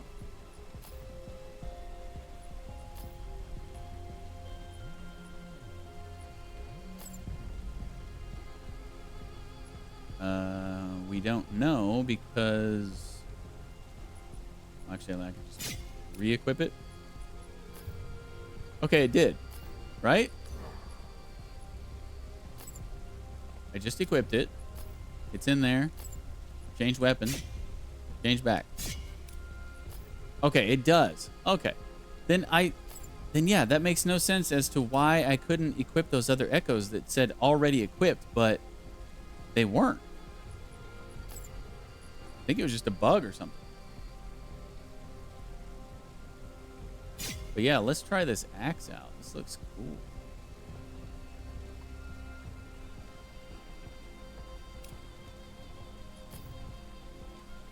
Yeah, we were talking about this before of like, is it actually a good idea to switch weapons that might not be for your class?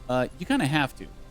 Because I've only found one slicer and dicer, which is our, main weapon, the daggers. So we've only found one. Like, I wouldn't want to be rocking a level 1, at this point. It has half the power of this axe we just found. So yeah, the game, it just depends on your drops, I guess. It kind of forces you to play with what you get, because you want to play with the most powerful stuff to some extent.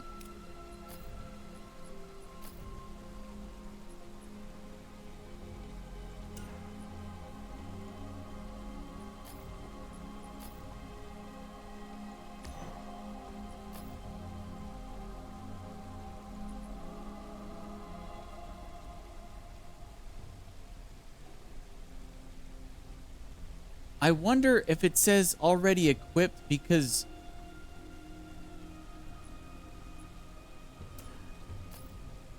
Well, no. I was going to say, maybe if you take it out, it doesn't let you put that same one back in, but I just confirmed that that's not the case.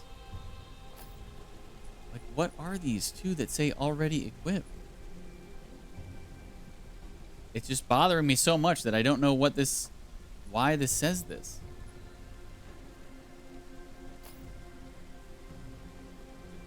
And why we can't use them. 7 Goblin Scavenger Echo. Let me see this. 7 Goblin Scavenger Echo. It doesn't even say it's equipped in here. The ones that actually are equipped on my character say equipped. But this is the one right here. This level 7 Goblin Scavenger Echo. It doesn't say anything about already equipped or anything. But then when we go into the actual Echo's menu, it says already equipped.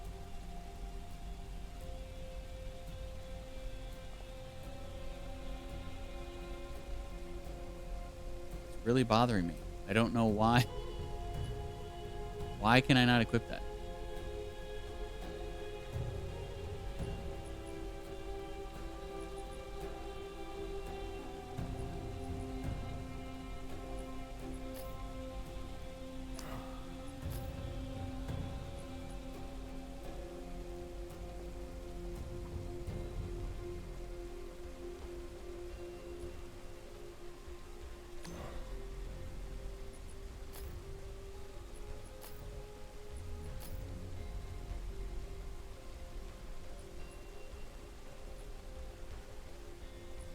Well, now I can't even... What the hell? What is it? I can't equip anything in this now because it all says already equipped or it's actually equipped. Wait, what? Oh, that's because it came out of here.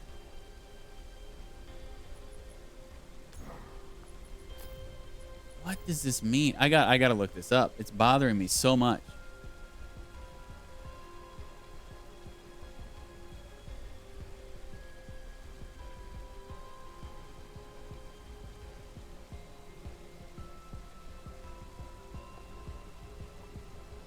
Why do some echoes say already equipped?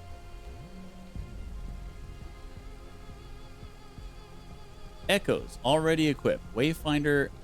I am trying to equip specific echoes and the game is telling me already equipped, but they are definitely not equipped on any character, weapon, trinket. Is this a bug or am I missing something? You're probably missing something. Try unequipping everything, then go back in fresh. If the game shows you a grayed out echo that says already equipped, it means you have another copy of the echo already equipped somewhere. Oh.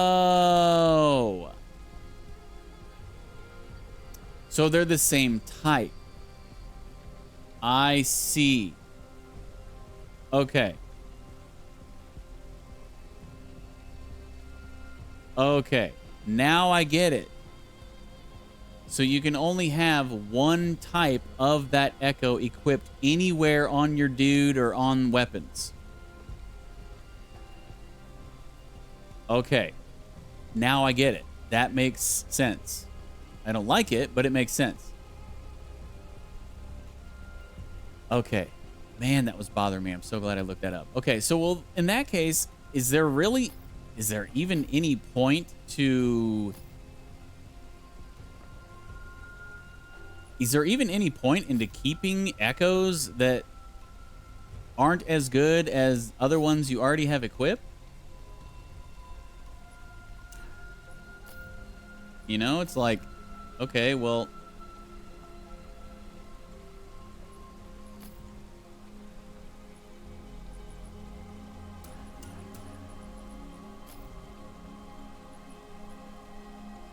Okay, but that makes so much sense now. I was getting so frustrated. I had no idea what it was trying to tell me. But I get it. Finally.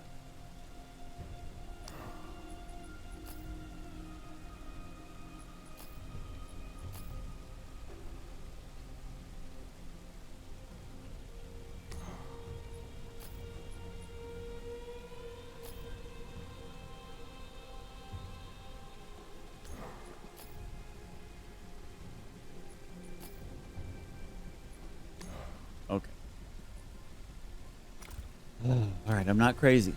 And thankfully it's not a bug. It's just I didn't know how the mechanic worked, but now I do. Perfect.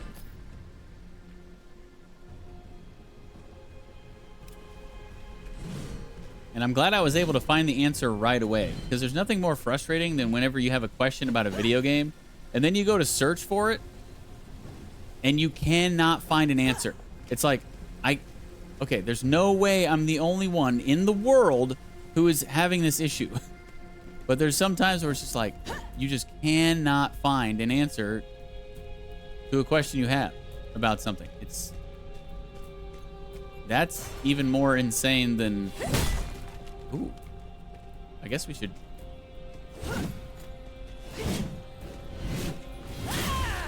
Dang. Okay, yeah, so this is even slower than the sword and shield, but... Alright, and we can't charge the strong... Can't charge the strong attack up. What is this? A puzzle? Oh, we gotta make it how it's on the chest. I see. Right?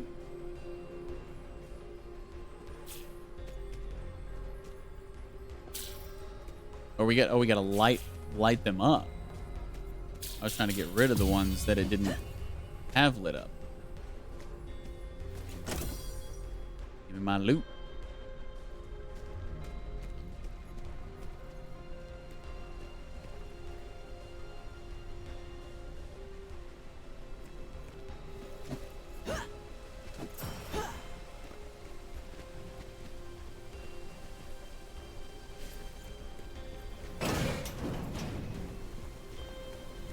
Oh, okay, yeah, that's what that was.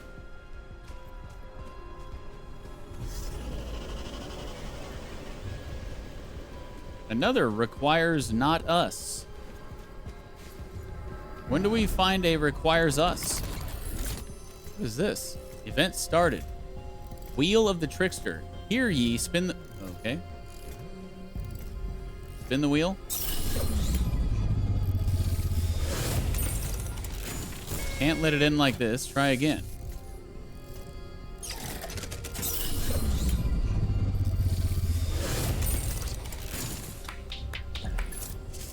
Winner, Eldrin dinner.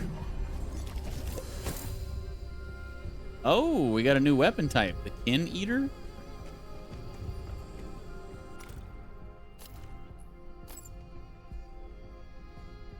Oh, no, we just got a skin. We didn't get the actual weapon. I think it was for...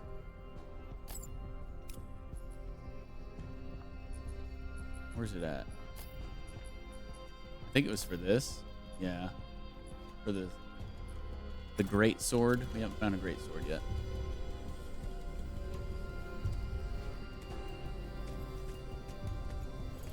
Nothing like getting loot for a weapon you don't even have. Maybe later. Ravens, come.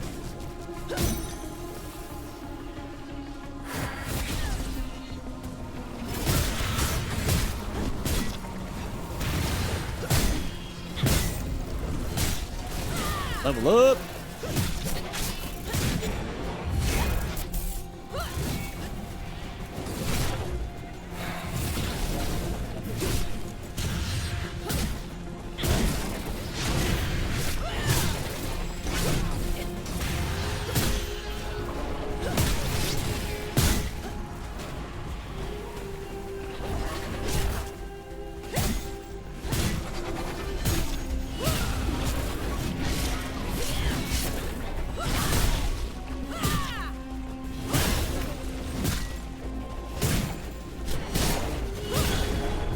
Keep him in stun lock. He can't do it. Oh, he just... The game was like, hey, no, we can't be having this. And he made him unstoppable.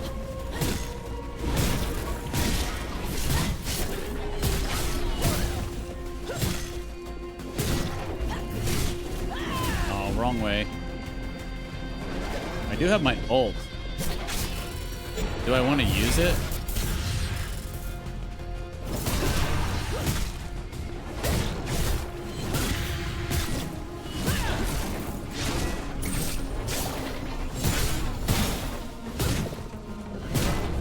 You don't need it.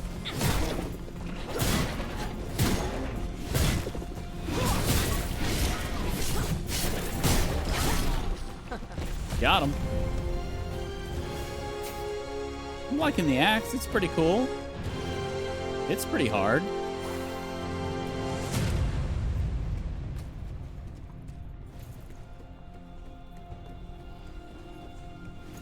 I seriously do not understand why this game is not more popular. This game is so fun. I'm so glad I found it.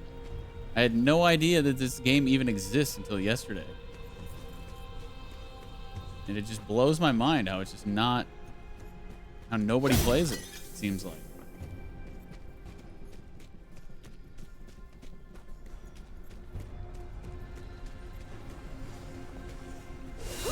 We got the full loot experience because we didn't die. So we got all 3 chests there at the top of the screen. That's always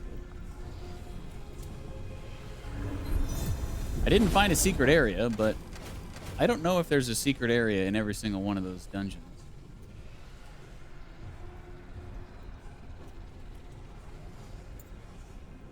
All that loot.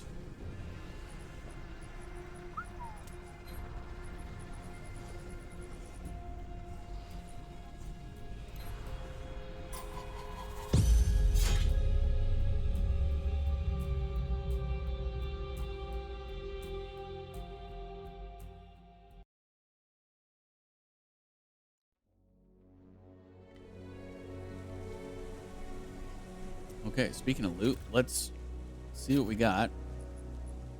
We do have an upgrade point. So we can't unlock the last ability yet. We gotta wait until level 9. We are level 6. But we can upgrade one of the ones we have, right? So...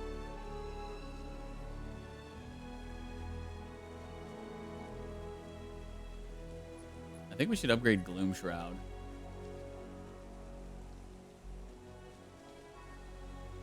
While in Gloom Shroud, you have 100% piercing. That seems pretty freaking good.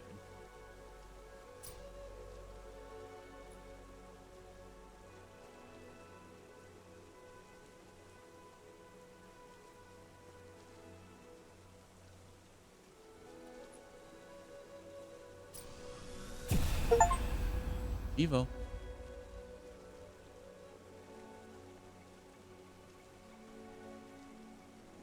Level 2 to this is dashing while in Gloom Shroud causes a nearby enemy to be pierced by shadow as if Nis had Umbral Aura. This does not consume Umbral Aura stacks. That doesn't really seem that great. Because you're just going to be spamming back and forth. You're not really wanting to look. You're trying to get as many of the shadow steps off as possible in 8 seconds. So wasting time dashing just seems like a waste of time. What does level 3 say? After Gloom Shroud ends, all nearby allies gain 3 stacks of Umbral Aura and Nis gains max stacks. Okay, that's not terrible. But level 2 just seems kind of dumb. Did we get any gear? Oh, we got this full set now. Heck yeah. So we should be getting a set bonus for that, right? Where does it say the set bonus?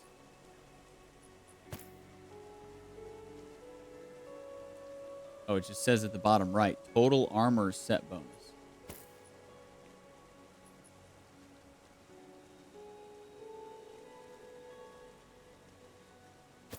So you don't actually get a bonus for having all of the pieces equipped. That's kind of weird. That's the whole point of a set bonus. See, down there, it's just telling you, hey, this is the totals of all the things that you have equipped. But you don't get anything extra for having all of them equipped. Weird.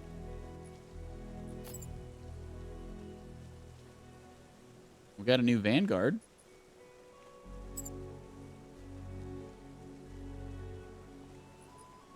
I think I'm going to keep rocking the Typhoon for now, though. I'm liking the Typhoon. Although, I don't know. This is better. Vanguard is better.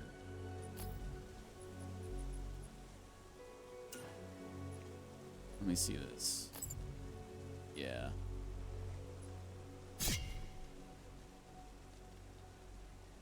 Maybe we should go back to the Vanguard. Can I put any echoes in?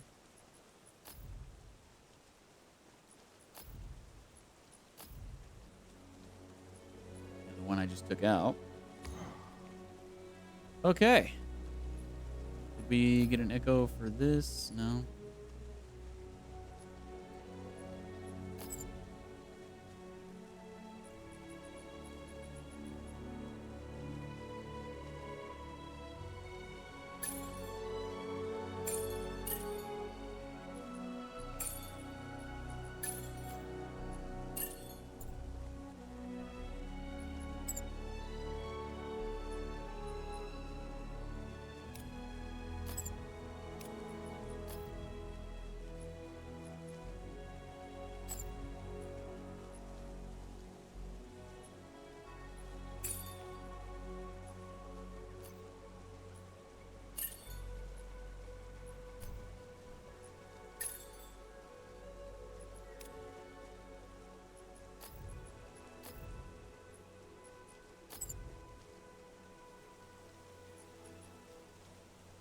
Gloom Warp Journal. Okay.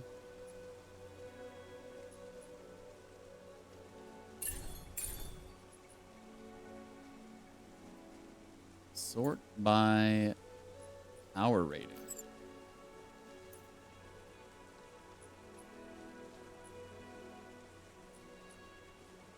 Got a lot of 45s.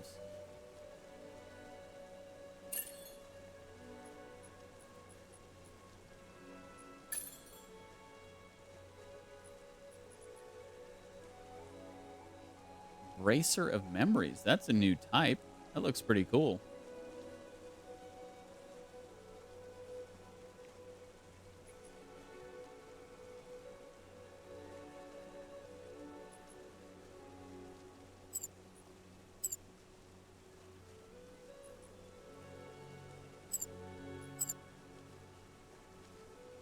I'm assuming I'm just supposed to sell all this stuff. I don't know if there's a way to like break it down into components, but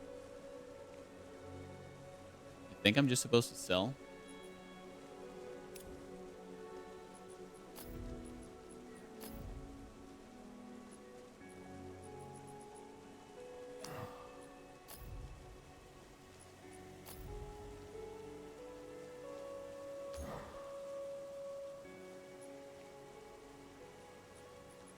Okay, that was a very eventful dungeon.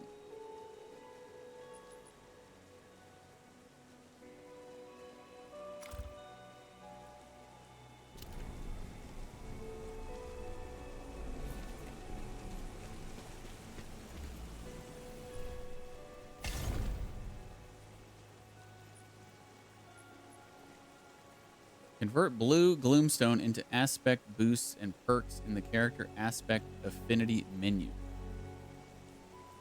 Character aspect affinity menu. Where even is that?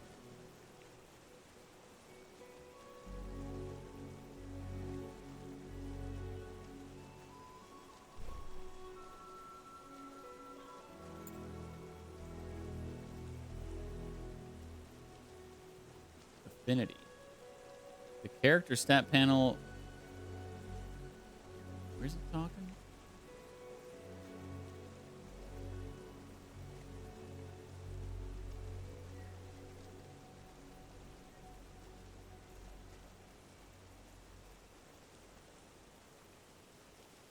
Character stat panel features 3 circular meters that display the current character's affinity. It's down at the bottom right.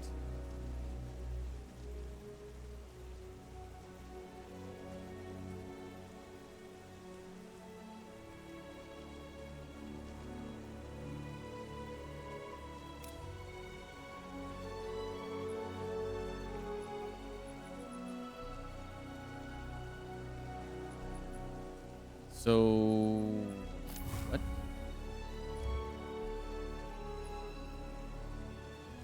Is that one of these two menus that I don't have yet or something?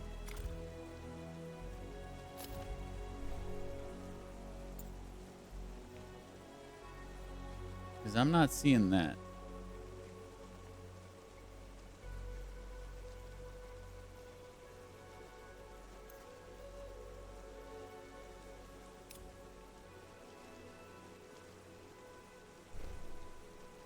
Oh, yeah, we don't have that yet. At the beginning of this video, you can see it says affinity underneath where power level is. Or under where power rating is. We don't have that in our menu yet. So I guess just don't mess with that stuff yet.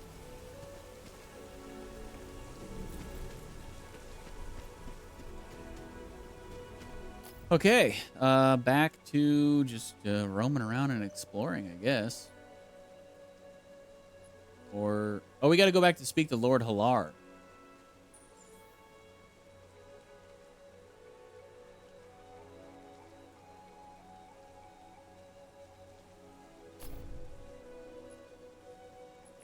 So back to... That's what we need.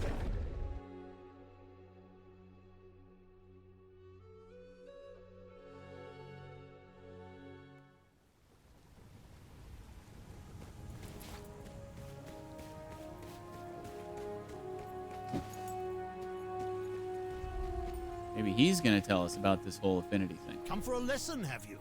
Yes. Yes. These creatures were altered with arcanic power. Shadow, certainly, perhaps a hint of chaos. But this isn't the random work of the gloom. This shows intention. What do you mean?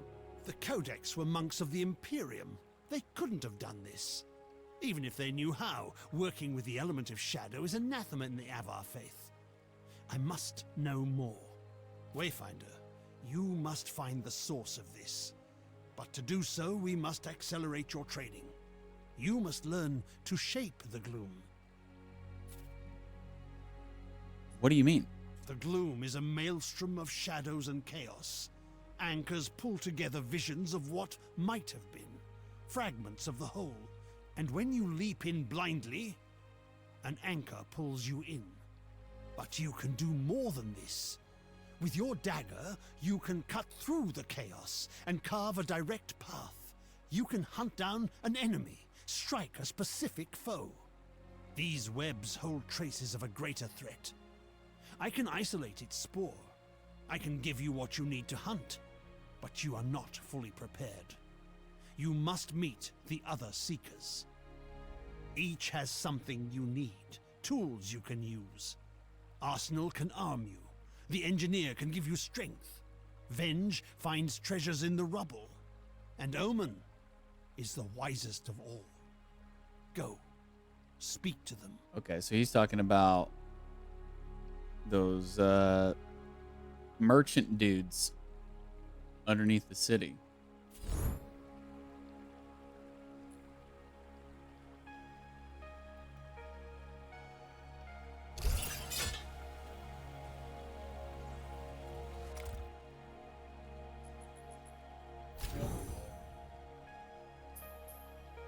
Bloomstone shards.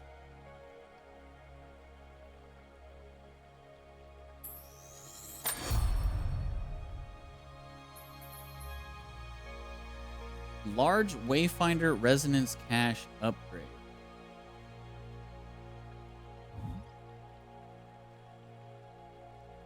So are these XP? They're just chunks of XP that you can just use whenever?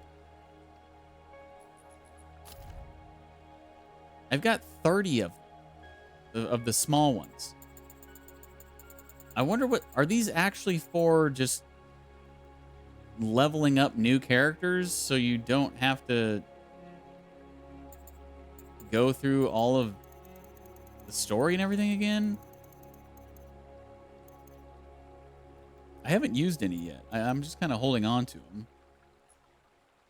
But it just seems kind of weird. It's just like, hey, open this and you'll get XP. It's like, okay, well, why don't you just give me more XP when I'm doing stuff? But I feel like they're meant to use on just like new characters to just level them up fast or something. Or faster. But I don't know. I'm new. I don't know what I'm talking about.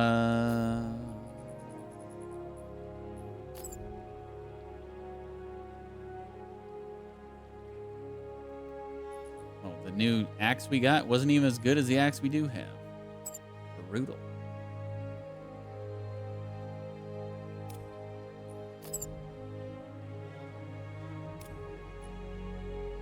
I really wish they had just like yellow diamonds near stuff. It's like, hey, you got a new accessory. Okay, put a yellow diamond over this icon. Or hey, you got new echoes. Put a yellow diamond somewhere there. You know what I'm saying? Like, so I don't have to go searching through every menu. It would make it so much more convenient. Hey, you got a new echo that you can equip. You know?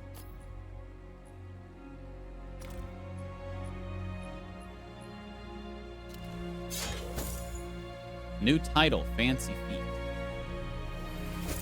New emote, Juggler.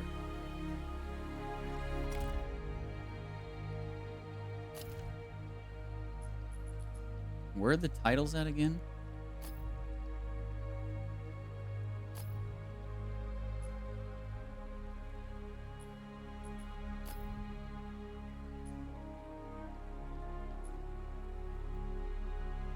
I don't remember where the titles are.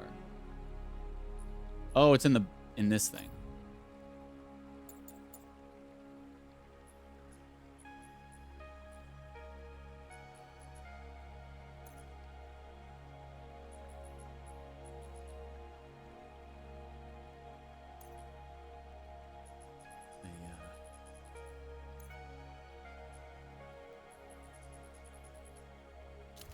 And then the emotes are in style, right? Yeah. We got a spray, too.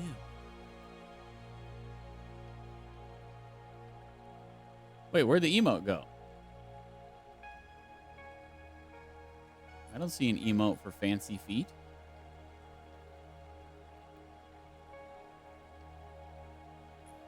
It did look different. Like, the picture of it looked different. Maybe it's only for a specific character? I think that's what's going on. I think it's only for a specific character. And it's not our character. I think I see. Okay, so find Arsenal and Market Row.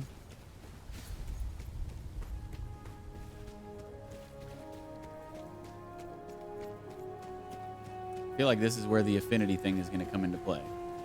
Each one of these three guys that we have to talk to is probably a different affinity. Finch, did The you gloom touch my is here, hammer again? but the war is yet to come.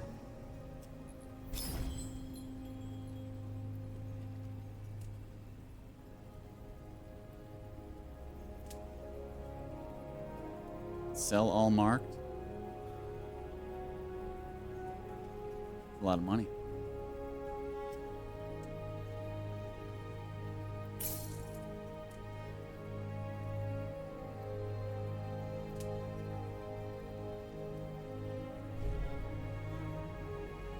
Awaken weapons? Awakening. Once a weapon has been acquired, you can awaken it by bringing rare materials to Arsenal and navigating the weapon class tabs to find the weapon you would like to awaken. Each time you awaken a weapon, the cost for subsequent awakenings will increase. Awakening bonuses apply to all instances of the awakened weapon, whether it is one you found previously or one you have yet to find in the future. Wait, what? Awakening bonuses apply to all instances of the awakened weapon, whether it is one you found previously or one you have yet to find in the future. Oh, okay. So whatever type of weapon you awaken, then all weapons that you find after that will be awakened of that same type? That's pretty insane. If I'm reading that correctly. Awakening bonuses for each awakening can be previewed and can include increased to weapon base stats, increased echo capacity, additional echo slots. Oh, I see. Okay, we'll deal with that later. I see a Wayfinder, newborn from the void. You are Skylight's fist, child, and I am the Weapon Master. I am Arsenal, and I can place steel in your hands. I already have a weapon. You need a weapon worthy of a legend. Eclipse, the Titan's Bane. I know many weapons you might wield, but all have been swallowed by the gloom. Lost, but not forever. We drew you forth from the gloom when you were lost. You can do the same now. You can call an echo of a legendary weapon from the void, and you can make it real. What do you mean?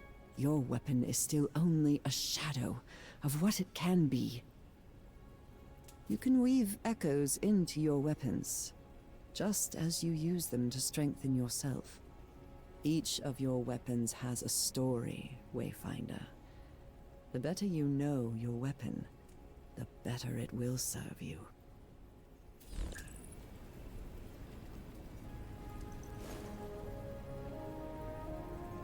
Okay. Talk to Venge about the supplies they offer.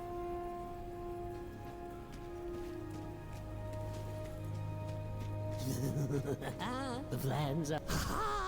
A new Wayfinder. Delightful, delightful. I'm Venge, and you need what I have, for I have what you He's need. a goblin, isn't he? Whatever that may Not a be. dwarf.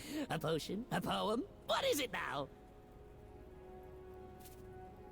Lord Halar said I should introduce myself. Good. It's hard to get supplies in what's left of the world, but my friends and I comb the broken pieces and find those things you need. I'll be here when you know what that is. Priority Quest. A priority quest is a special type of quest that unlocks key systems and gameplay features. Try to prioritize completing these so you don't miss out on content. Are almost complete. Now for a name. Project Retaliation. Reprisal?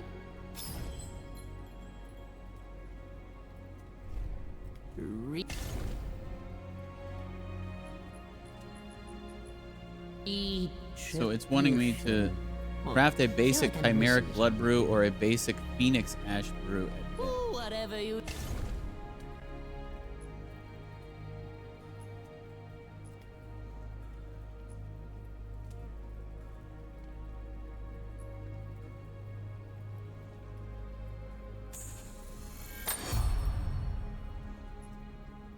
need I've got.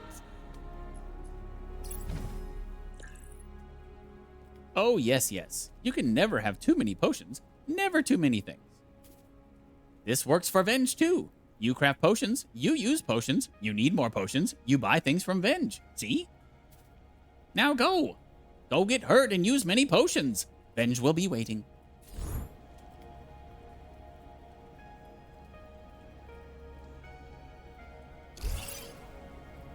Oh, we unlocked a new consumable slot.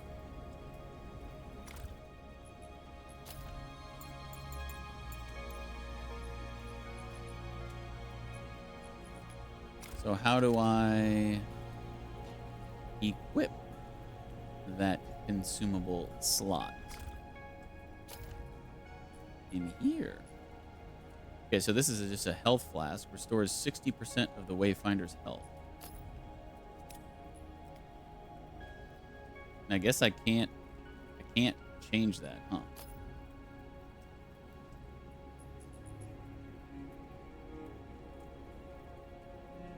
Basic Stomper Blood Brew increases crit rating and crit power.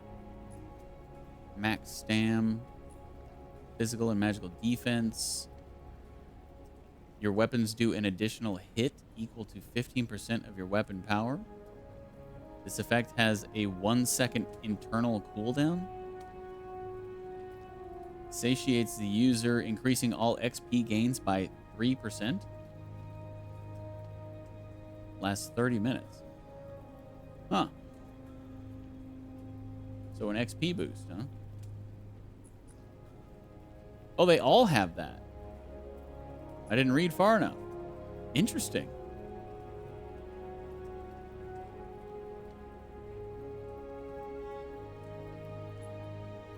That's very interesting.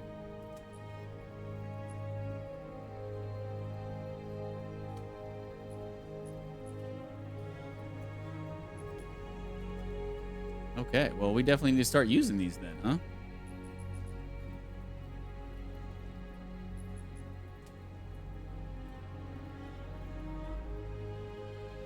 Which one do we want to use? Increases brake power by 25% up to a max of 450 and satiates. Okay. Yeah, that one seems... Let's equip that. But yeah, we should always... I wonder if it shows the time or whatever, how much we have left on it. That way you're not... you know, overlapping, because I'm assuming the XP gains don't stack. Or maybe they do. I don't know.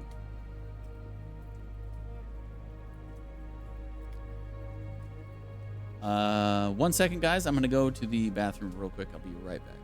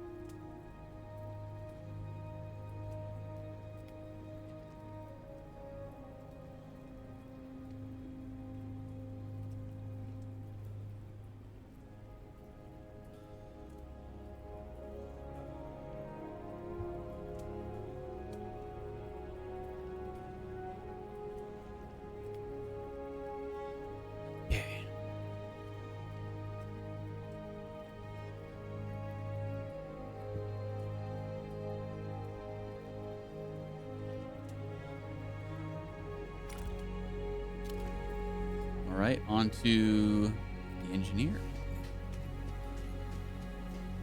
We shall draw. You are newly returned, yes? You may find my appearance unsettling, but trust me, no one knows more about the interaction of magic and metal than I. There is power within you.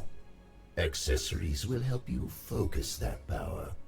Their gifts may seem slight, but even the slightest breeze can turn the tide. The greatest accessories cannot simply be crafted, but you, Wayfinder, you can reach within the gloom and pull forth the echo of such a relic. You can dream of a lost legend and make it real. All power has a price. There are things you must find before I can help you. But in the days ahead, you and I will make wondrous things. Forth wonders.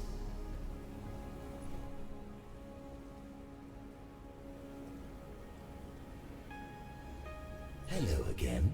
Shall I ready the Echo Matrix?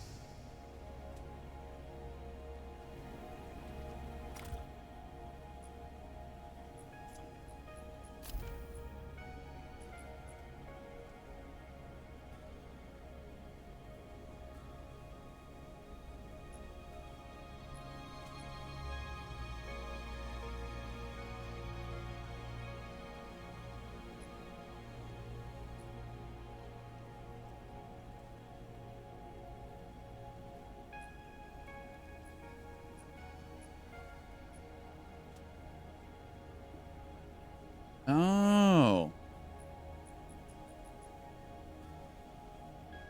So those things that we've been seeing around where it says like Windgrave required or the Exile required, I think those are memories.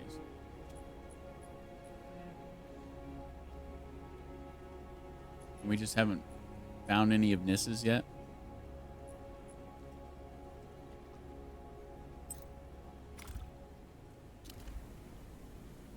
We shall All right, draw we have a wonders. quest here to craft a relic. Shadow Warped Spectra.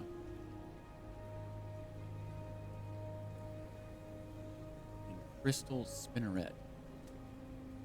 Ingredient details. Found in lost zones and when one shadow mutator is active. Ah. So basically like in-game stuff. What about rare?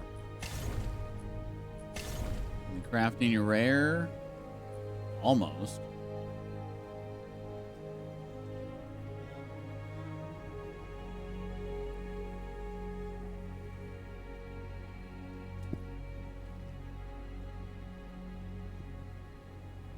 Well, we have one of these Viridian Spectra, but it says found in lost zones when one flora mutator is active. I thought the player had to activate mutators. I definitely haven't done that. So how did I get this?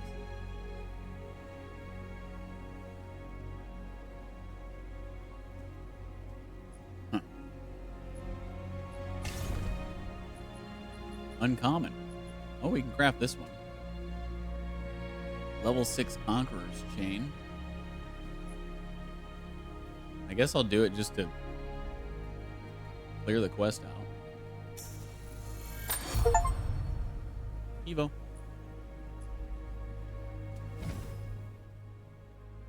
Remarkable work for your first effort. You've isolated the echo of an artifact lost within the gloom, and fused that echo with the materials required to make it real.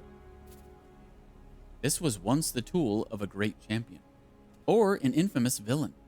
The one who first held this might have saved a nation or reduced a kingdom to ashes. When you engage with it, that story becomes yours. You gain a fraction of the strengths of the one who wielded it. Choose your relics wisely, and they will guide you down your chosen path. As you learn who you wish to be, you will know which relics you need to achieve your goal. And when you do, I will be here.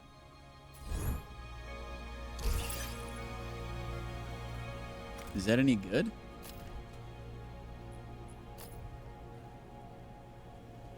No. I mean, it's on par with.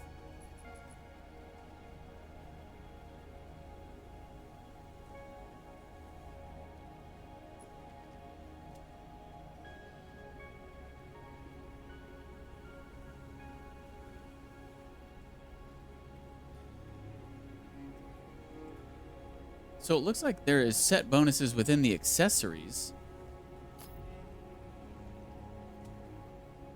which is interesting. Because it says there on the right, it's got Maze Runner set, and then it's got the 3 types. And I guess if you have all 3 equipped, and you get the set bonuses below. I guess, well, yeah, if you have 2 of them equipped, you get the first one, and then all 3, you get the third one. So that is what a set bonus is. The set bonus that they're calling a set bonus for your actual armor set, that's not a set bonus. That's just added up stuff that... Yeah.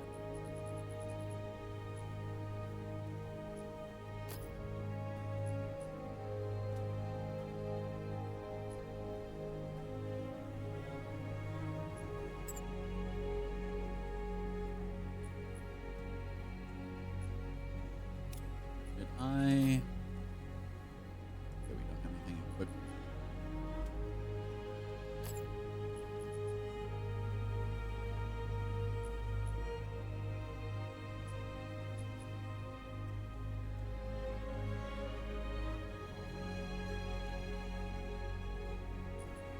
Why is it,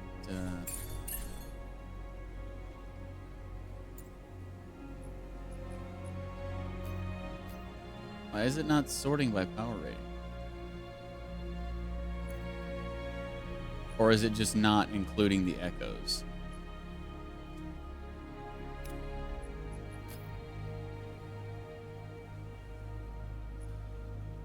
Wait. Well, it can't be including the echoes now. Okay, now it's sorted. That was weird.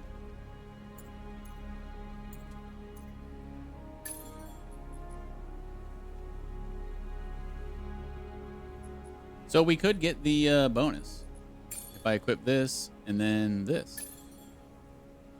So I get the 5% total max health. So maybe I should hang on to at least one type of each, like I have been with the weapons. It's 5% total max health. I mean, that's something.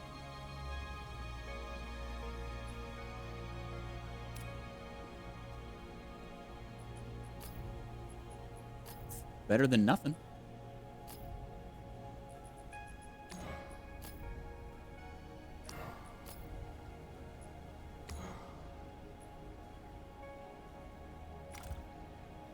Okay.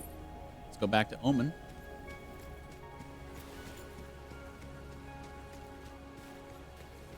As we anime run our way back to her.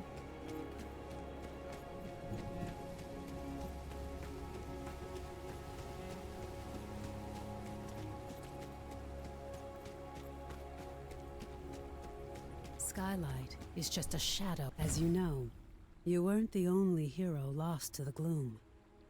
We both lost friends on the day of the fall. But they may not be lost forever. It's not easy to pull a Wayfinder from the gloom. We need to find the echoes of the hero and use the beacon to create a path they can follow. But together, we can bring them back. There are things I need you to find. Elements of power, traces of our fallen champions. We need to remember who they were so we can find them in the darkness. We need more Wayfinders if we are to survive.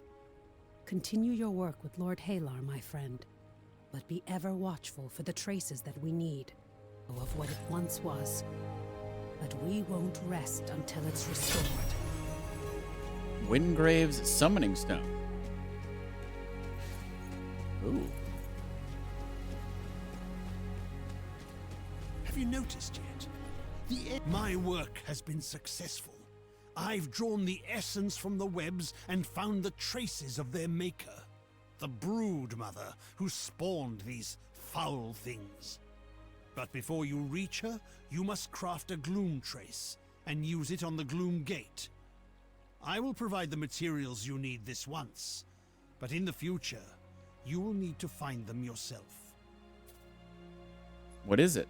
Once made, the gloom trace will guide you directly to your prey. I hope you took advantage of what our seekers have to offer. I fear you will need all the help you can get. I believe we may be able to use these gloom traces to target specific foes in the future, if needed. Craft the gloom trace and then go to the gate. The gloom trace will guide you to your foe. We need to know what the Codex was doing. This broodmother may hold the answer. Oh, I bet that's how I got one of these verdant spectra from completing a quest. Shadow Twin, Nis character emote. Okay, yeah, so there are specific character emotes, like I thought. That's cool. We got one for Nis. Mini Ruby.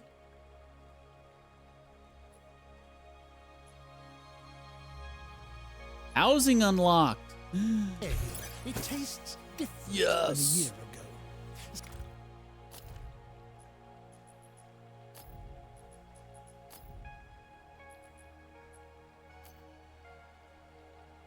ago. Nice. Scarcely perceptible, yet I believe it has something to do with the energies of the beacon.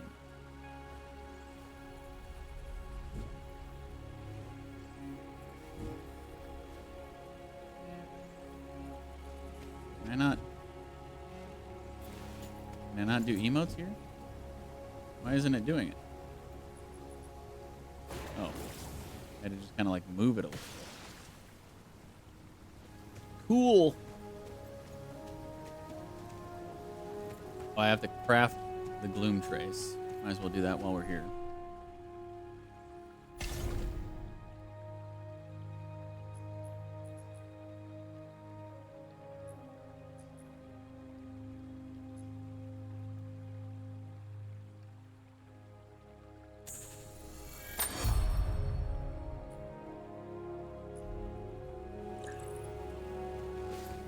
Alright, let's go speak to Ruby first so we can get our home and decorate it.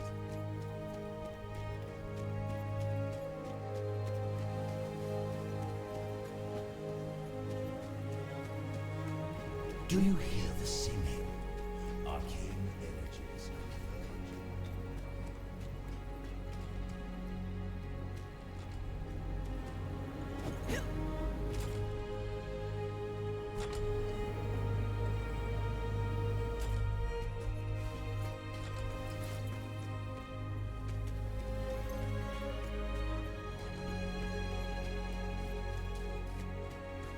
Just tell me what you...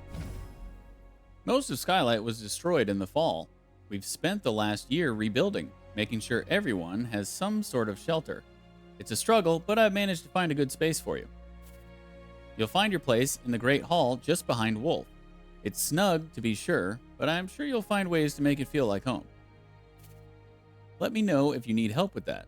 I've got some furnishings and a few odds and ends you might like. But you should go take a look at the place before you make any decisions. Go and settle in. Come on, I'll make it happen. Oh, you can craft housing items too?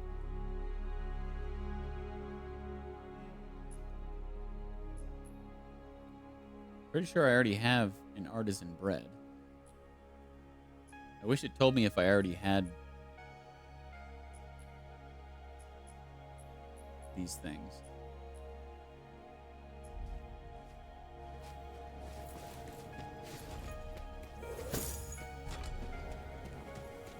Enter your apartment in the Great Hall.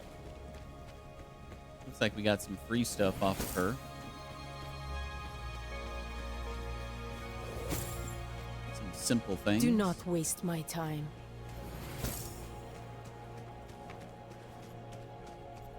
Live right next door to the tavern. Sure, That's if it's always awesome. good.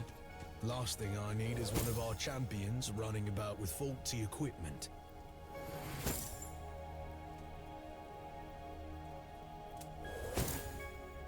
Man, we got a lot of free stuff.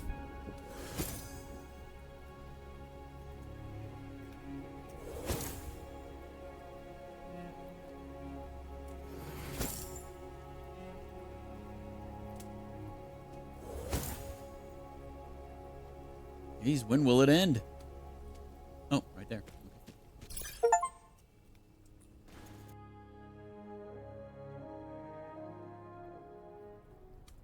Cool. She said it was snug. This is freaking huge. I don't know what she's talking about.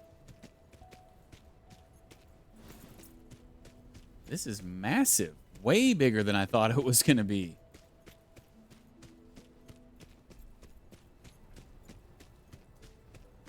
Man.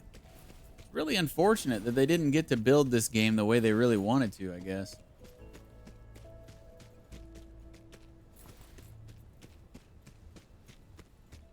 Can you even go outside?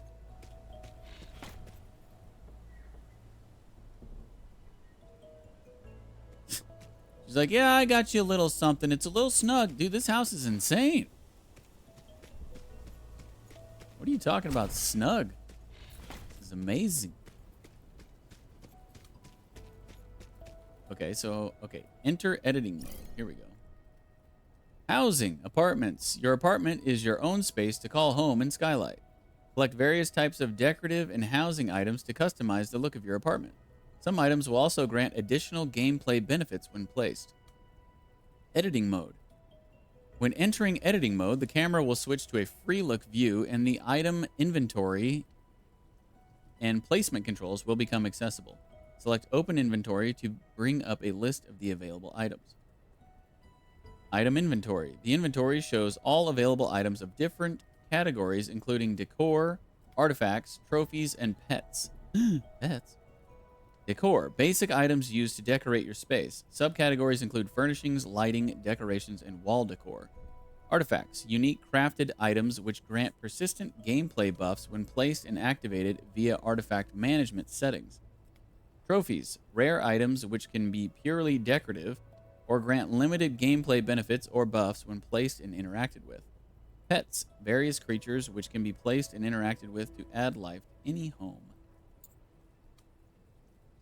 Editing mode controls. After selecting an item from the inventory, placement controls will become available to place, remove, and rotate the item while moving it around the space. Valid placement locations for the selected item are highlighted via a grid overlay. Options to raise and lower the camera view, change the grid snapping size, and change the rotation snapping size are also available to more precisely place items. Item limits. The apartment has a set budget for the number of items which can be placed both for general objects and for items with lights. The item limits display shows the cost of currently placed items and the remaining budget. Interesting. Only 50 lighting items, please. House settings. Manage artifacts. The Manage Artifacts menu allows you to set which artifacts currently placed in your home are currently active. Once active, selected artifacts will grant persistent gameplay buffs. Up to 2 artifacts can be active in apartments. House settings. Reset layout. Reset layout allows you to remove all currently placed items in your home to start from a clean slate. Okay.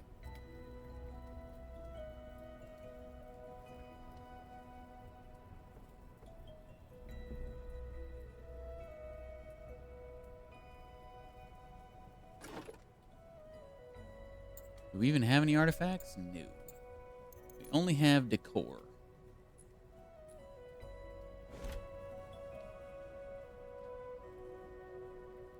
Well,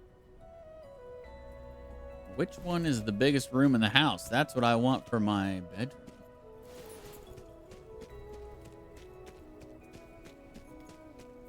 We gotta go top floor. In here? Not huge, but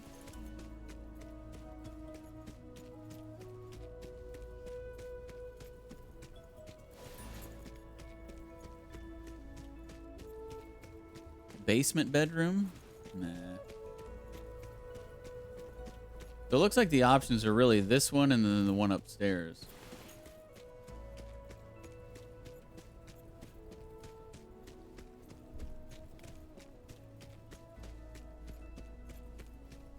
I guess we go in here.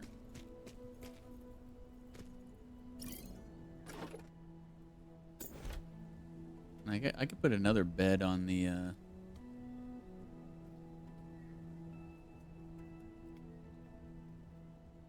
how do I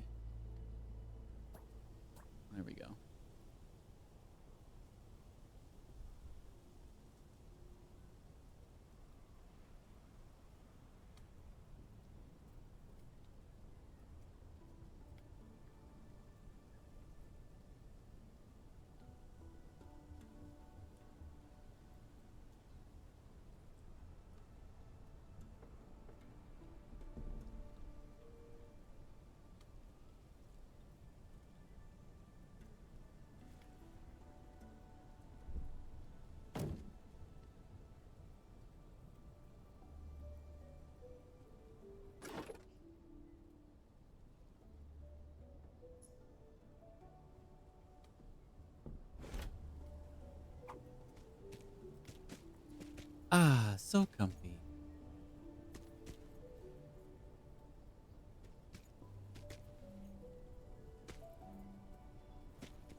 Didn't they say there was like a snap to kind of? Oh, grid snap. Rotation snap. Can you not change that?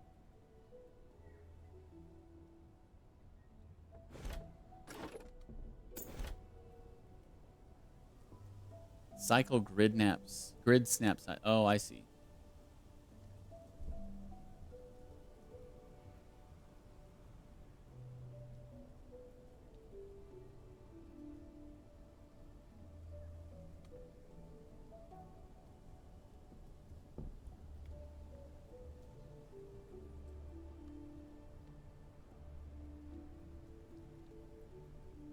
I see.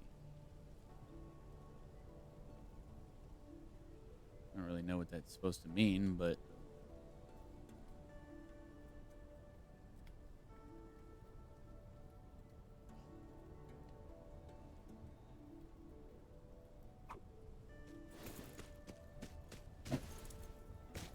guess I could have the other bedroom down here.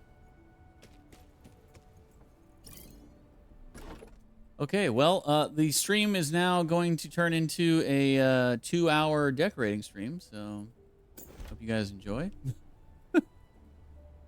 No, it probably won't take that long, but we don't have a ton of stuff to put down, but.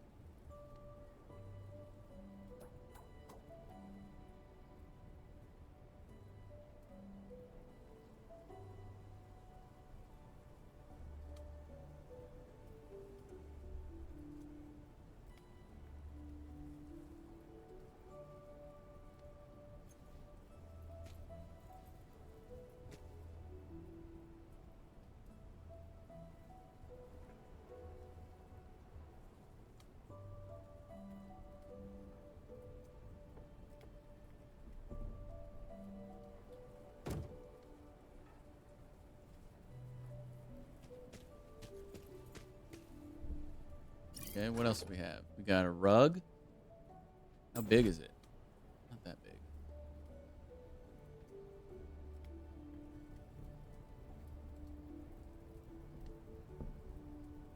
Can't put anything in the very front,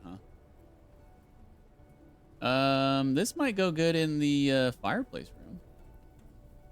Might go good there. And these controls are.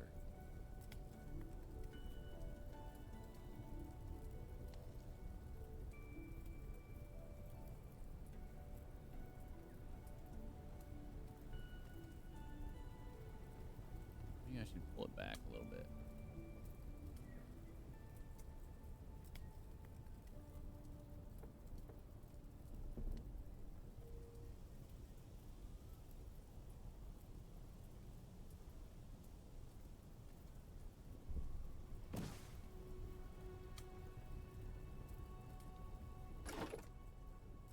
Simple dresser.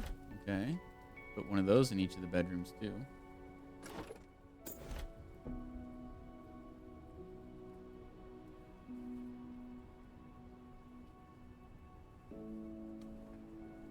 Rotate.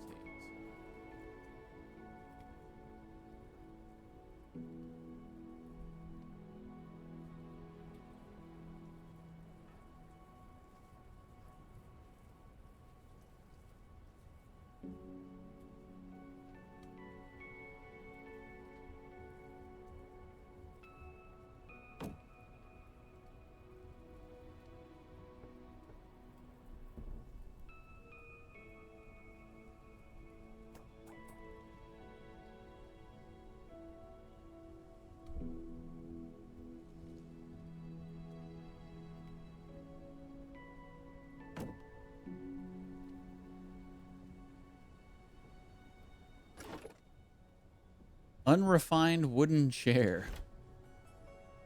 So, shitty wooden chair. How about in here?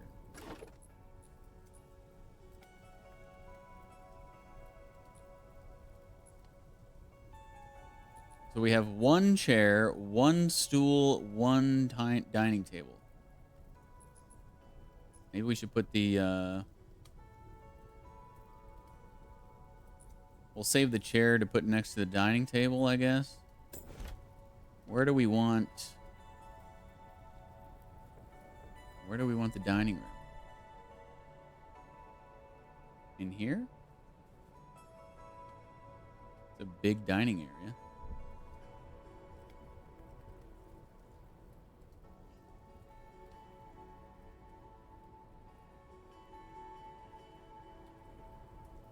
So many options.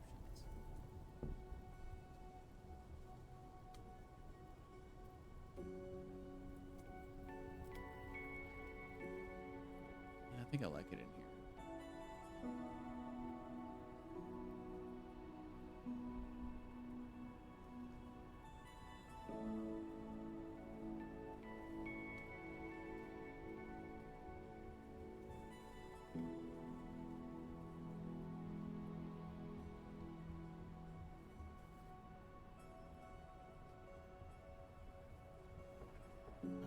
Wrong button.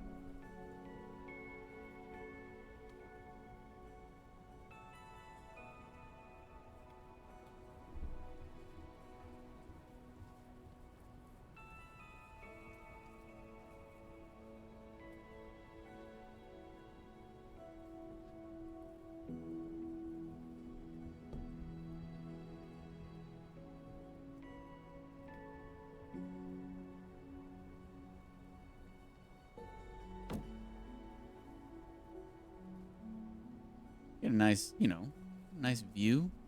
Looking out at the mountains as you eat.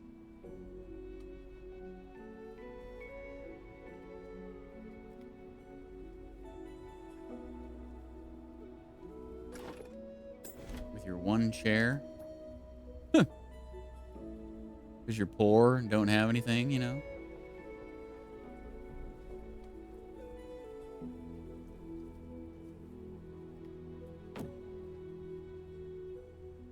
Table for one. Another rug.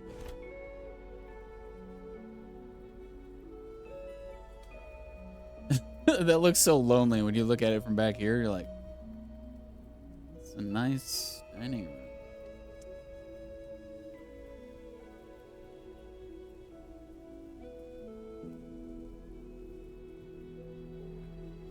Let's put the other rug up here, I guess.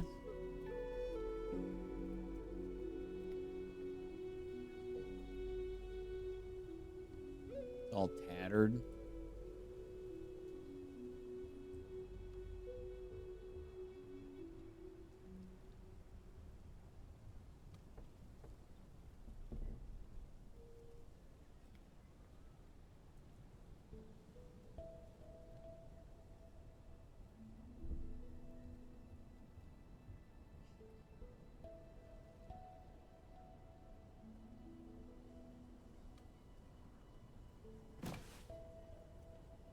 Centered. It's got to be perfect.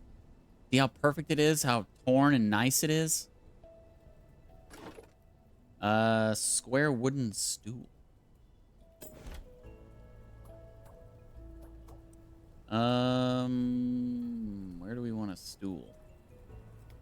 Next to the fire so we can sit and enjoy the fire.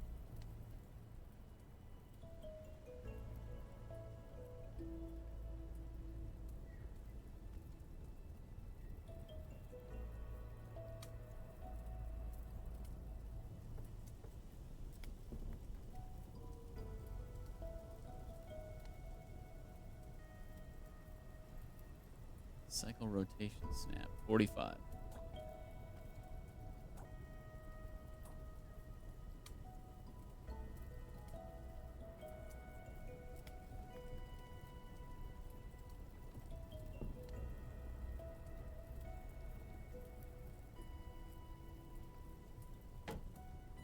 Here we go. Sitting warm by the fire. And, oh, we do have some lighting. Okay. A dim candle. Hanging arc fuel lantern. Kragan lantern. Iron lantern. The guest bedroom can have the dim candle.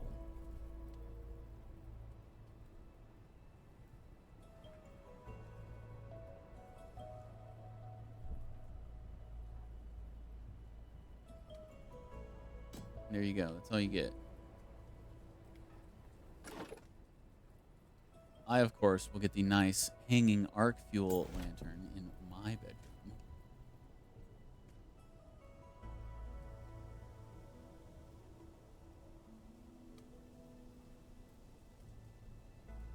Okay, where's the middle?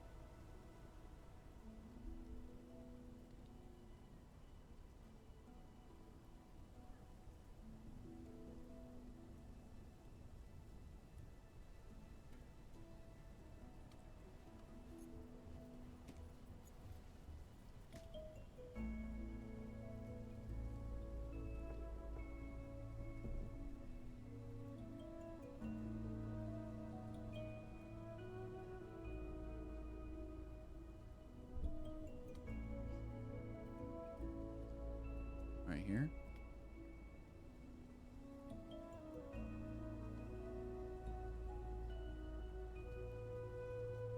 Ew, it's so touchy. Good enough. Sweet.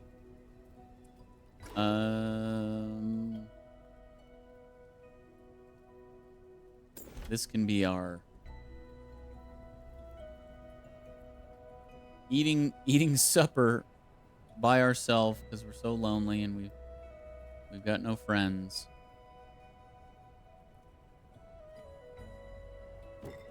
There we go.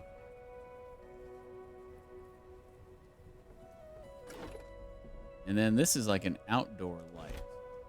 We could put that on the back porch.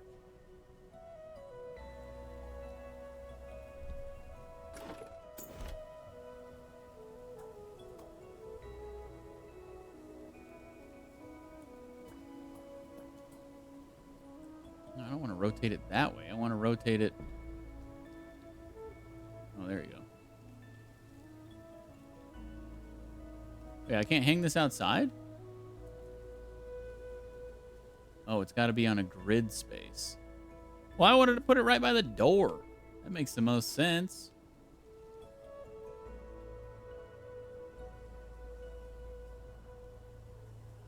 All right. Guess I'll put it over here.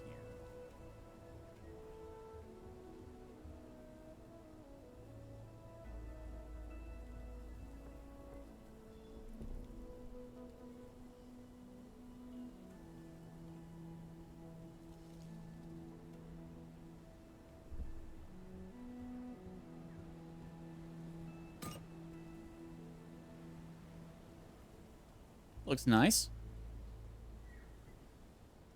Okay. On to the decorations. We'll be eating artisan bread by ourselves next to our lantern. Yum. Big old plate of bread. Eat up. Looks good. Fish head. I don't know why that... I guess we could just put all the food on here.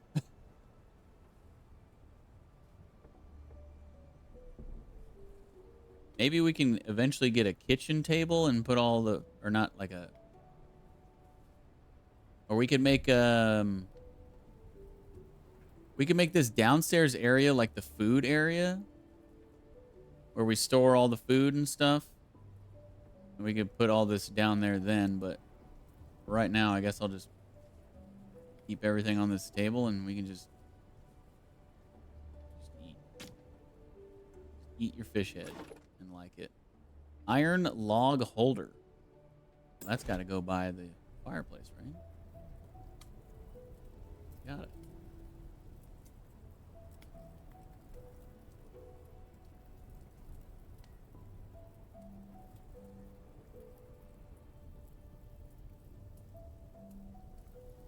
Well, you can even put stuff on top of the fireplace, huh?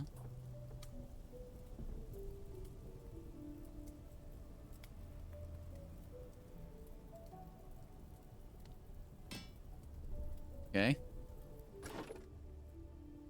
Highland Snapper. This is hanging? It looks like it was hanging.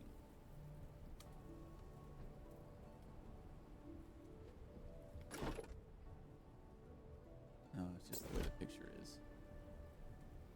More fish. Hope you like fish. And bread. That's all we got. Small barracks bowl. Oh, wait, can I put the stuff in there? Here, let me do this. Move this bread.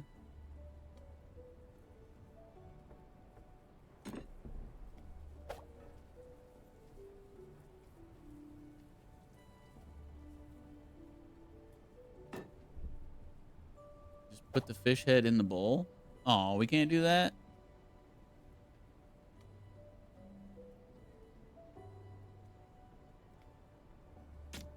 What about this? No, I didn't want to grab the table. How do I just... Oh.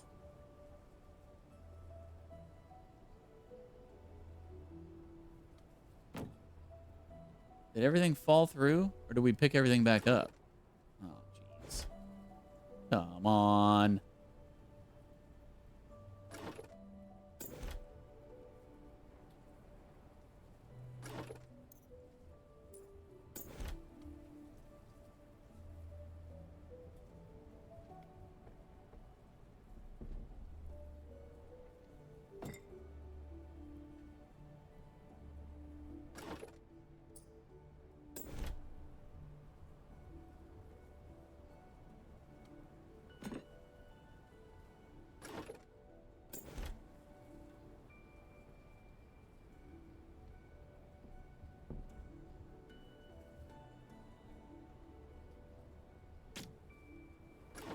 The sound effect.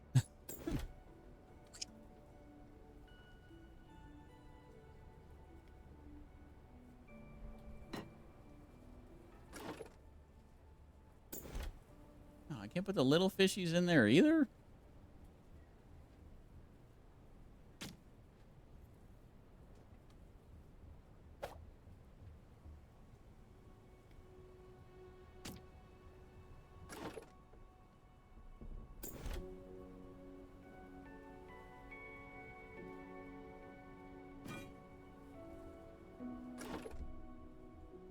Whist-will pitcher.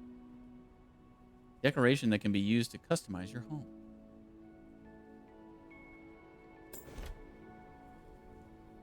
Nice little plant. I think I'll put that on my dresser.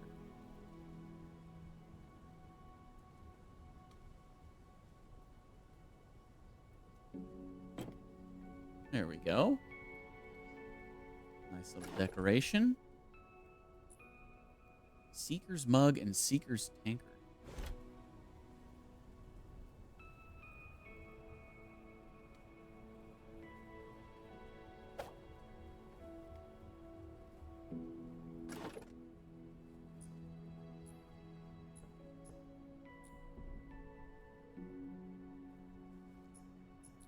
You know, I think I actually want the mug.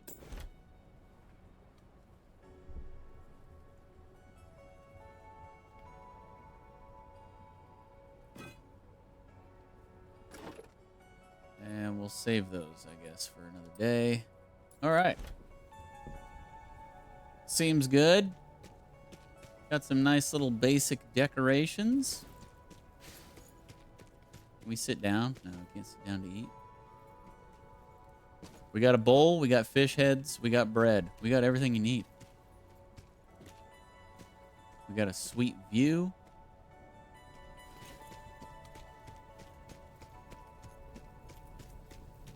We got a stool. We got it all.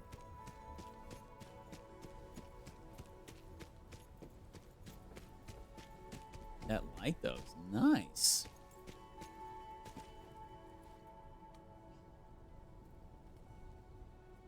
I don't think there's going to be day-night cycles. It'd be nice if... Oh, you can open the windows, too? Oh, snap. It'd be nice if... you could make it nighttime. And then the lights could really show through and really really shine.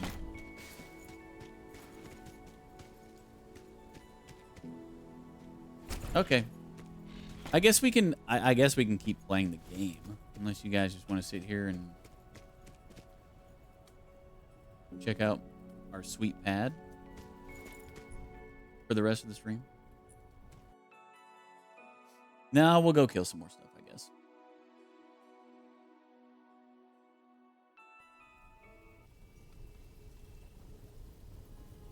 Wow, who would have thunk, you know? That there's a massive, nice-ass house behind there. Against the Shadow Nation. Could the bloom fall? Okay. Do we just have the main quest? Oh, summon the remaining starter Wayfinders. How do we do that? I know I got the... Been avoided. I got one of their... Oh. Oh! A new housing decoration. Corbin's Compendium. Well, we've got a book.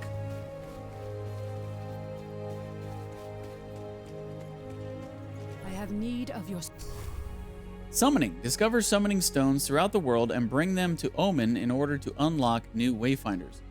Hints can be found on the character collection page or at Omen to help guide you to each summoning stone's location. Awakening. Once a Wayfinder has been summoned, you can awaken it by bringing rare materials to Omen. Each time you awaken a Wayfinder, the cost for subsequent awakenings will increase. Awakening bonuses for each awakening can be previewed and can include increased to Wayfinder base stats, additional affinity points, increased echo capacity, additional echo slots, cosmetics such as dyes, personas, and weapon skins. Okay. Silo.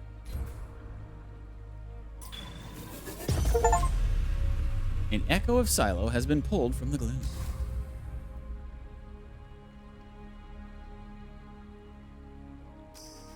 Wingrave.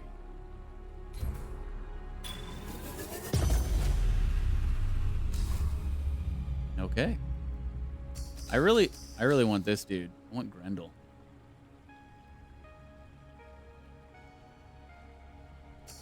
He looks sick. How do I get Grendel? Services. It's good to see you, old friend. Wonderful. You have summoned another Wayfinder, the echo of a champion lost in the Gloomfall. Every Wayfinder strengthens Skylight and gives us new hope. You can summon additional Wayfinders by gathering their anchoring memories. I fear we may run out of the shards we use to make Gloom Daggers, but that's my concern, not yours. This is vital work that could turn the tide in our battle against the Gloom, but beyond that, it's good to see our old friends again.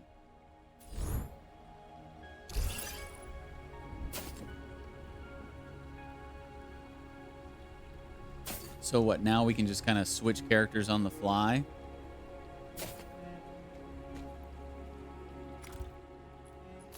By going to character collection? Oh, they're up to level... They automatically get to level 4? Interesting.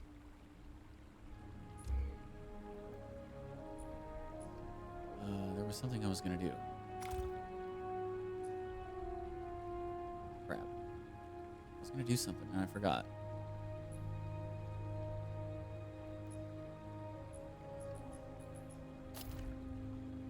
Oh. In here, I think it said that it tells you how to get it. The Shrikes knew Grendel's ferocity better than most. I think that's like supposed to be the clue. The Shrikes knew Grendel's ferocity better than most. Huh. The Bane of the Highlands consumed more than shards of the Dark Star. Senya's fans claimed she could mimic any fighting style and see through all deception. Maybe it's the Grendel, War Master. Grendel is an engine of destruction fueled by fury, a brutal veteran of 100 battles. He's more vicious than anything spawned by the gloom. Most comfortable in the thick of battle, surrounded by enemies, shatter the guard of your foes and cleave them. Okay, so yeah, the thing on the left has to be like the clue, although it's very ambiguous.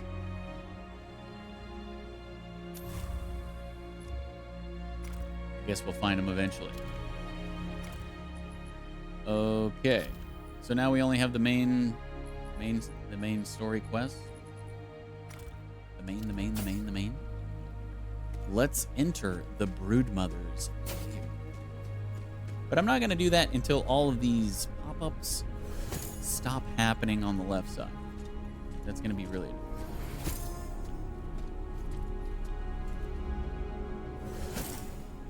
New dye.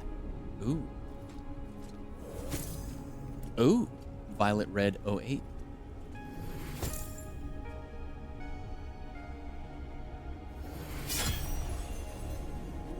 Wingrave has been summoned.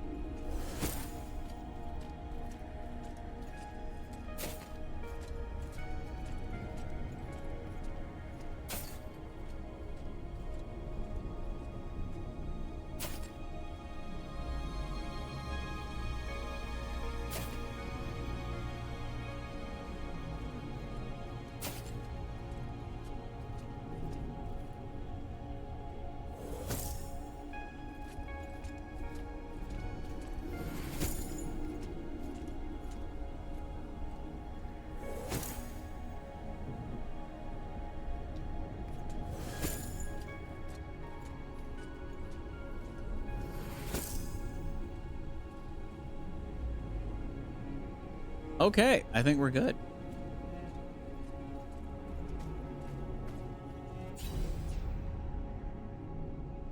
Okay. Broodmother Silhouette. Oh, she's where we can get this crystal spinneret resource.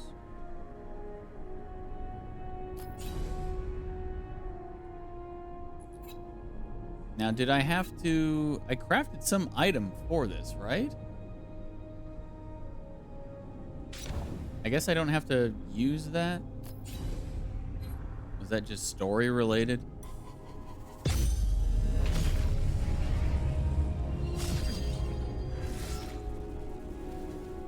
Oh, bright white. This is so bad.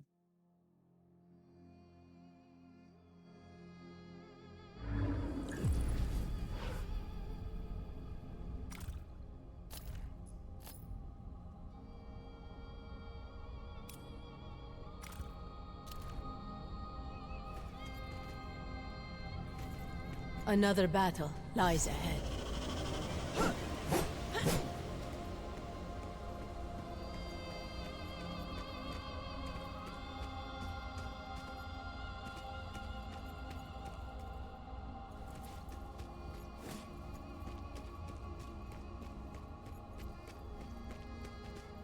Well, hello, spiders.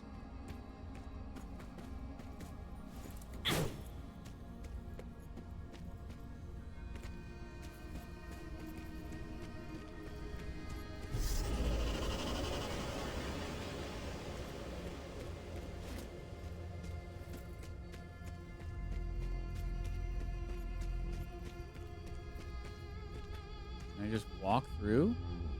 No.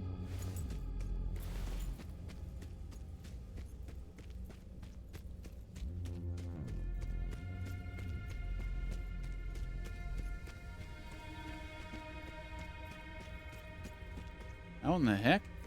How do I get in there?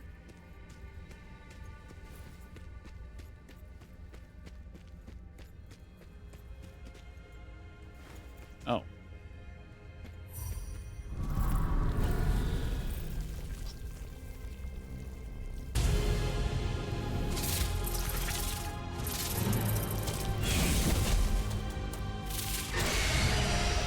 So it's not really a dungeon, it's just kind of a boss fight, huh? Death comes swiftly. Let us dance.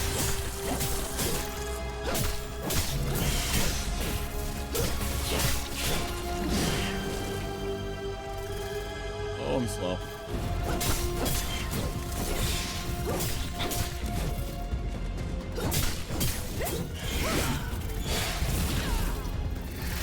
Let us dance.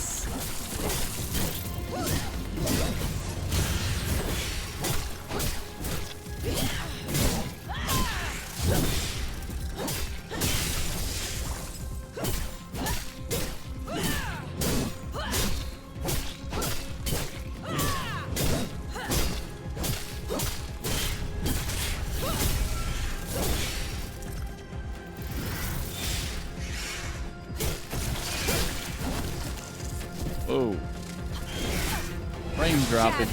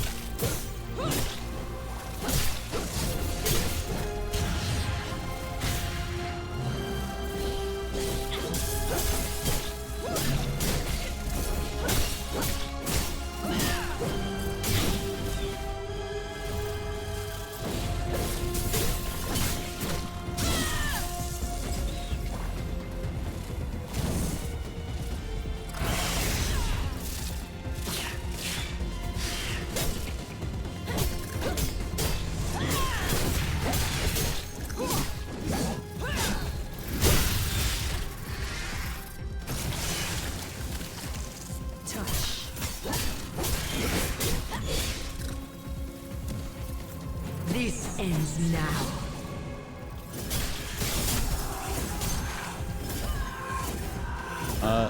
Whoa. Shadow step.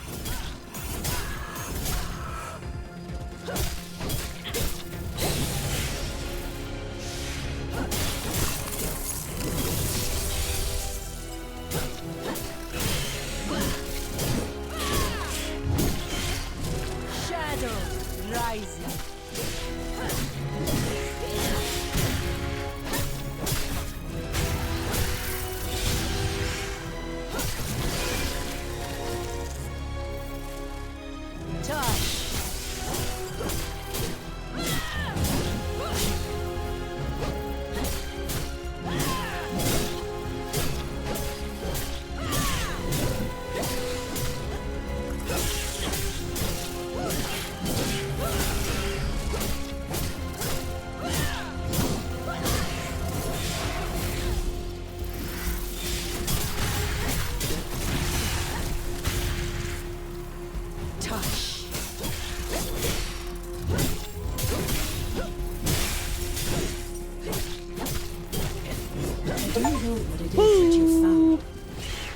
Let's go. Even through our link. Bring it to Lord Halor as quickly as possible.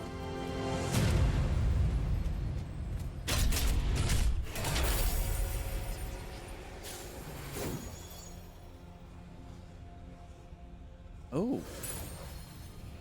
Oh. Purples. New Gloom Dagger. Oh.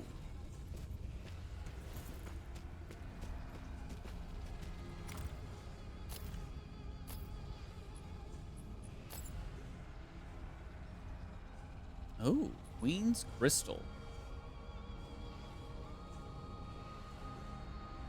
Oh, Queen's Crystal, Queen's Silk, Broodmother's Scarf. So I assume you have to grind that fight to find all 3 pieces to get the set bonus.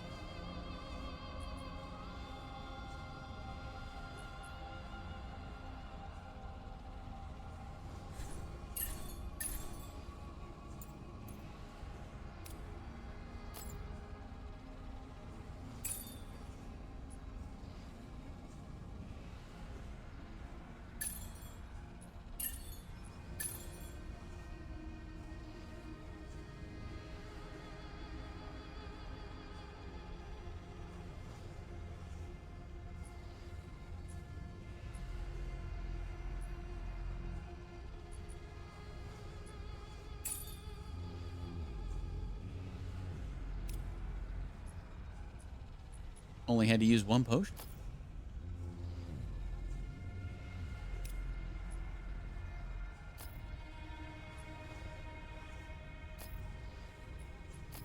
What was the other purple thing I got?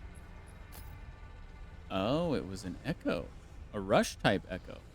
First one we found. Sweet.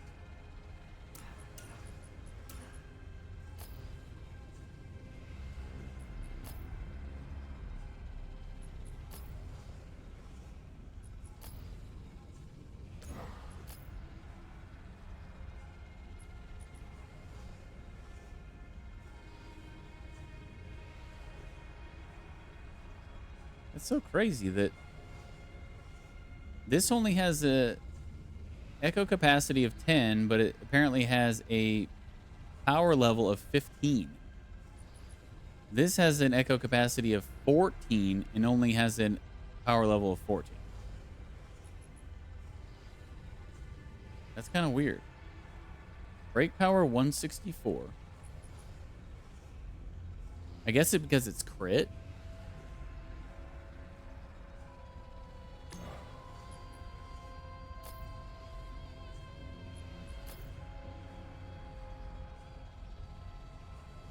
So what is this? Triggered by losing half your guard break meter. Effect grants damage shield equal to 25% max health and 50% reduction to incoming break damage.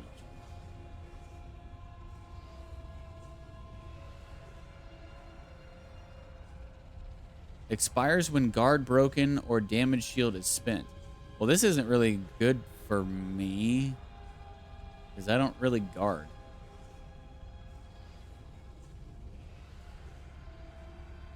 I mean, I guess I might as well equip it just because I don't have anything else to put in that slot. But yeah, that's going to be basically pointless for me. I don't really block. I just dodge.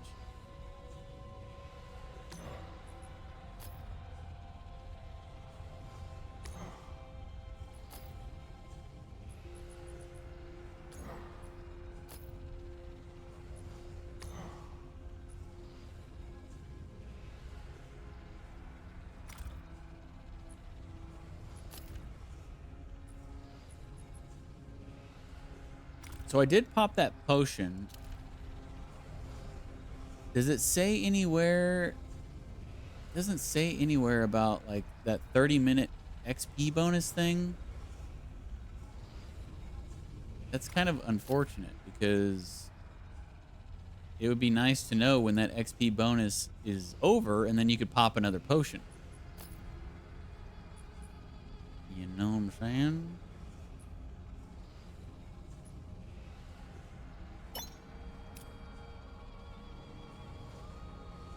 Maybe they do stack. I don't know.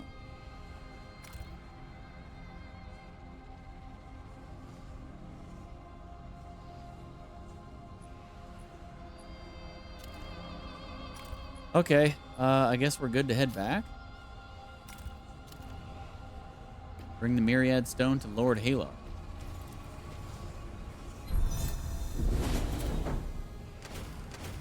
Level up.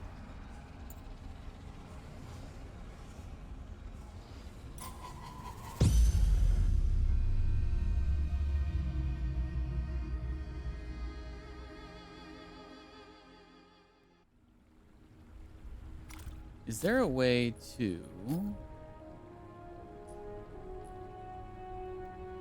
Where was the whole loading screen thing?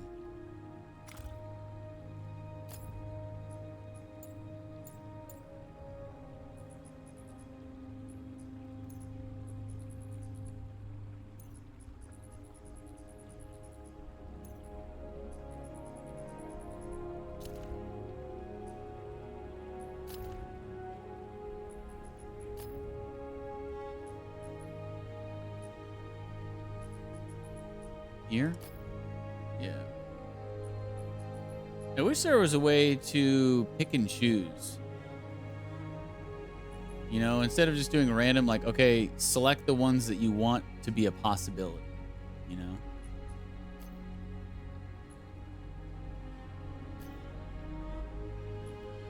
But there is not. Unfortunately.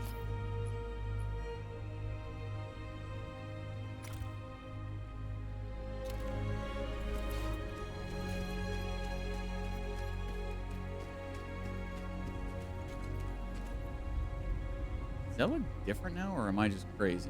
I think I might be crazy. There is work to be done, old friend.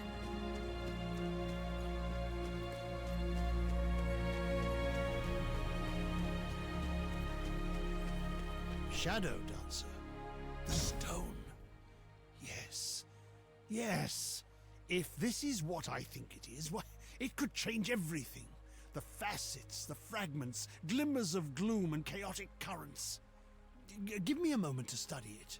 While Lord Halar analyzes the stone, there is another crisis that could use your attention. Something is happening in the Highlands. Report to Commander Wolf. He will debrief you. New ransom. New emote. I bid you welcome.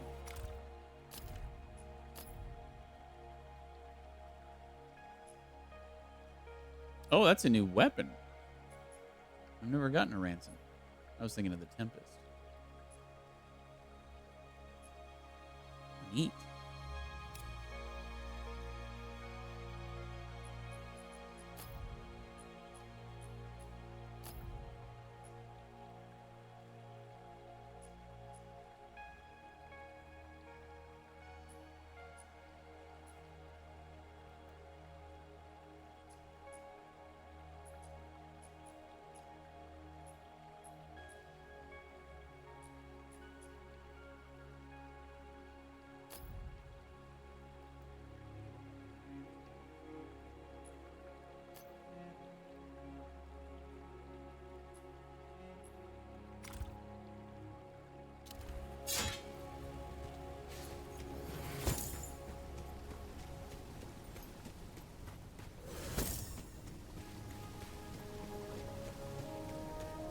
We have but scraps and iron to fuel us for the fight. You're here. Good. Your efforts of late have not gone unnoticed, I assure you. However, I fear I must redeploy you from the conflict. We face an urgent threat. What threat, Commander? In the last 48 hours, 2 squads of Watchers have disappeared. I have conferred with the local warden, and it seems a number of scouts have also gone missing. Some of my rangers have scouted the areas of the disappearances. The reports are unsettling. I fear we may face more incursions into the deeper void of the gloom. I cannot risk any more of our forces' safety. The Secret Order is spread thin as it is, and I've too many letters to write the widowed back home. I need you to head to the site of these disappearances and investigate the anomalies. If nothing is done, I worry this may prove to be a herald of something far worse. Regardless, we will overcome.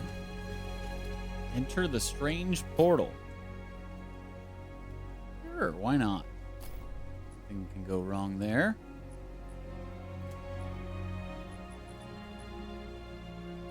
Is there a way to show a different map? Like show the Highlands map? Like it lets me just fast travel, but I don't know where these places are. Should I just go to the first one and then fast travel again if I need to from there.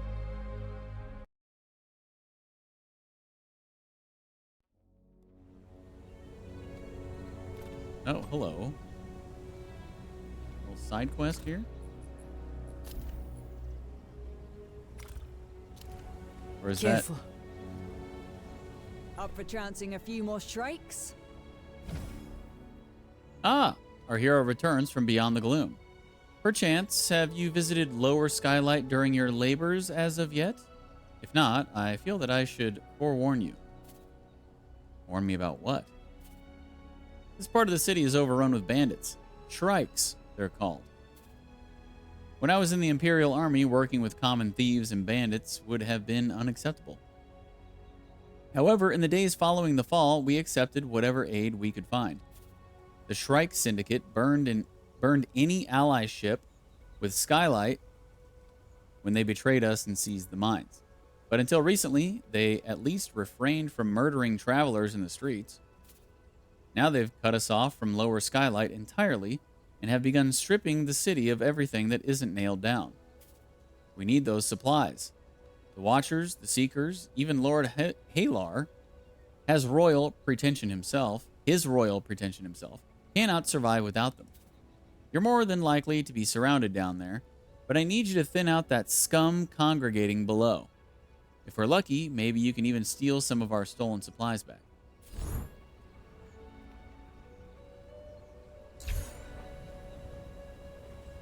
Okay. Kill stuff. Easy enough.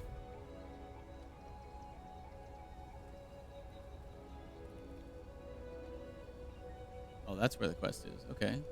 Well, I'm glad I went over there and specifically unlocked that fast travel. And this is where the side quest is. Well, then I will just fast travel here. And we'll kill some shrikes. Right. Are you shrikes? Where are them shrikes at?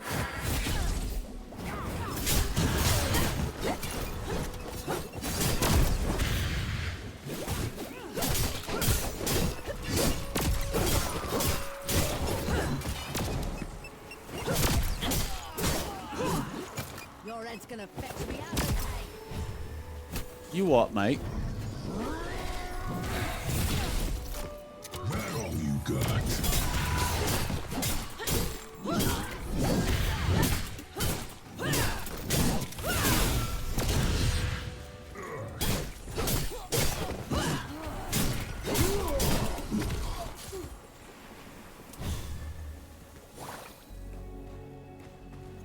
Am I not getting the drops I need?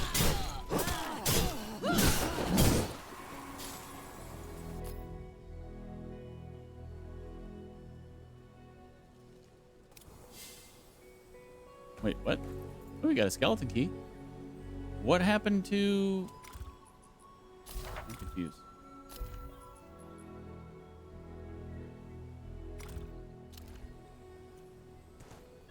Oh, are we just done?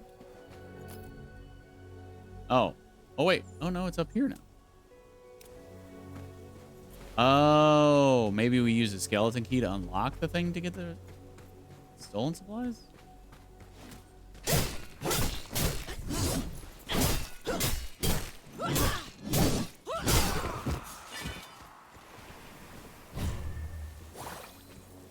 Takes too long for my loot to come out of dead bodies.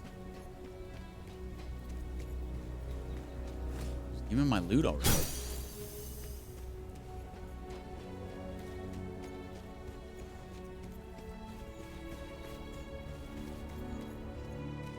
What is this?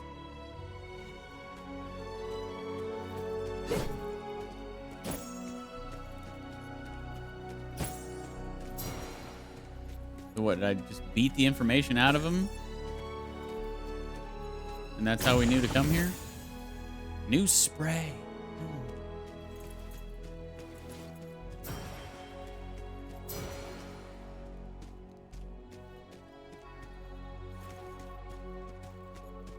Okay.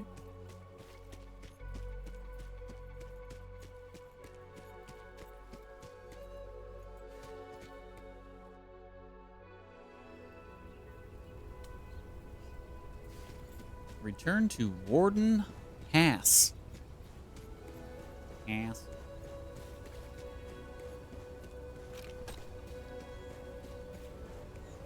I hope you're not the type to want for medals. Something tells me we can't. You did exemplary work out there. In times past, I would have put you in for a commendation. Of course, the Imperial Army fell with everything else, so I hope you'll settle for the city's gratitude. That being said, I can't make heads or tails as to why they stole these. The Shrikes aren't ones to scout an area before charging in. And why would they need to ship God's blood out of the Highlands? I have something of a contact, an expert when it comes to the more unsavory institutions of the world. She charges an arm and a leg for consultations, but I suppose I'll have to eat the cost. When I get a hold of her, I'll try and flag you down. Oh, and we'll need a good place to offload these supplies. Until then, hold on to them for me. Arcs be with you, Wayfinder. And also with you. Can't spare that much tin. Okay. Back to the main quest.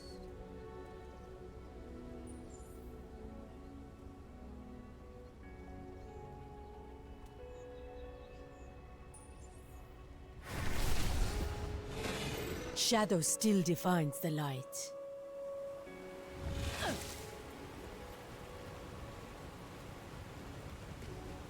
Oh wait, hey, didn't I get a new charm a while back?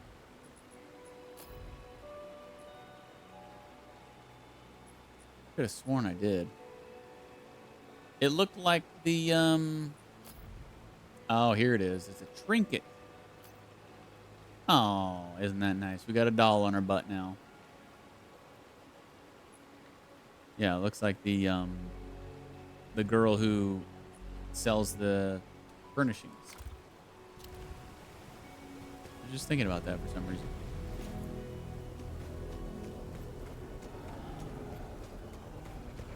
I've seen a lot of things, but that... You must find a way to close it. If it's anything like the Gloom Tears, you should be able to enter and destroy it from within. All right. Void Dungeon.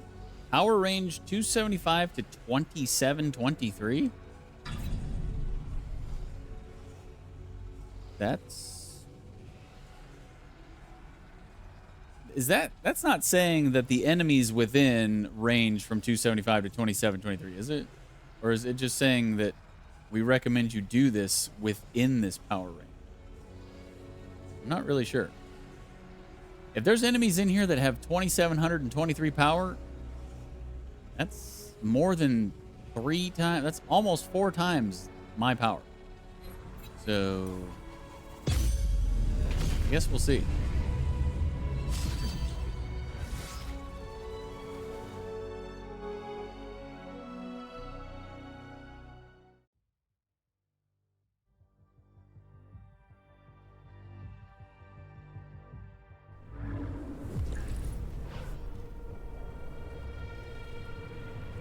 Another battle lies ahead.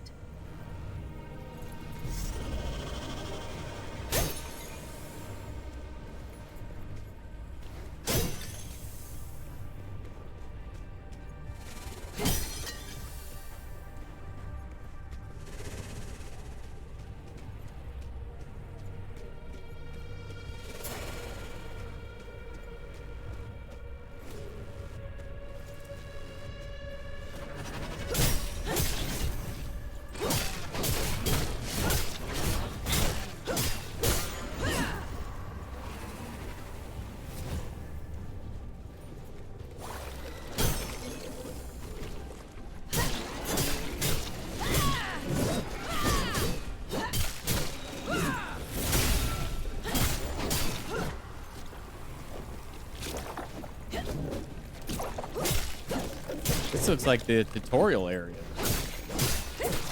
in the very beginning.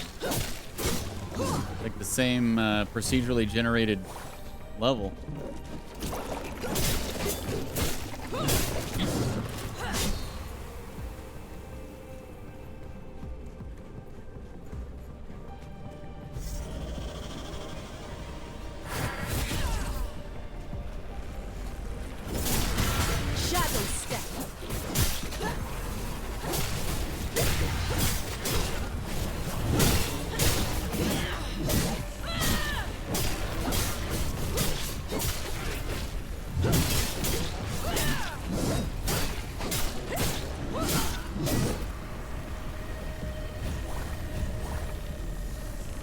little bit different, but the beginning part was definitely the same. Ow. The heck was that?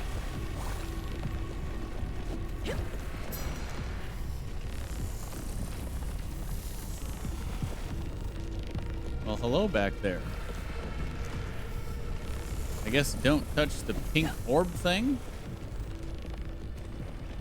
Just sneak by and get this chest. Ooh.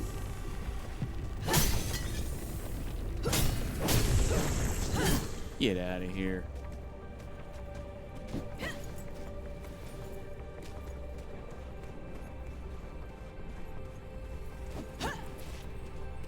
Ah. Sneaky. Whoa, new housing decoration, a Shadeborn stool. Something that's not just like a basic piece of wood. Nice. We have actual cool looking furnishings, or at least one.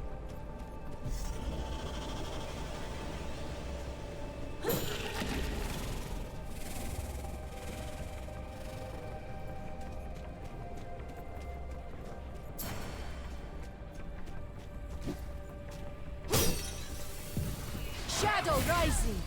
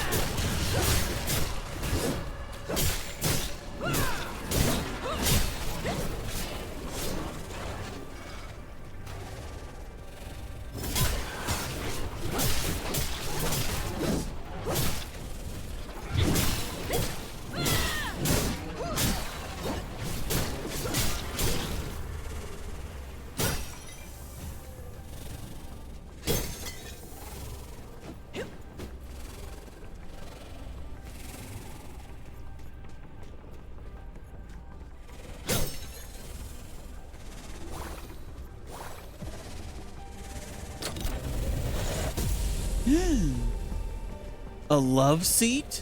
Oh, man. Oh, Kairos' summoning stone?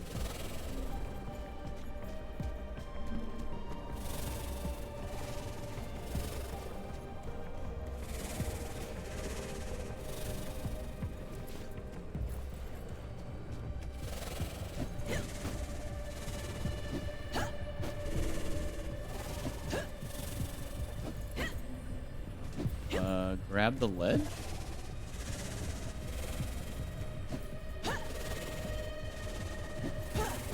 It only lets you grab like the lit up sides? Interesting.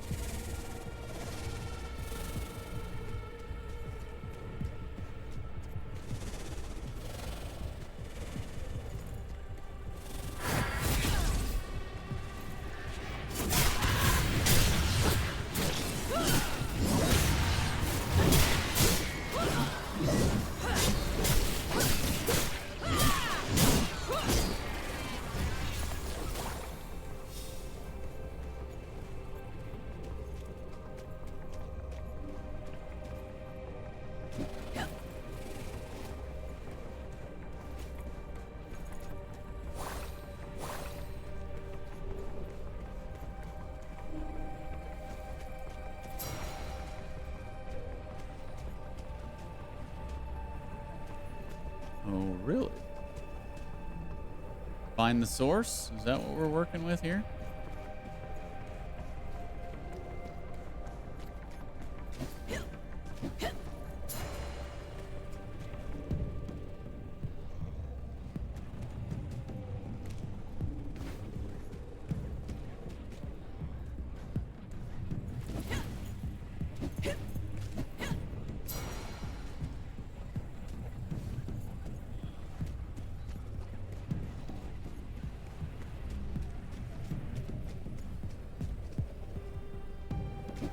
How do I turn these on?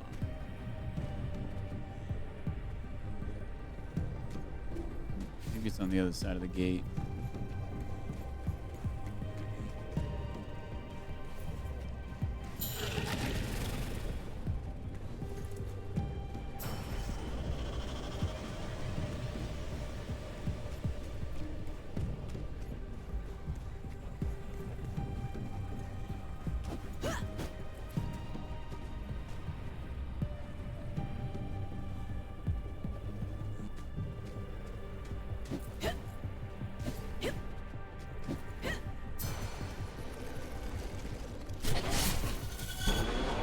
Whoa, hello. Come on down here and fight me. We got plenty of room. What? Get down here. Really not gonna come down here? Bruh.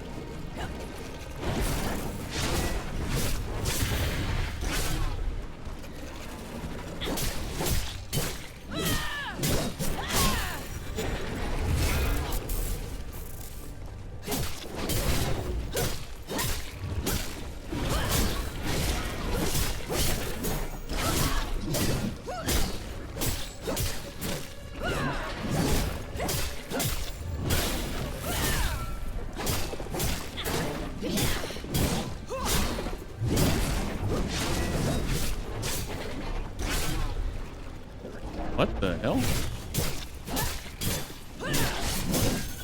My guy was just floating.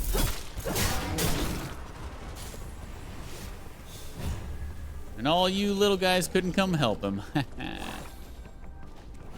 That is a big brain play by Deej. Keep him isolated.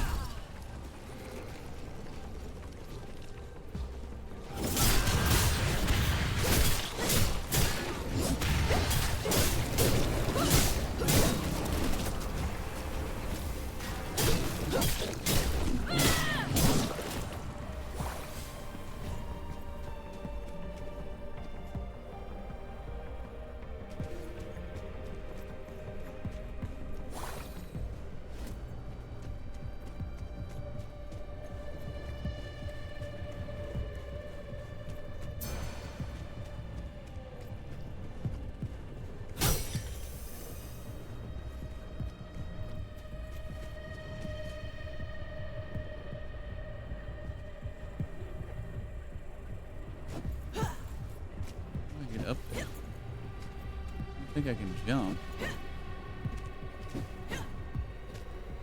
I need to kill that thing though.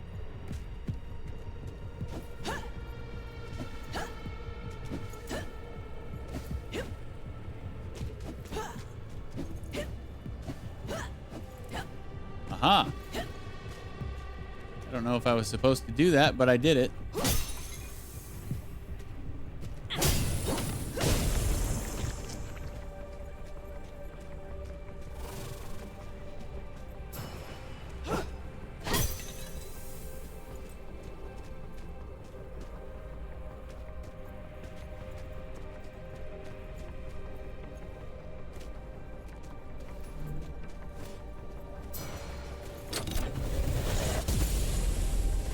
Wow, we're getting all kinds of housing decorations.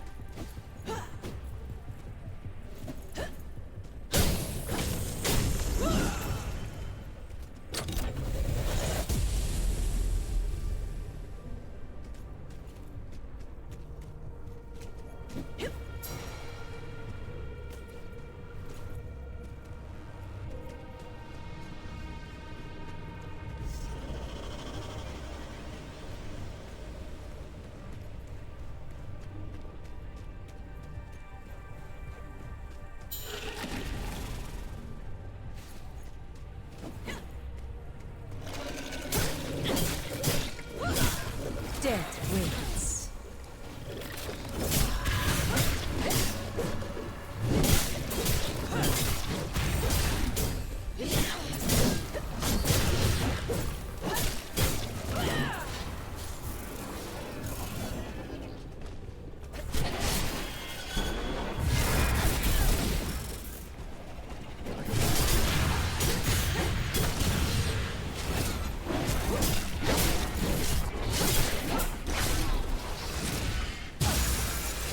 I am the Blade of Shadows. Shadow Step.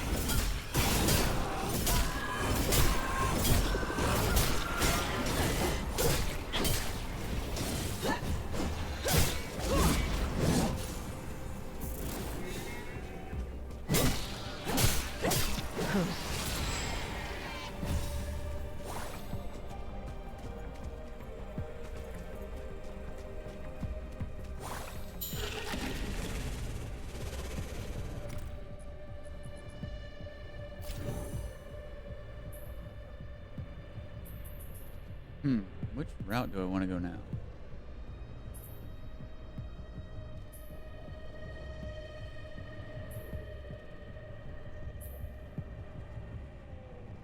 There's a charm.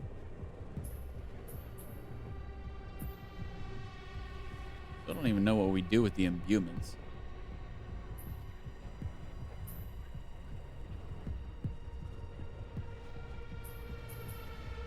I guess we'll get this. So we can get the sweet charm. It's all about charms, man. Lucky Charms. Did I?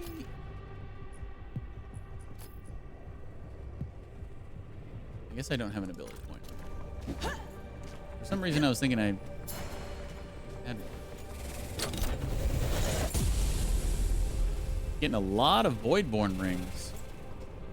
This must be a good dungeon for Voidborn stuff. Makes sense by the look of it.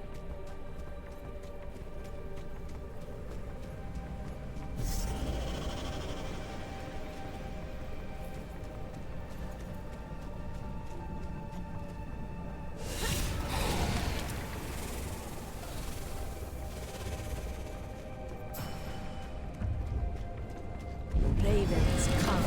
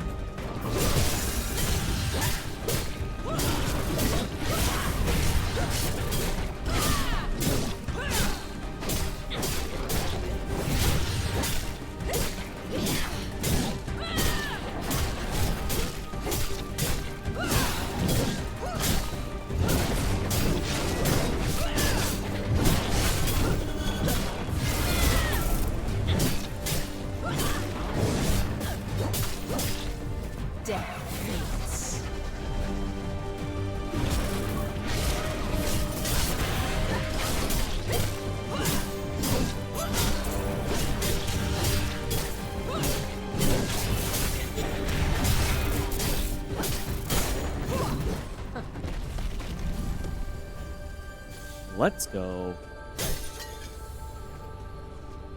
Another Dungo done. Another Dungo Dunzo. Love that.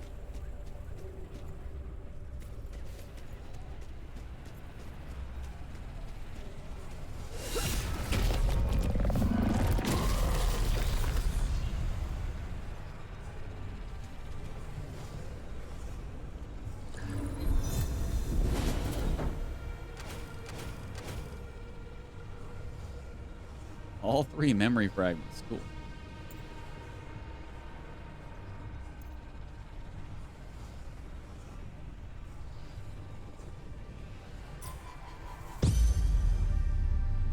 So I think I can summon a new hero.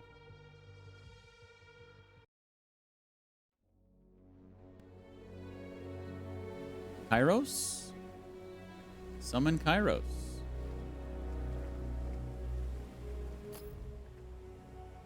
We have to go back to Skylight to do that. Actually, we got to go back to Skylight anyway, so let's do that.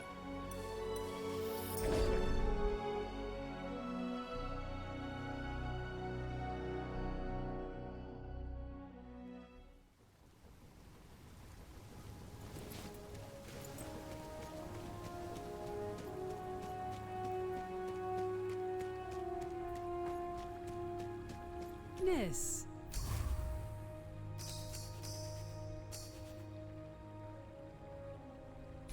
He looks pretty sweet. I might switch over to him. An echo of Kairos has been pulled from the gloom.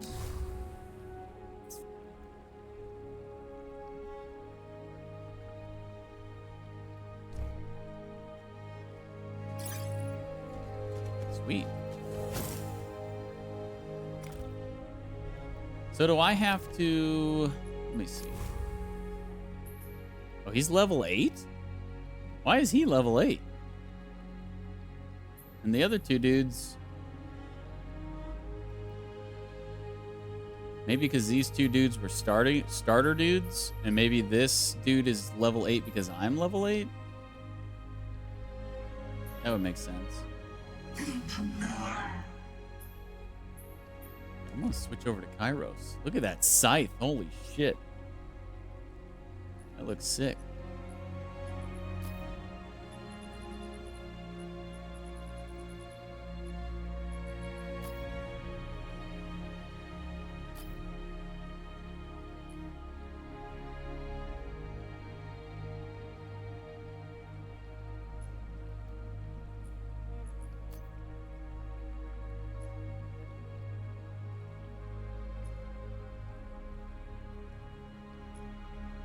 I like how these are called hairstyles.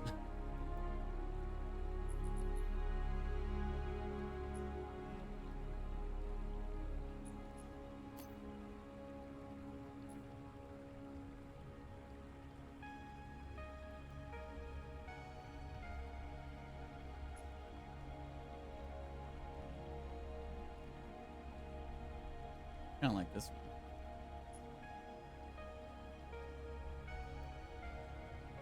This one's also pretty sick.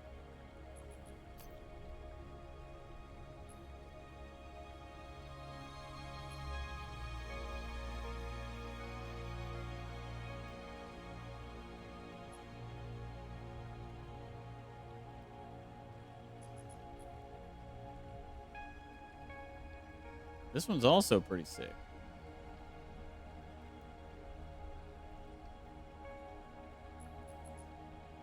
I think I'm gonna go with this one.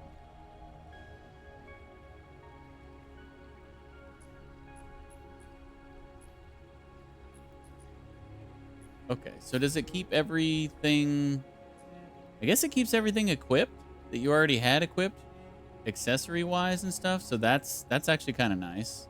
So you don't have to go back through and re-equip everything.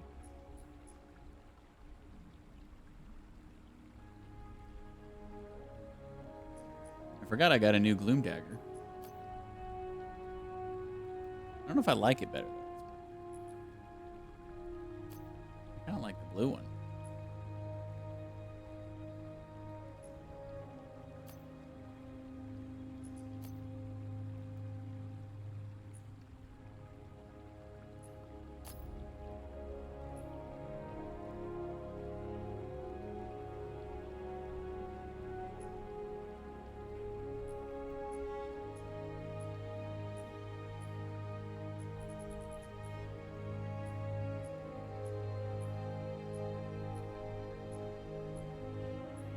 Got a lot more dyes now since we have all those new dudes unlocked. They come with dyes and stuff.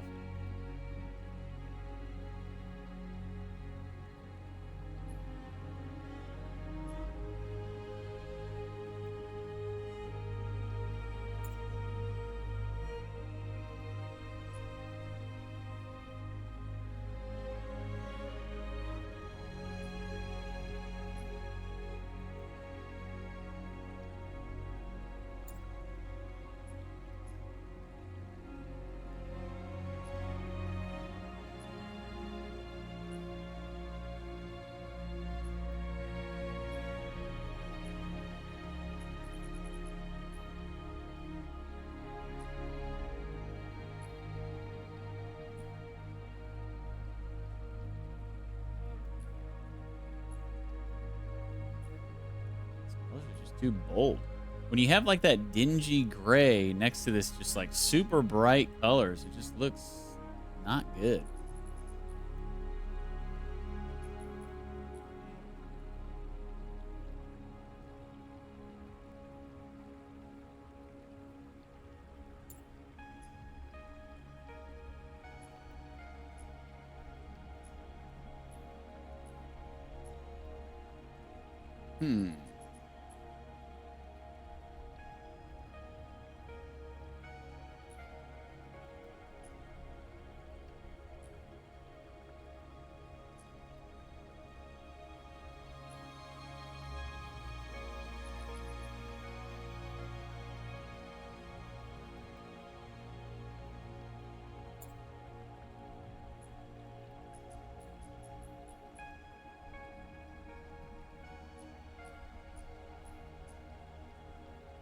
Oh, is this for his belt that we can't even see?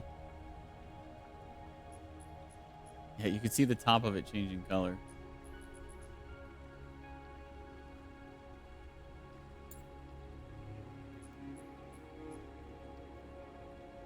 And this is for his pants.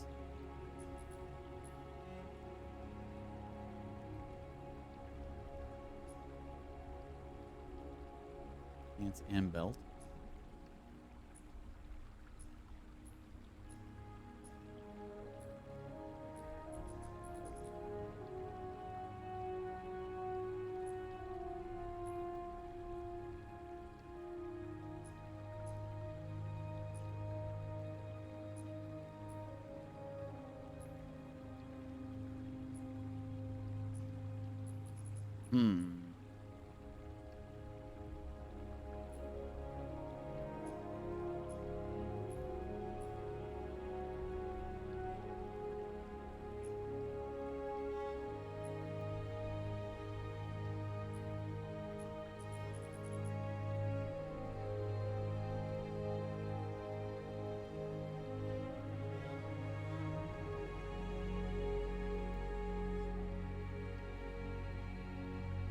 That looks pretty decent.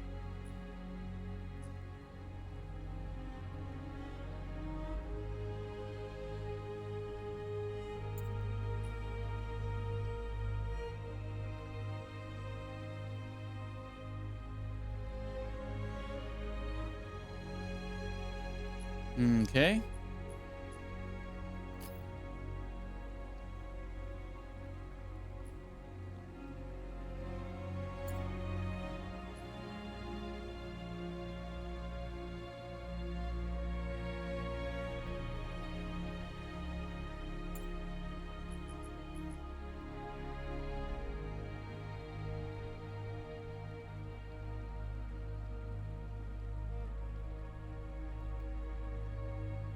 The weapon charm at the very end of the at the very top of it.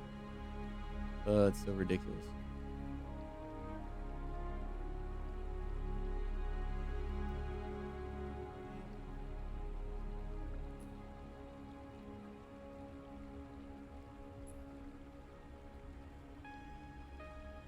Okay. Looks kind of cool. I'm not a big fan of his clothes. I mean, we'll get some different armor sets, but hopefully they're cooler than what he's got.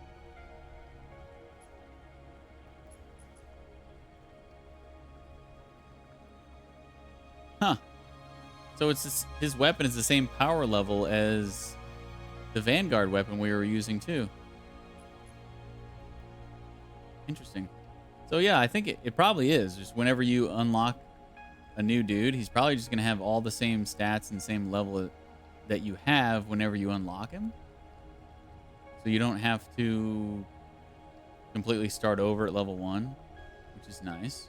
That way I can just switch to him on the fly like this and continue where we left off.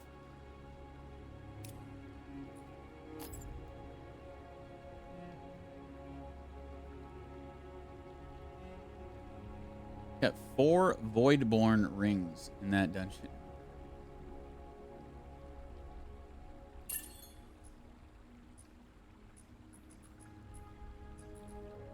And they're all... Well, they have different echo slots. That's interesting. Can't remember what the symbols mean.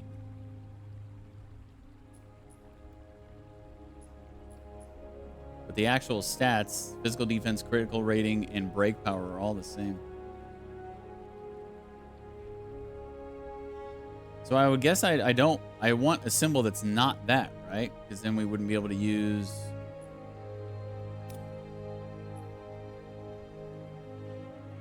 Okay, this weapon has that down there. The trident and the shield looking thing.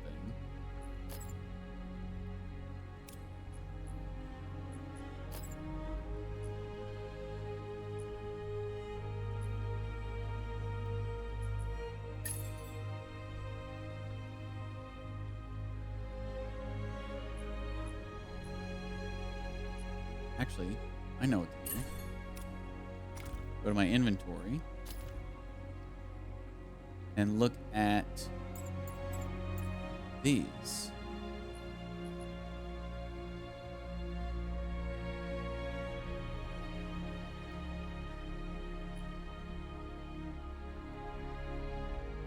Oh wait, she still has echoes equipped?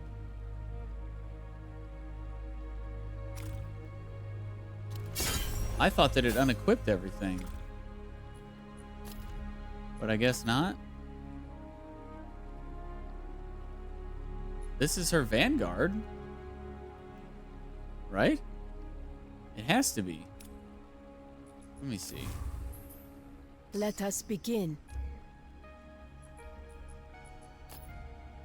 Oh, it's not her Vanguard. Okay, so it doesn't unequip everything. It unequipped the accessories. Or do I have 2 queens?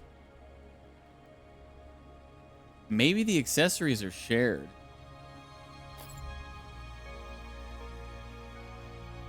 Which is interesting. So the weapons aren't shared, but the accessories are? Queen's Crystal 8. Let me see.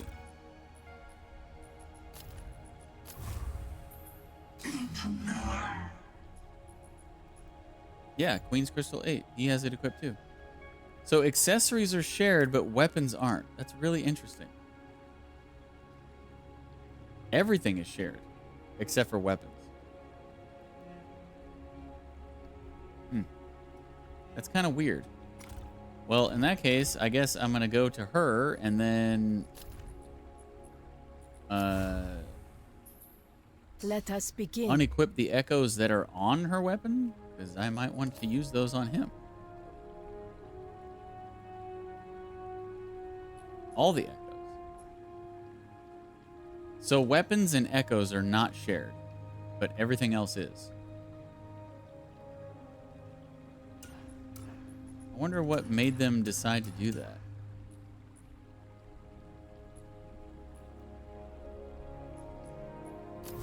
Kind of weird. You would think that everything would be shared or nothing would be shared.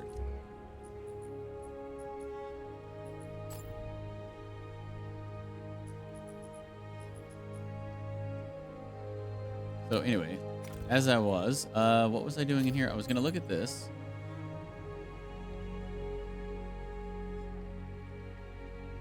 Okay, so we don't have one of those rings with that symbol, do we? No. We've got the circle thing, the shield thing, and the sword thing.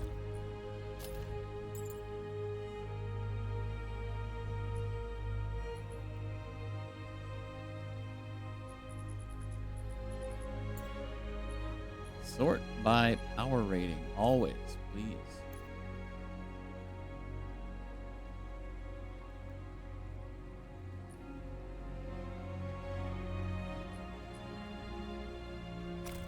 So I guess shield?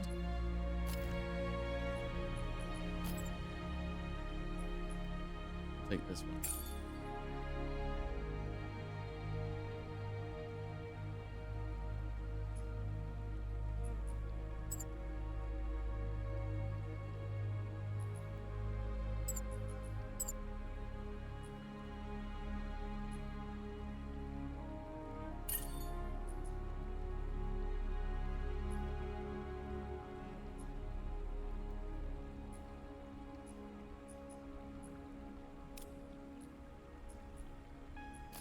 Okay, his abilities. Siphon Radiant releases a wave of energy around Kairos that damages enemies and absorbs arcane power, reducing cooldowns and granting an arcane fragment.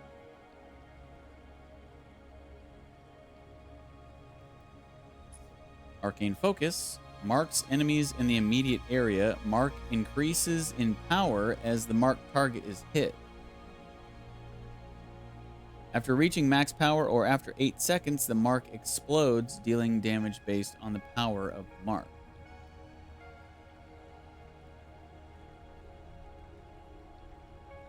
So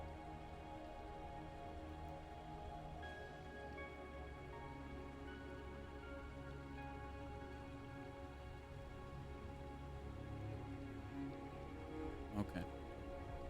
I guess we'll go with that.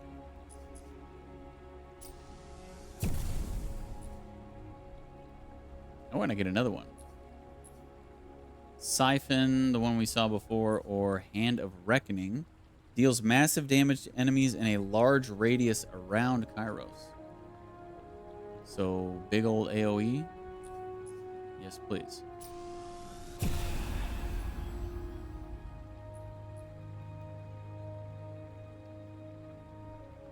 Oh, and then Savage Rake was just the first one that he came with. Rakes the ground with violent energy, dealing damage to all enemies in front of Kairos.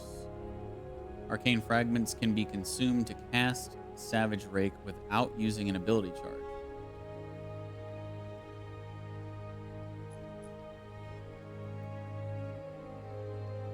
Arcane Harvest, a spinning slash that deals damage and steals ability power from enemies, increasing in power for each momentum level consumed.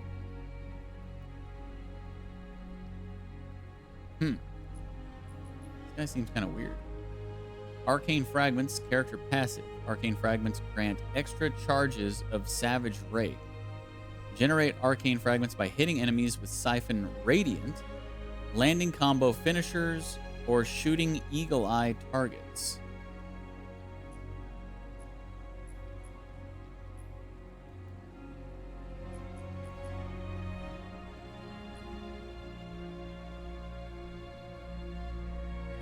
He also has Blink and the Executioner weapon class. Oh wait, I have a point available. Oh, so I can upgrade one of these already.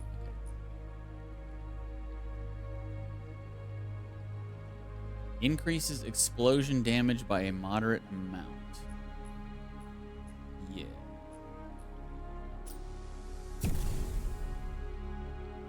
Who doesn't like explosions?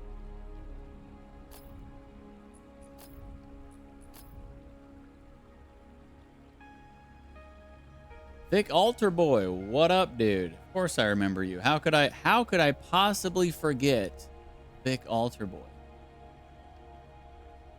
And your generous donation. How are you doing this evening? Or morning or afternoon, whatever it is, wherever you are.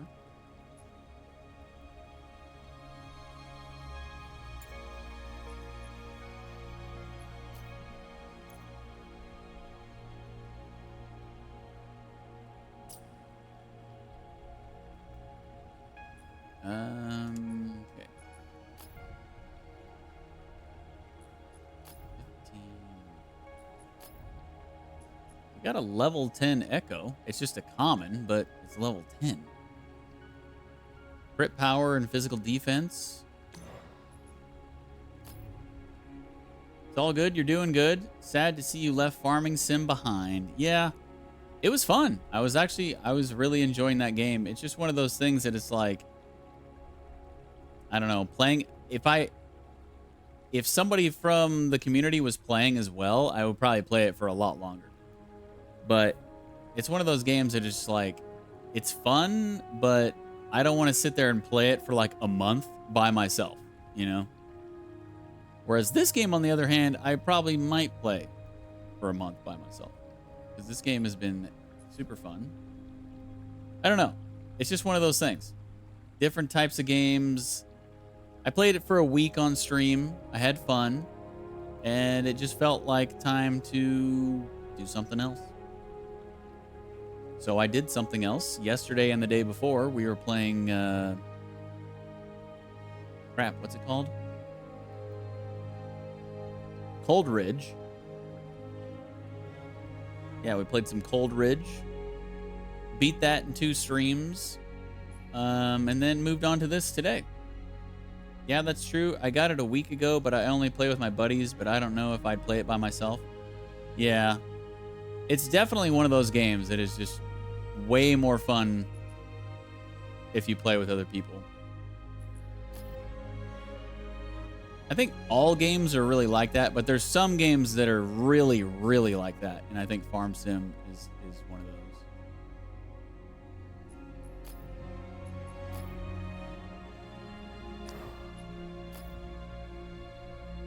It was a lot of fun, though.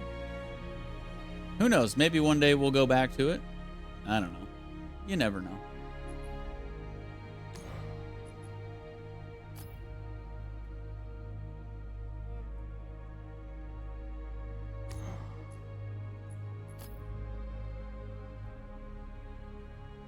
I really wish I had a different rush type echo because this one is just crap.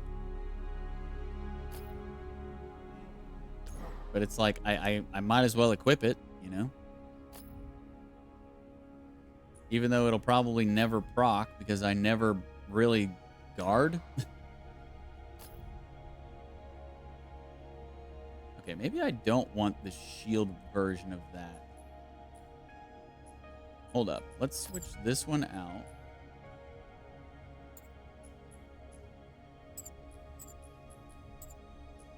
With...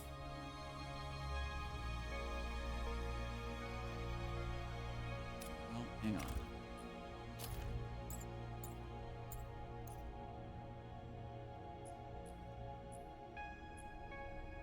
The circle one.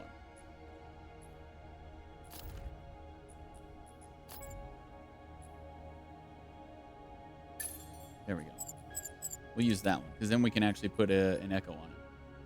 I've never heard of this game before. Also, how's living in Germany, and what made you want to go there? I had never heard of this game until yesterday, but it is really fun. And I'm actually very surprised that it is not more popular than it is, because it's really fun. And you can play it co-op. So, but I don't know. It's just one of those things where... There is a bit of a backstory to this game. I'm not going to bore you with it, but long story short, the version that you're seeing here wasn't exactly going to be the original version. They were originally making this game into an MMO. Then things went south with the business. And I think fans were also kind of pissed off and not really happy with the direction of which the game was going. So they completely revamped it and turned it into this. They were going to make it an MMO, but now it is a single player with co-op experience. And it's super fun. And it's only like 25 euro, which you can get a lot of hours out of this game if you want to. So 25 euro is just a crazy steal.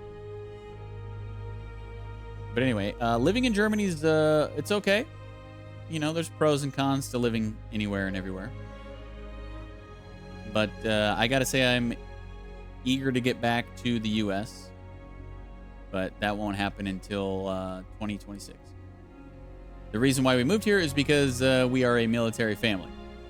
I was in the Air Force and got out in 2020. My wife is still in, and she's currently stationed over here in Germany, so that's why we live here.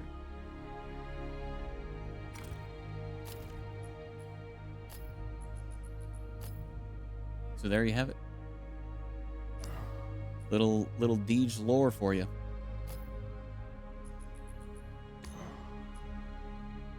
All right, I think I've got this guy all set up, and I'm actually finally ready to use him. Possibly.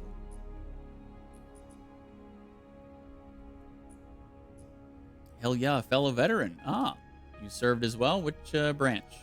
We're Air Force.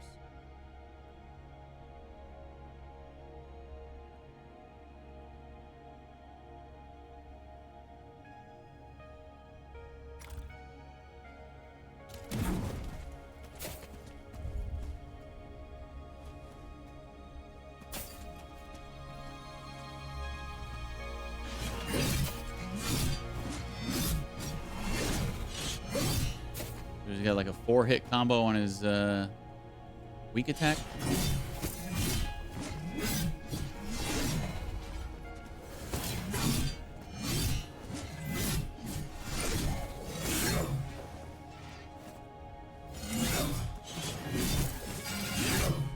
Got a 3-hit on his strong attack.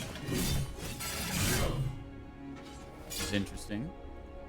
So I guess his strong attack isn't going to work the same way as Niss's. Is that her name? Niss? Marine Corps was stationed in 29 Palms, California. Okay, cool. Cool beans. Yeah, we've got a lot of military presence in the community as well. One of my mods, he just retired from the Air Force earlier this year. And then a bunch of other people who are also veterans. So, what other people like to call it? 29 stumps? Are there no palms? They're just stumps? In the chaos following. Whoa, this dude floats when he runs. Sick. Former soldiers and farmers alike, training our watchers and rangers. He's like, I don't need to run. Running is for fools. I shall hover. That's pretty cool. My MOS or my crap, I can't even think of what we called it in the Air Force.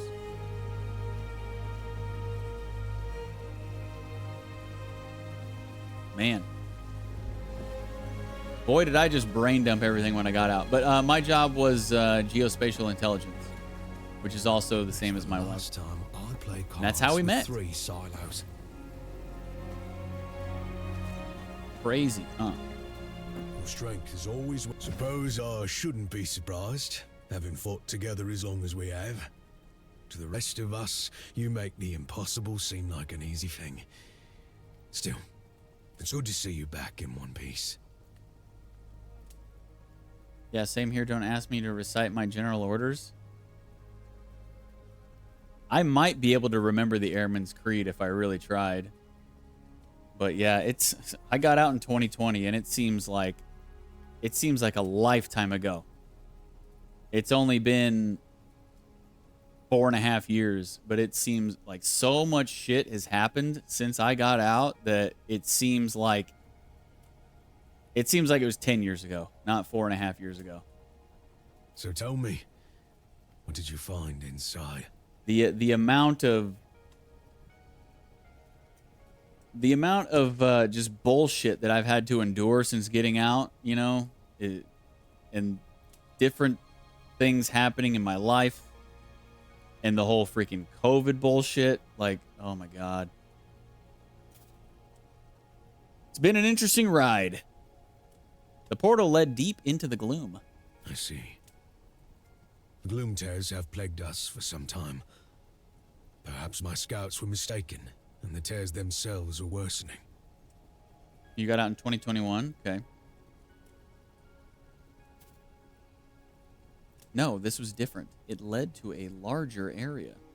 If that's true, then I've no idea what you face. Once upon a time, I knew war. What do you mean? I fought for 3 years in the ruins of Cairn 17. The labyrinth was a death trap. Alchemical gas poured into our quarters at night. Chimera waiting around every corner. Every step was a fight in the cairn, and a chance at a new horror too. Even so, we knew the enemy. I could touch them, strike them, understand them. I suppose those days have passed.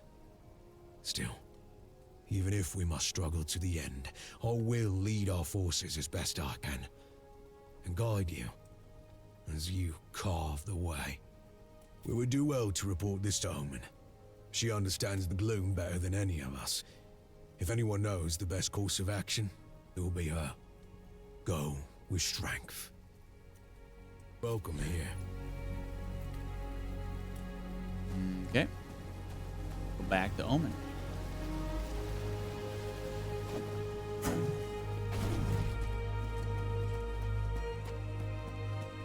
Well, now he's running. We have made great progress. But the gloom is as Why is he running now? We have made great progress. He just does what he wants, huh? Sometimes deadly as ever. sometimes he hovers, sometimes he sprints.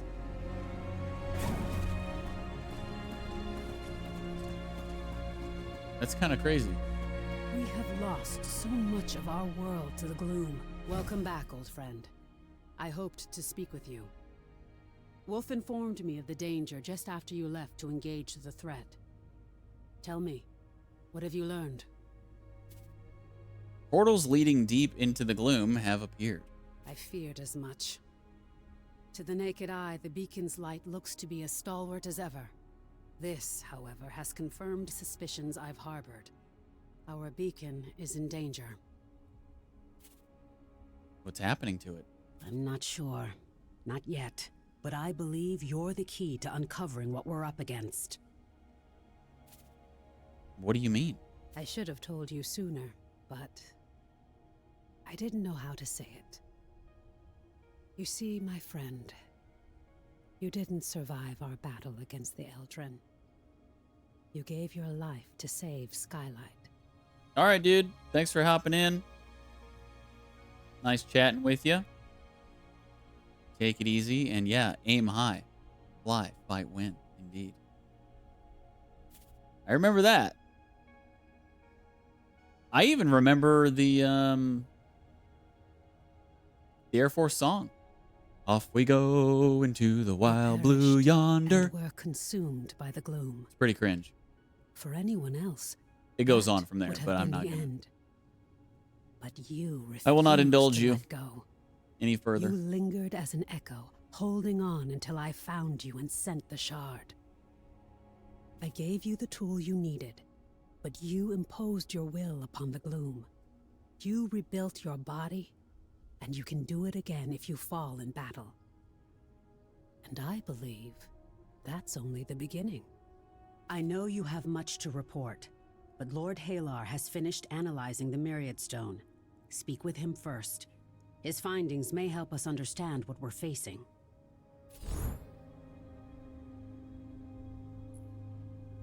Character affinity unlocked. Access the character affinity menu. Oh, okay. So that's what I was. We still don't know if we can. That's what I was restore asking what has about been earlier. lost. It looks like we're gonna finally unlock that. Ah, my curious friend. The stone that you found in this broodmother, it's a sort of elemental lens, a tool designed to shape the gloom itself. The gloom is a myriad of possibilities, and this stone... How can I explain it? The gloom is fundamentally unstable, Wayfinder. It's said that the celestial architects shaped our world from primordial chaos. I believe that the gloom may be that primal maelstrom. The stone lets you shift between myriad potential realities. But how to use it? It's going to take a surge of elemental power, yes. Perhaps your dagger, certainly. I've treated the Myriad Stone. Take it to the Echo Matrix and fuse it to your dagger. Let's see what comes of it. Have I mentioned you remind me of an old companion of mine? Combine the Myriad Stone with your Gloom Dagger. Furballs or not, you are sure.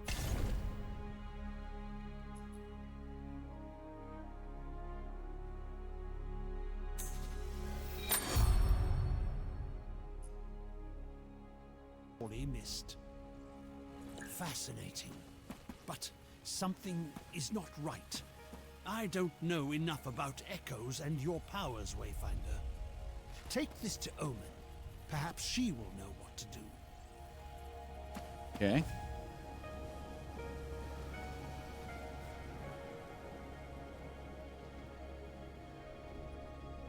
Focus on your mission, my friend. The dagger focuses your power. Now bound to the stone, I believe you will be able to shape the gloom in ways we've never seen. I'm sure it will take time, but this could be the key to our salvation.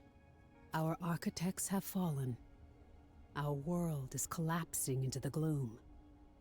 But if we can master this power, Wayfinder, we may be able to build it anew. I'm sorry. This must be a lot to take in. I had hoped to give you some time. This may seem like madness, but consider, you're missing memories, the skills you've had to relearn. You're an echo of my fallen friend, but I believe you've kept the best of them. You can shape the gloom. It's how you craft your weapons, how you return from defeat, how you bind the echoes of your enemies to gain strength. Now you can shape the gloom itself.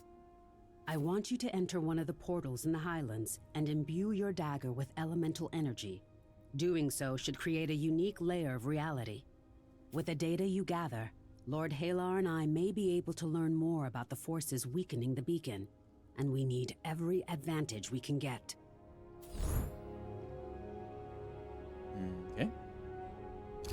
The Seekers, Skylight, and I are all counting on you. So hopefully, when we finish this, we'll get some sort of a tutorial on imbuements.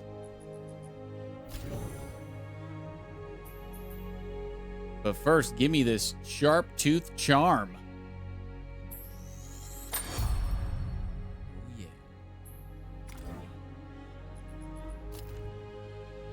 Oh, okay. So here's the affinity and here's the talents. There's talents we have unlocked now.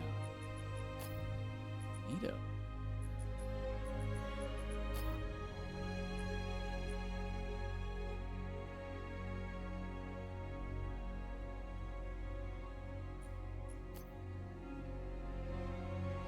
It's almost like, it almost looks like a tooth.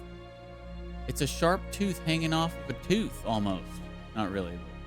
It's sharp.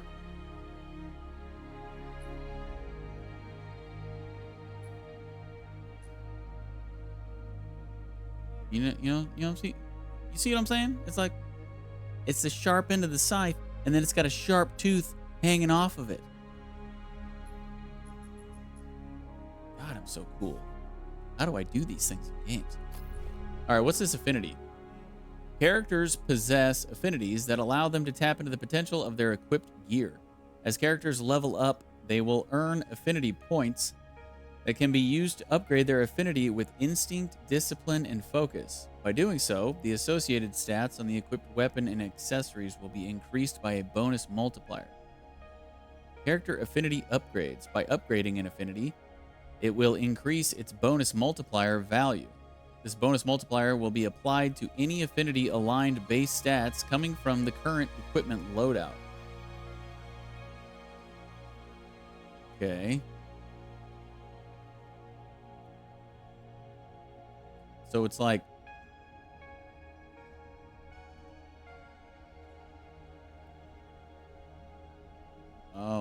So it basically just increases stats that you already have equipped, kind of thing. Affinity perks. Each of the character affinities includes a collection of passive perks that are unlocked at key affinity levels. You can view perk details and unlock requirements via the affinity perks sub-menu. Okay.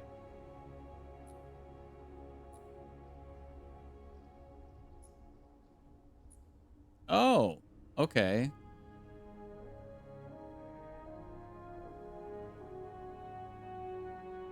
So, interesting.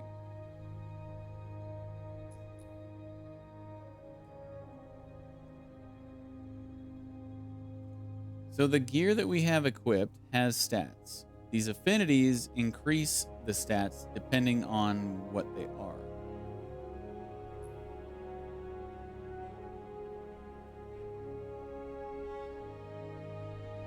Which I'm assuming also has to do with... All right, let me just see. Weapon power, mag defense.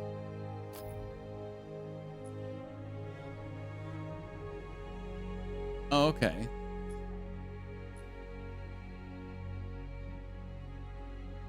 But does that includes the echoes?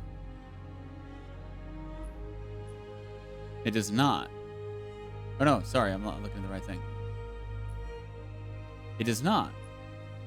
Okay. So it's just the base stats.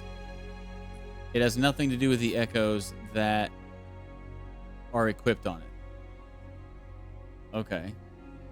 Good to know. Queen's Crystal. Weapon power, resilience, physical defense. Yeah. Confirmed. It's just... everything comes with... Okay. So we don't have to worry about moving echoes around to try to like really min-max stuff or something, but okay. So really it's like, how do you play kind of thing. So this looks like power and defense. This is power, resilience, crit rating, break power. You know, for the things that we have equipped. And then health, crit rating, physical defense, break power, max health.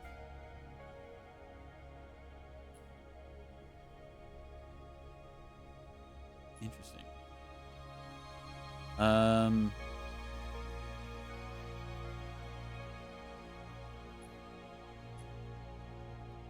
Upgrade discipline affinity and increase the bonus multiplier applied to discipline aligned gear stats. Upgrade resources. Hold to upgrade affinity.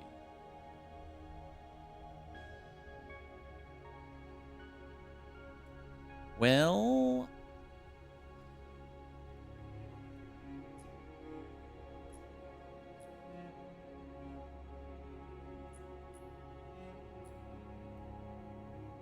it's kind of weird though, because crit rating is in this one and it's also in this one. So it's not like they're completely separate from one another.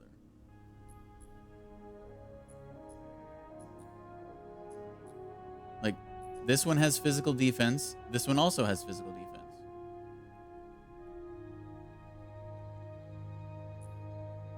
It's interesting. Is there a way to look at the perks? Ah, of course there is. Tab over. So these are the perks that we will unlock by putting points into here. Vicious Rake increases damage dealt after using an arcane fragment by 5% for 5 seconds. Stacking up to 3 times. After using an arcane fragment. And what were the arcane fragments?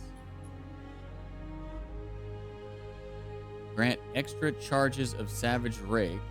Generate arcane fragments by hitting enemies with Siphon Radiant, landing combo finishers, or shooting eagle-eye targets.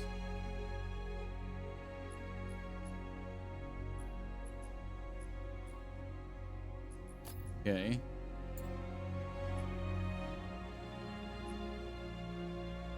Infused orbs grants a 50% chance to gain an arcane fragment when picking up an innervation orb. Increases max possible arcane fragments by 2 up to 5. So how do I use those?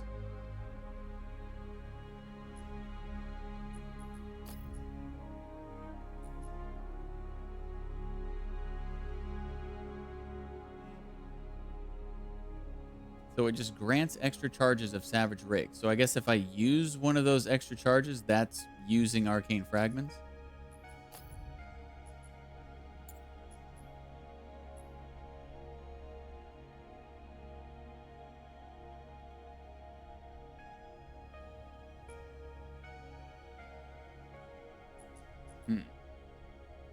Ultimate Orb. Each arcane fragment that is consumed by Savage Rake will slightly charge your ultimate meter. So it's all based around Savage Rake.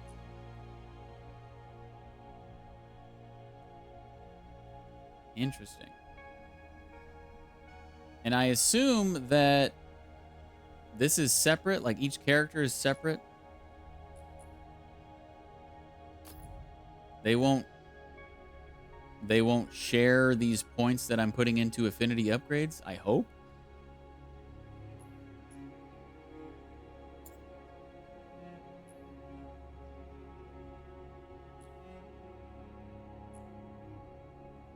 This is interesting.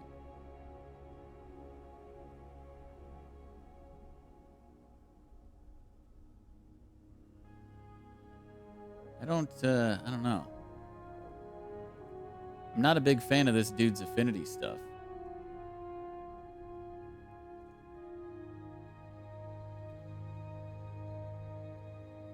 Decreases incoming damage after using an arcane fragment by 3%.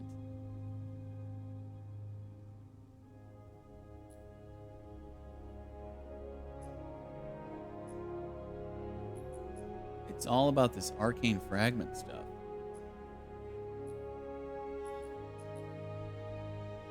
Let me switch back over to Nis and see hers.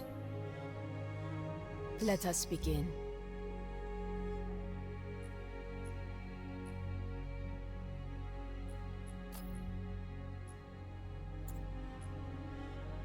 Lingering Shadows now grants 2% weapon power per stack.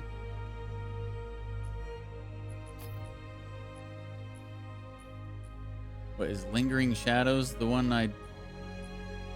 Wait, what's Lingering Shadows? Oh, the passive. After dodging, gain AP for 5 seconds. Stacks up to 3 times.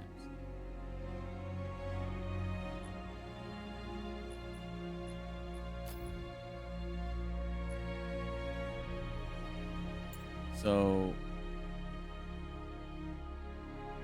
Lingering Shadows now grants 2% weapon power per stack. I like hers way better. I like her stuff. I think I just like her as a character better overall too.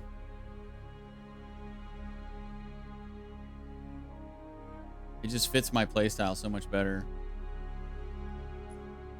Nis's attacks and abilities pierce 10% of damage reduction from enemy resilience.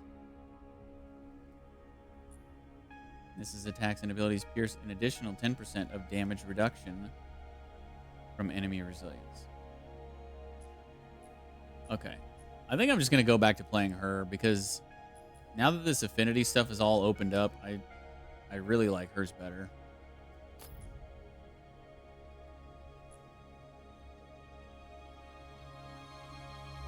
And I guess I'm going to go Discipline. What is this? Dodging while in combat has a 5% chance to spawn an Innervation Orb. Innervation Orbs grant a stack of Lingering Shadows. Triples the amount of ability power gained from Innervation Orbs. Yeah, her stuff is so much better. Increases the ability power gained from lingering shadows by an additional 2% per stack. Performing an ability in combat has a 10% chance to grant a stack of lingering shadows. When shadow steps follow-up attack hits an enemy, their damage taken is increased by 10% for 6 seconds.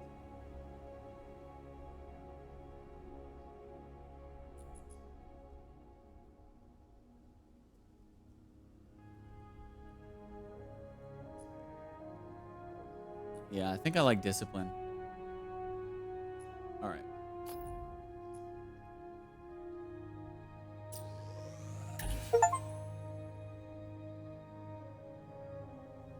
Chivo, spend an affinity point.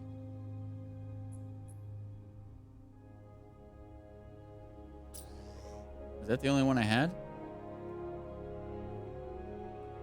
Oh, I've got 7? Is that... Really?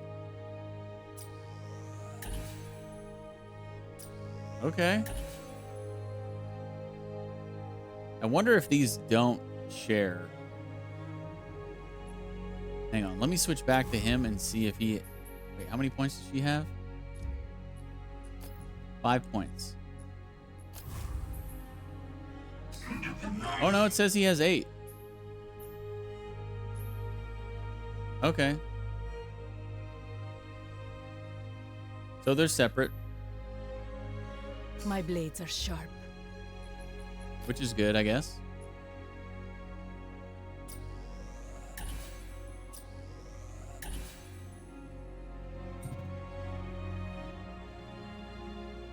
Oh, it takes resources. Insufficient materials. Well, what do I need? What is that?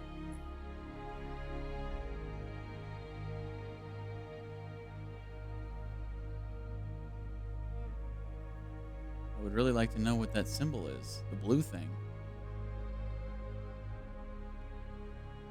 That's kind of messed up. That we have 3 affinity points left to spend, but we can't spend them because we don't have the resources?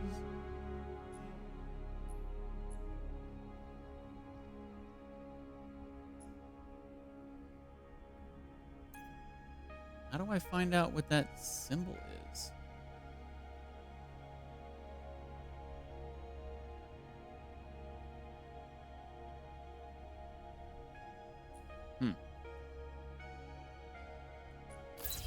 Talents.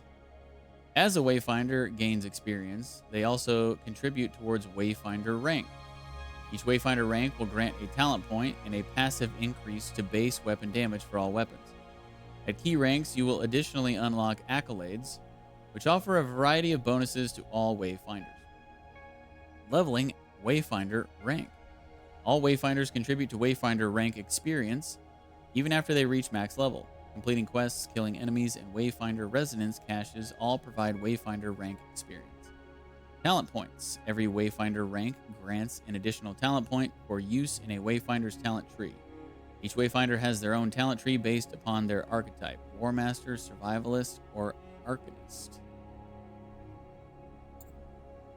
Accolade bonuses. Certain Wayfinder ranks bestow additional affinity points, a weapon echo slot, weapon echo capacity, as well as passive weapon masteries and defense powers which are unique to each Wayfinder archetype. Weapon masteries apply additional benefits based on the currently active weapon, and defense powers passively harness defensive stats for each Wayfinder archetype in unique and powerful ways. Okay. Cool. So, what do we got? Havoc plus 72 ability power. Quantum plus 72 weapon power. Or Kinesis plus 120 magic defense. I think that's mag. I think mag is supposed to be magic. That would make sense.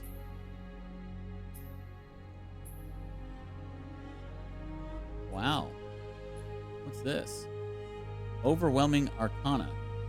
Each time a Wayfinder ability is used, gain a stack of Overwhelming Arcana. Overwhelming Arcana Increases ability power 5% per stack. Overwhelming Arcana can stack up to 5 times. Prime node. Only one prime node can be unlocked at a time. Okay. So are there only 3 prime nodes? Because these ones aren't prime nodes. Yeah, it looks like just this one, and this one, and this one. Oh, I see. So Havoc, Quantum, Kinesis.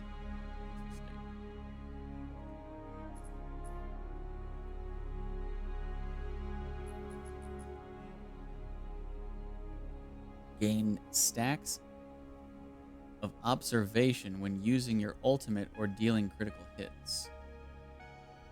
When stacks reach 100, a waveform collapse is triggered, granting a random buff to you and nearby allies, increasing damage, refreshing cooldowns, or increasing speed and stamina.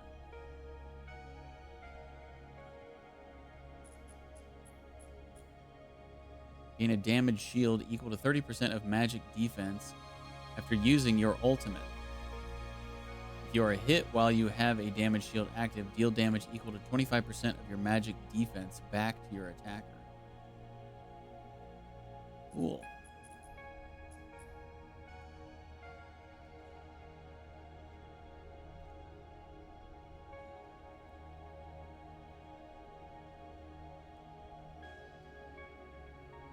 Okay.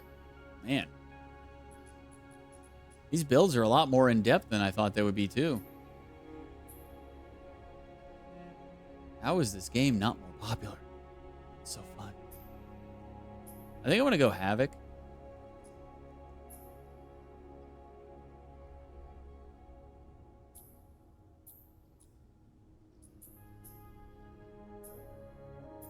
Just go all in with ability power.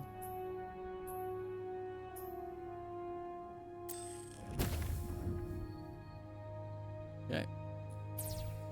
Sweet.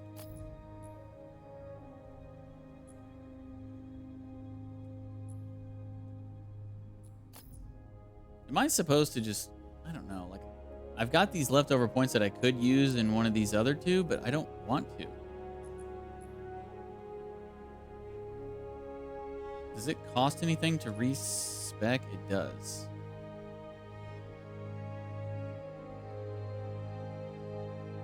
$300 gold, that's not really cheap either.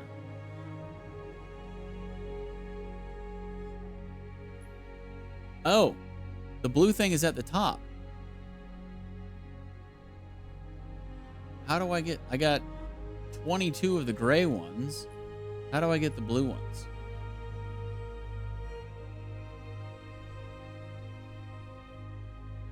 Maybe we'll just get them as we progress, I guess.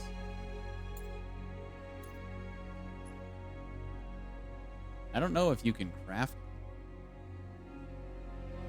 I don't even know what they're called. Maybe I can find them in my inventory.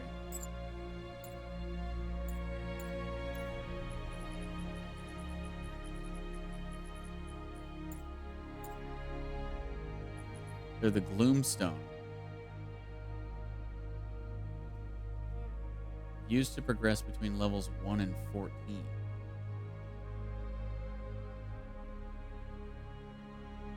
Okay.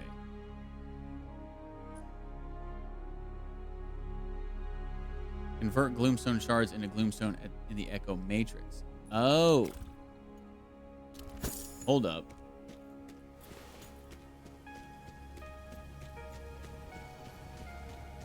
So that's what this stuff is used for.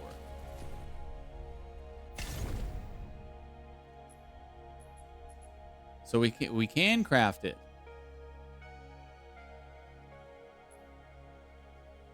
Still don't know what the whole imbuement thing is.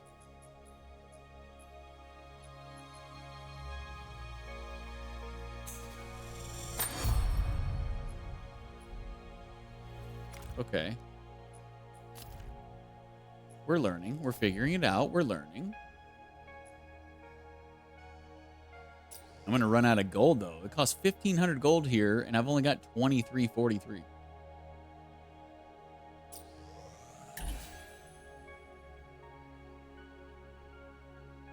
I guess I do have some stuff I could go sell.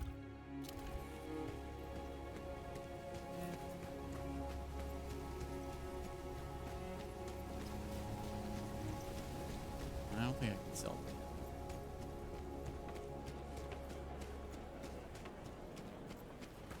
I think I gotta go in here. I had hoped the archives would hold answers. Her? Reach in. Cell marked. 1,000.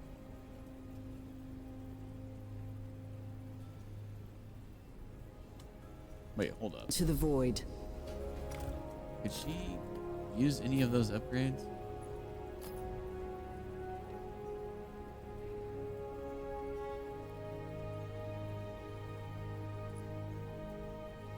What the heck? His weapon is in here as a 204 now. Same as...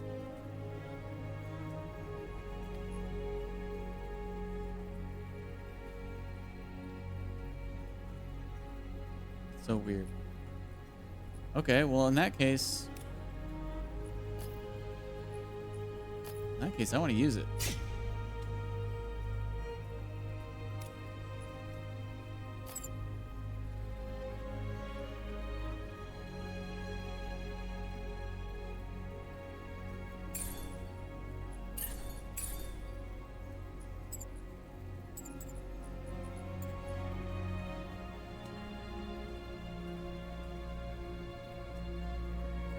Wait, so I thought that this stuff was shared. Or what did we say that... What did we say isn't shared? The weapons and the echoes, right? Okay. So these are shared. It's just the echoes. All right. Well, actually, if I'm just going to keep playing her, I need to go back to him and then unequip these echoes.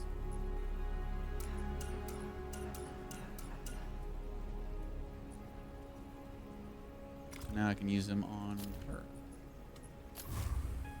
The hunt begins.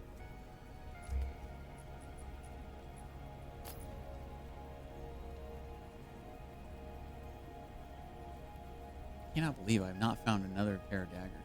We still have only found the level 1. Crazy. Especially considering they're supposed to be like my main weapon.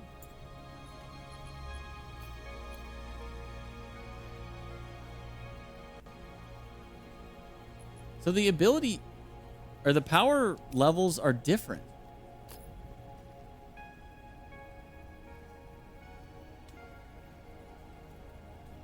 Is that because of the affinity stuff I did with her? That's so weird.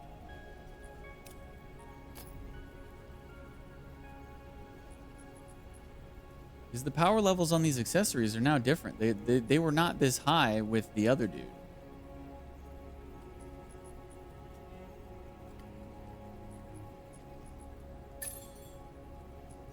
Weird. I have so many questions. in this game.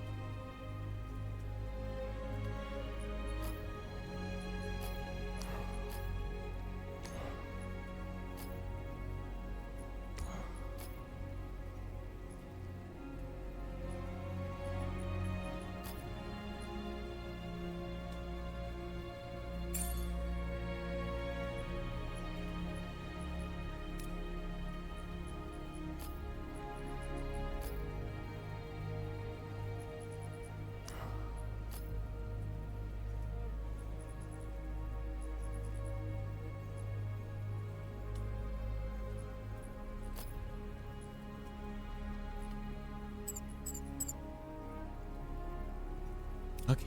I guess that's all I really have to sell is those rings.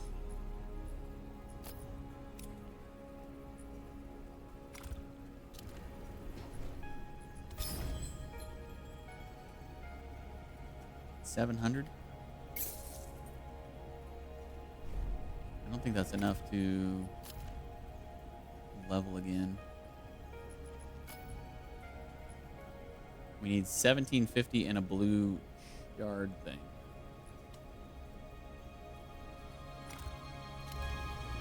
I might be able to make a blue shard thing, but we're not going to have enough money.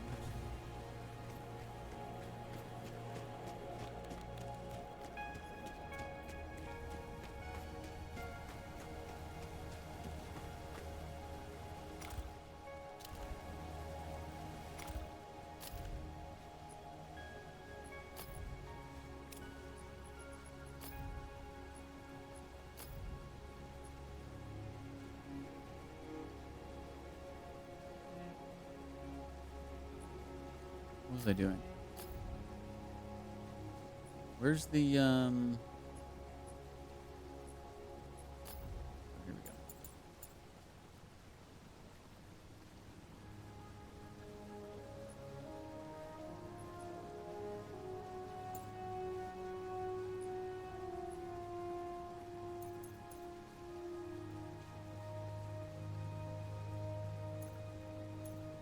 Which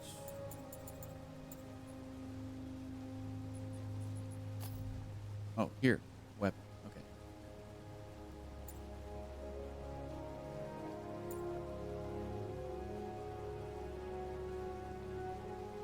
Looks different.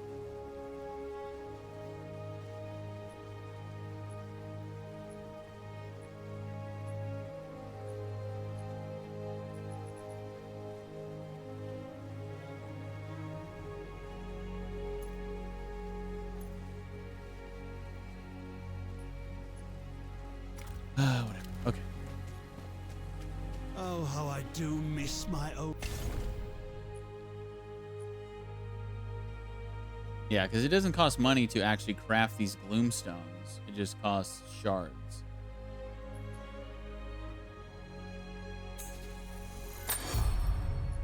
Laboratory. Okay. So then we just need to get some more money.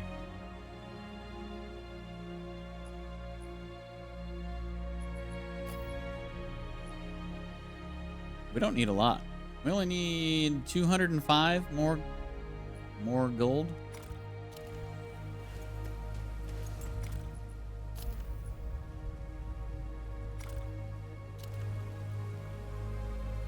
I guess let's go do this void dungeon. Why are there two icons on the minimap? Complete an expedition in a void dungeon while using an imbuement. Oh. So that's what imbuments are.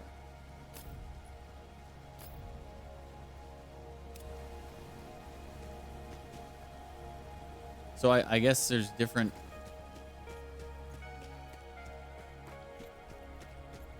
We have come so far. So it doesn't matter which...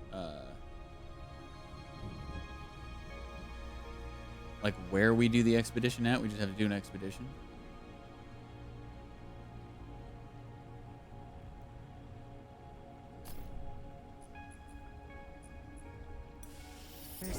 Just travel here real quick.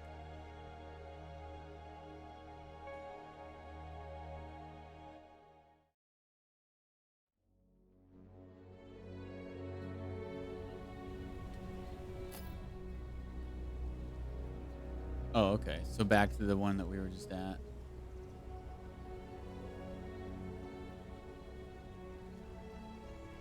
Okay, I guess we'll just do it at the first place.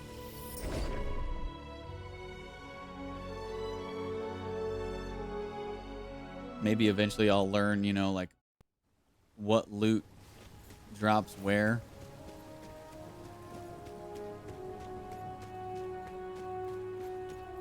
Once I figure out, like, okay, I need this for my build, so I need to go here. But as of right now, I'm like,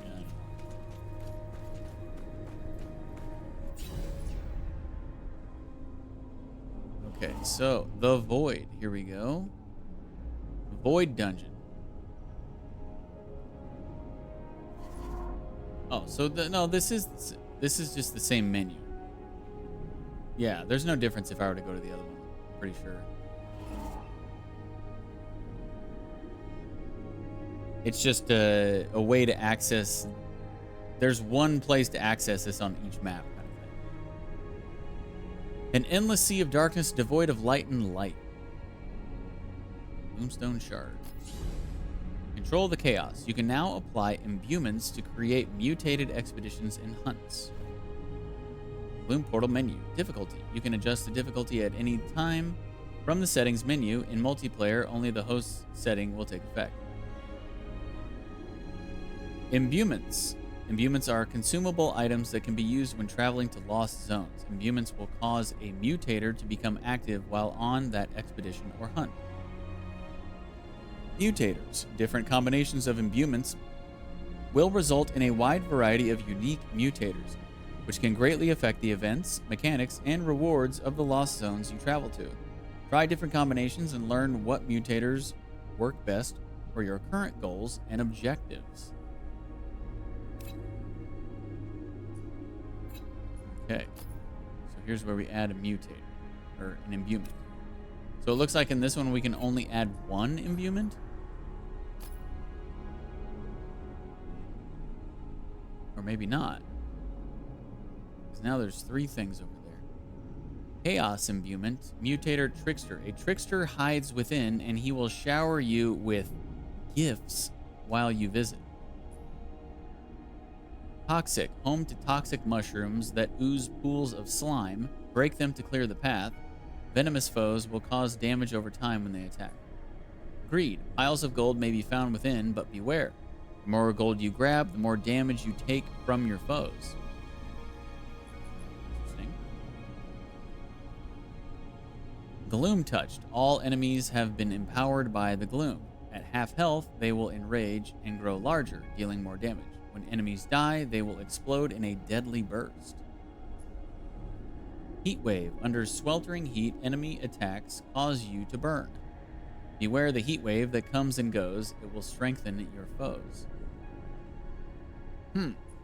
Okay.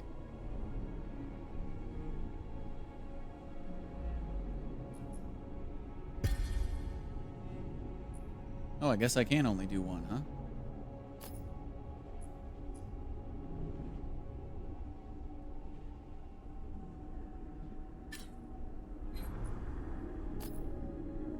Well, it's got 3 circles up there, but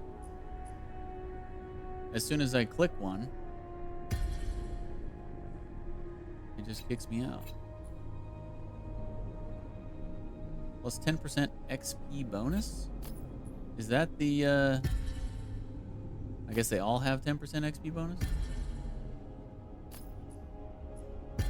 Because they're just minors, not majors?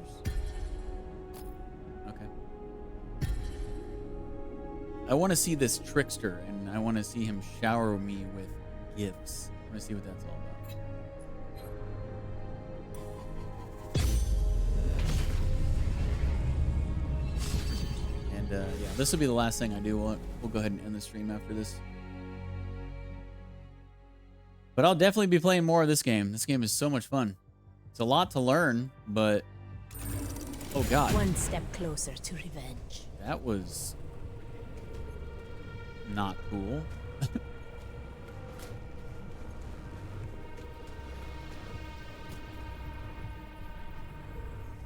Oh. What? Oh, so are these the gifts that he's showering me with? I just get bombs on me every once in a while.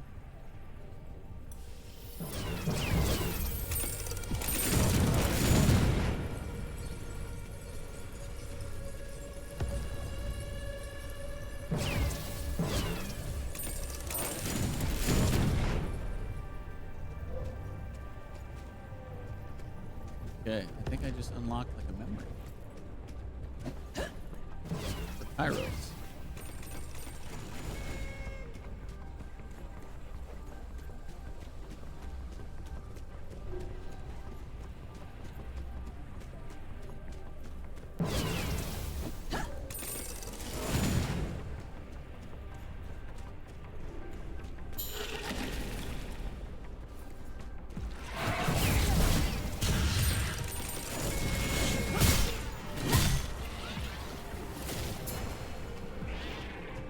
us dance.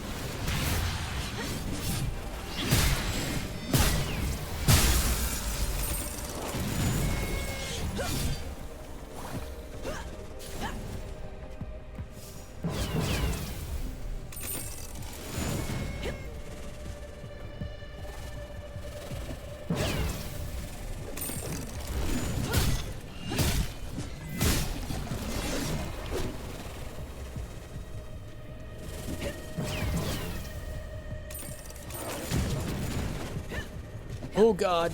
Oh god. No. That doesn't count as a death, does it? I definitely lost health, but I don't think that counts as a death.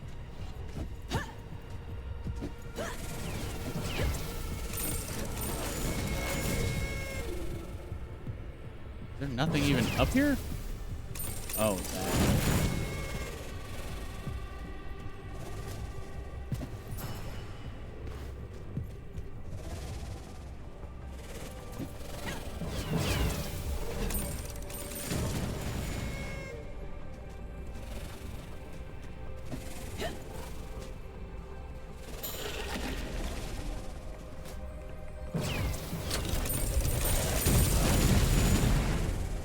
Void Eye Lamp, housing decoration. Definitely gonna have to go back to the apartment tomorrow and drop our new decorations in there somewhere. In our massive, pretty much empty house.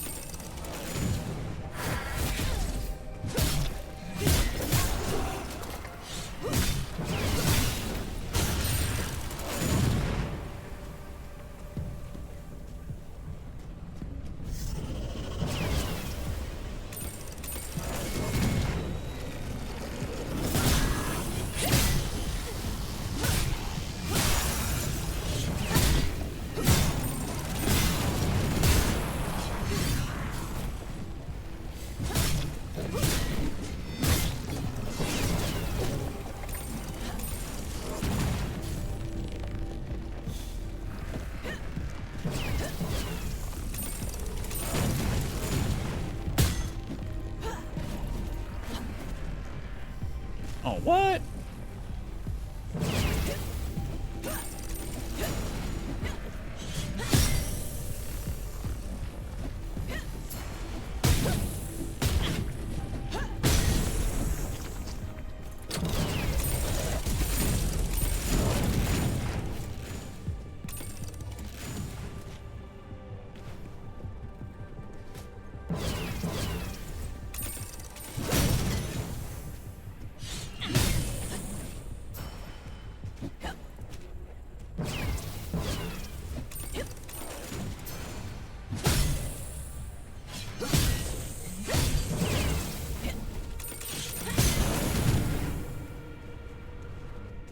Oh, I'm getting Spectre from destroying these things.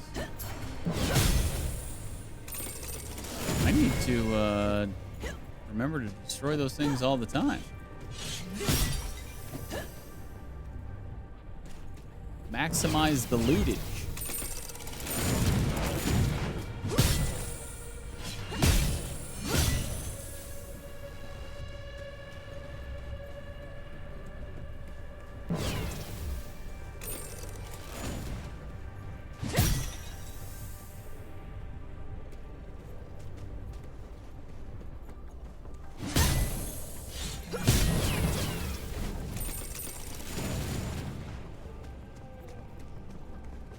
These foul things must be destroyed.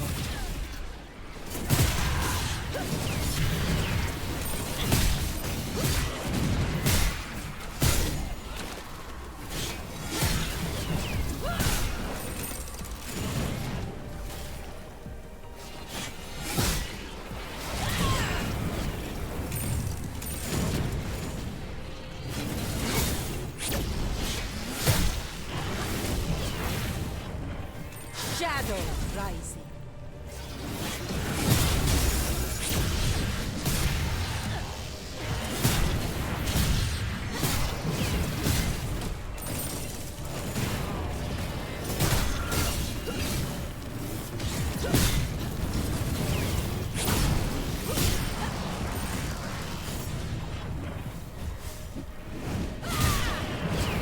Titan's feast.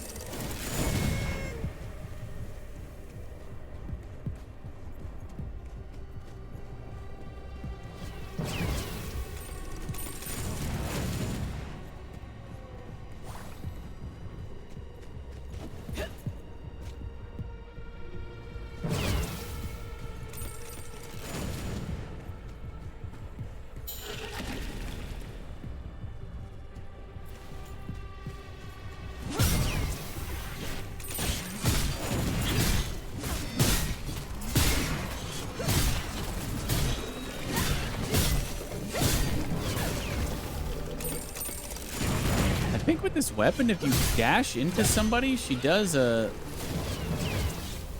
she like hits him with the butt of the scythe, I think. Okay, maybe not. It looked like she was doing that.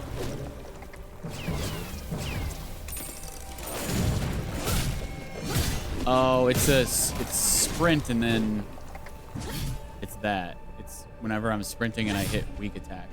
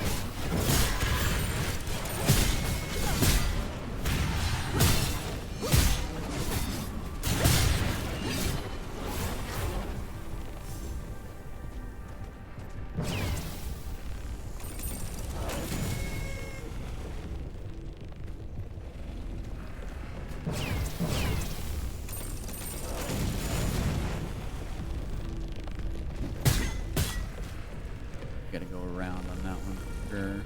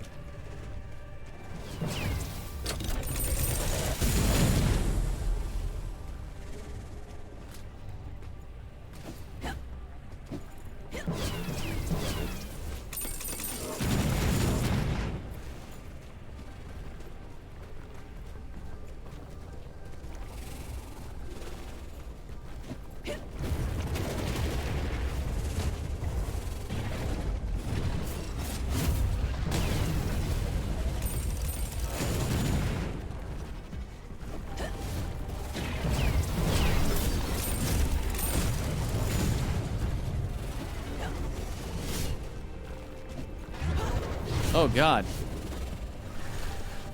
Thought they were there.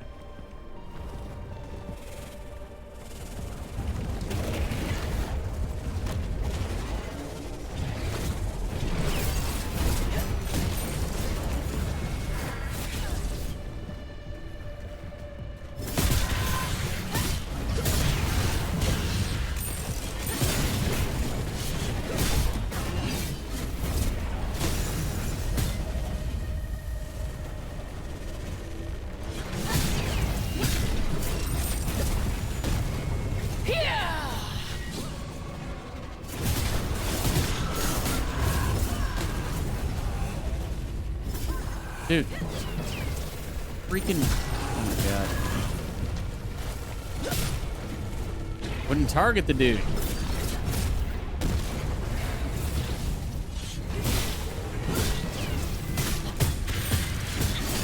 Oh God, get out of that. Holy shit. Disappointing. Man, these pink bubble barrier things are really hard to see sometimes. I was just getting lit up by it.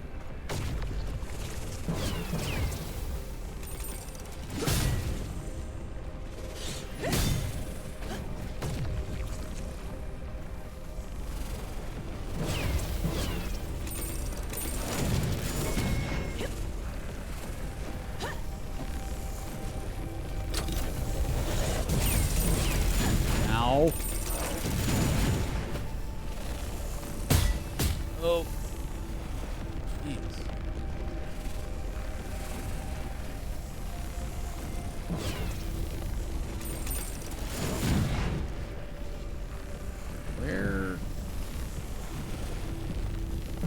Where's the thing?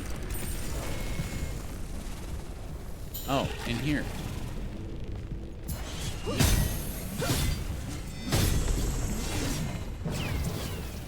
That should help out matters.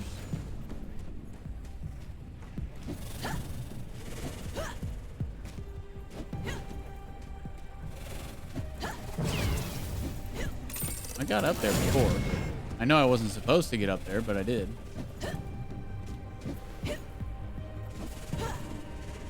Now the barrier's not even there, and I can hardly get up.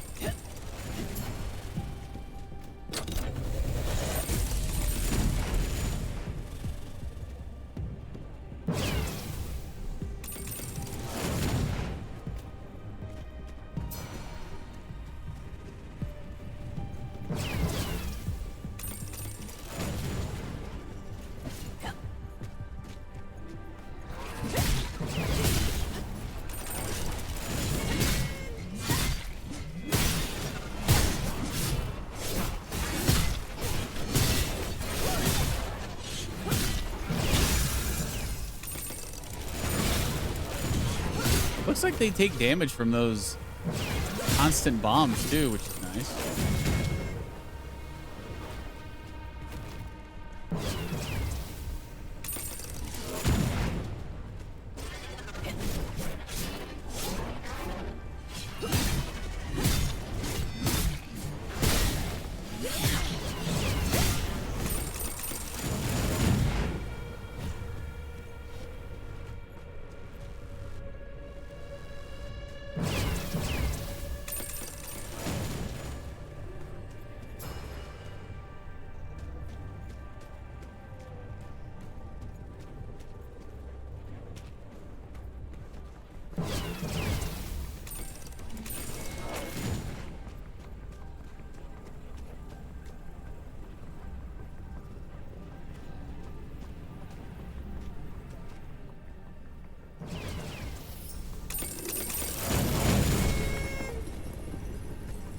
It's good that I didn't take damage there.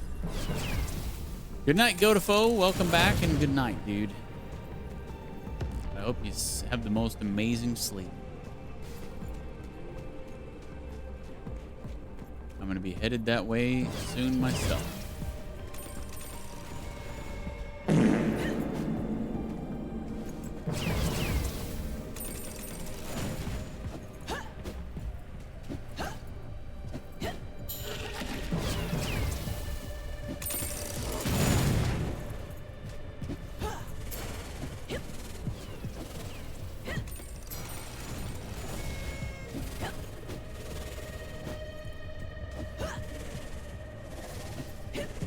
One last thing.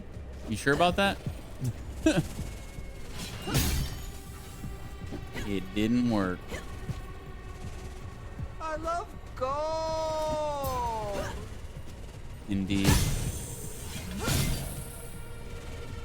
I'll refund you on that Bakamatai whenever I get a chance. Check you later. No loot up here, just the bulbous looking dude.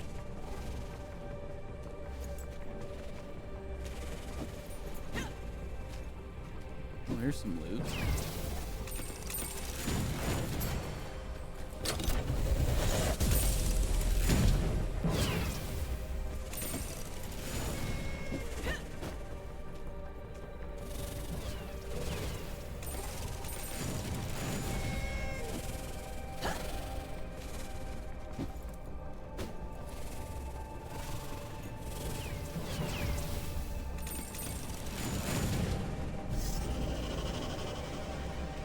Is that the only chest?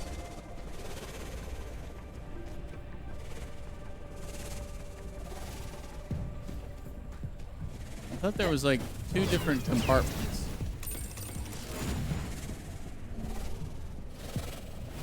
I guess I'm wrong. Oh well.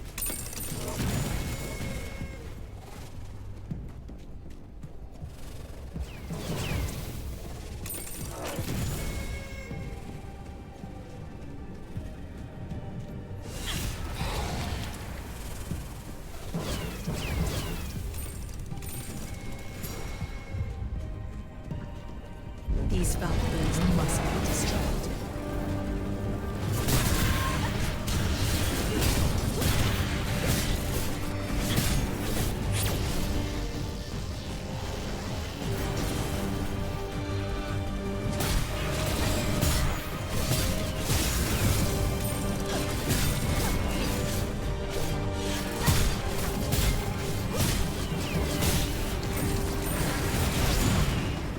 Shadow step.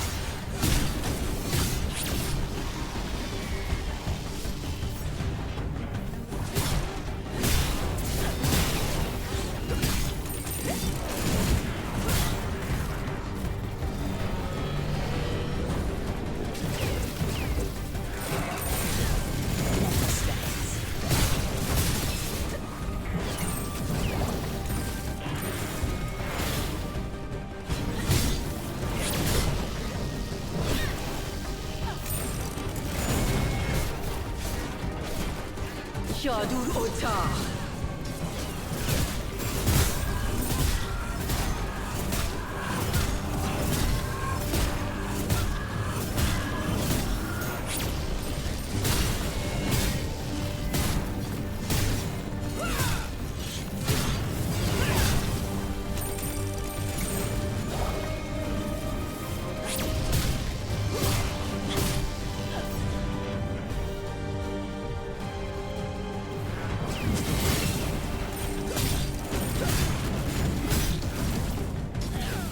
Oh god. Almost died.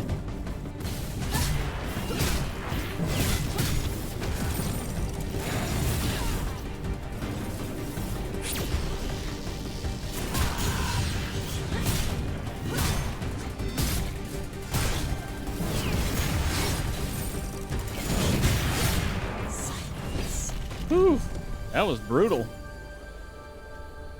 I had to use like 3 or 4 healing potions. Almost died once or twice.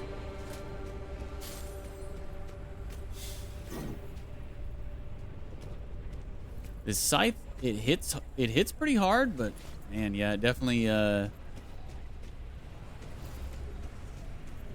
makes your movement not as good. I like it though.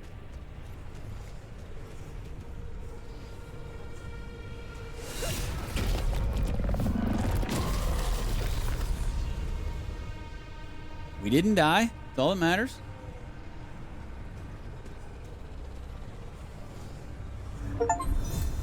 Chivo, complete a mutated expedition.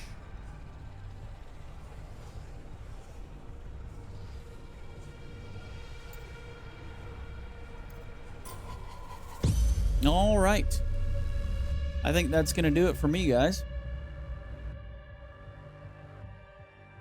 Nice long, almost 8-hour stream.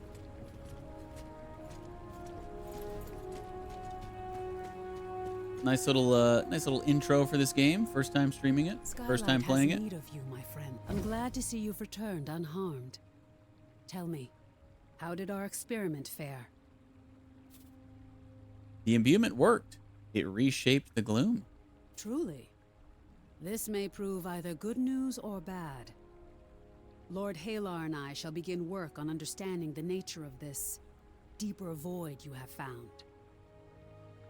In the meantime, you should continue testing the limits of your power. If the beacon's light is truly fading, you may be our only hope. You were able to shape the deeper void, but we need to know whether your power extends to the lost zones. I have a charge of elemental shadows. Imbue your dagger with this power and enter the Codex halls. Let us see what you can do.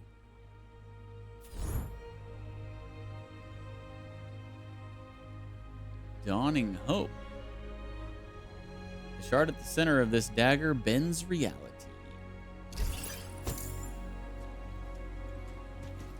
New Gloom Dagger.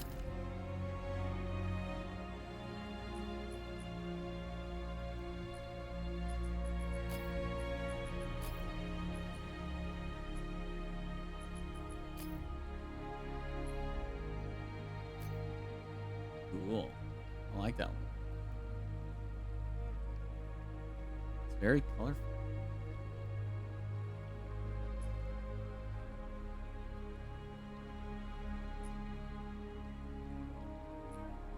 We got an ability point.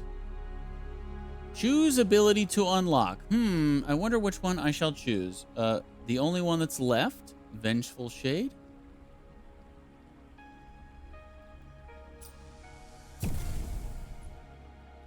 All right, we have all of our abilities unlocked.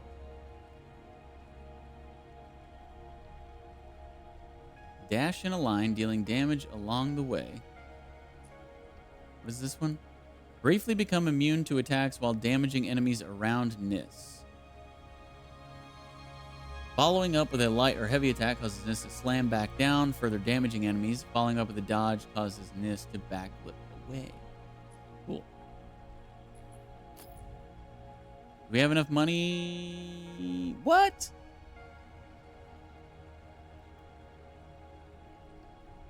What did we get, like 60 gold or something for doing that dungo? Man. Money is kind of hard to come by in this game.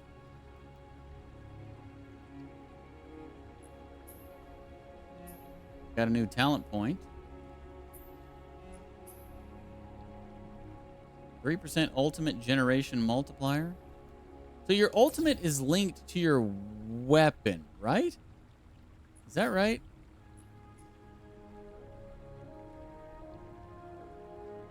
Yeah. This is my ultimate, right?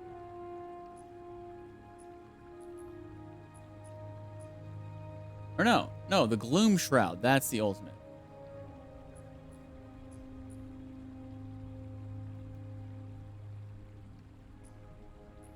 Okay.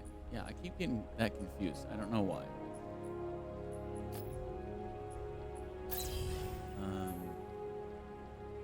3% ultimate generation multiplier or 72 ability power.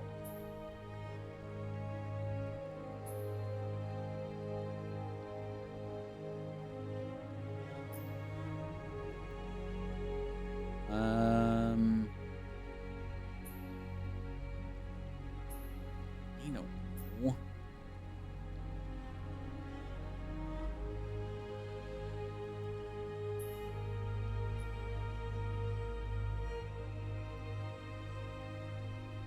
I guess ultimate?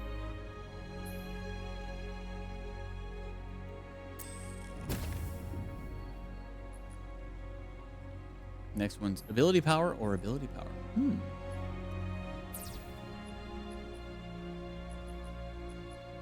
All right, that'll do.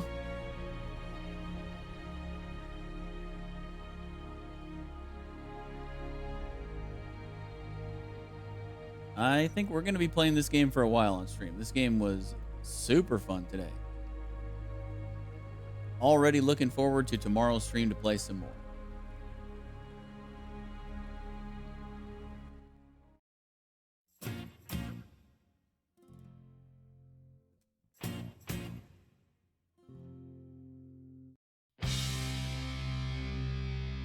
So, back for more tomorrow. What's tomorrow? Wednesday? Or I should say today. What's today? Wednesday? Yeah. More Wayfinder tomorrow. Thanks for watching, guys. Good night. And good luck.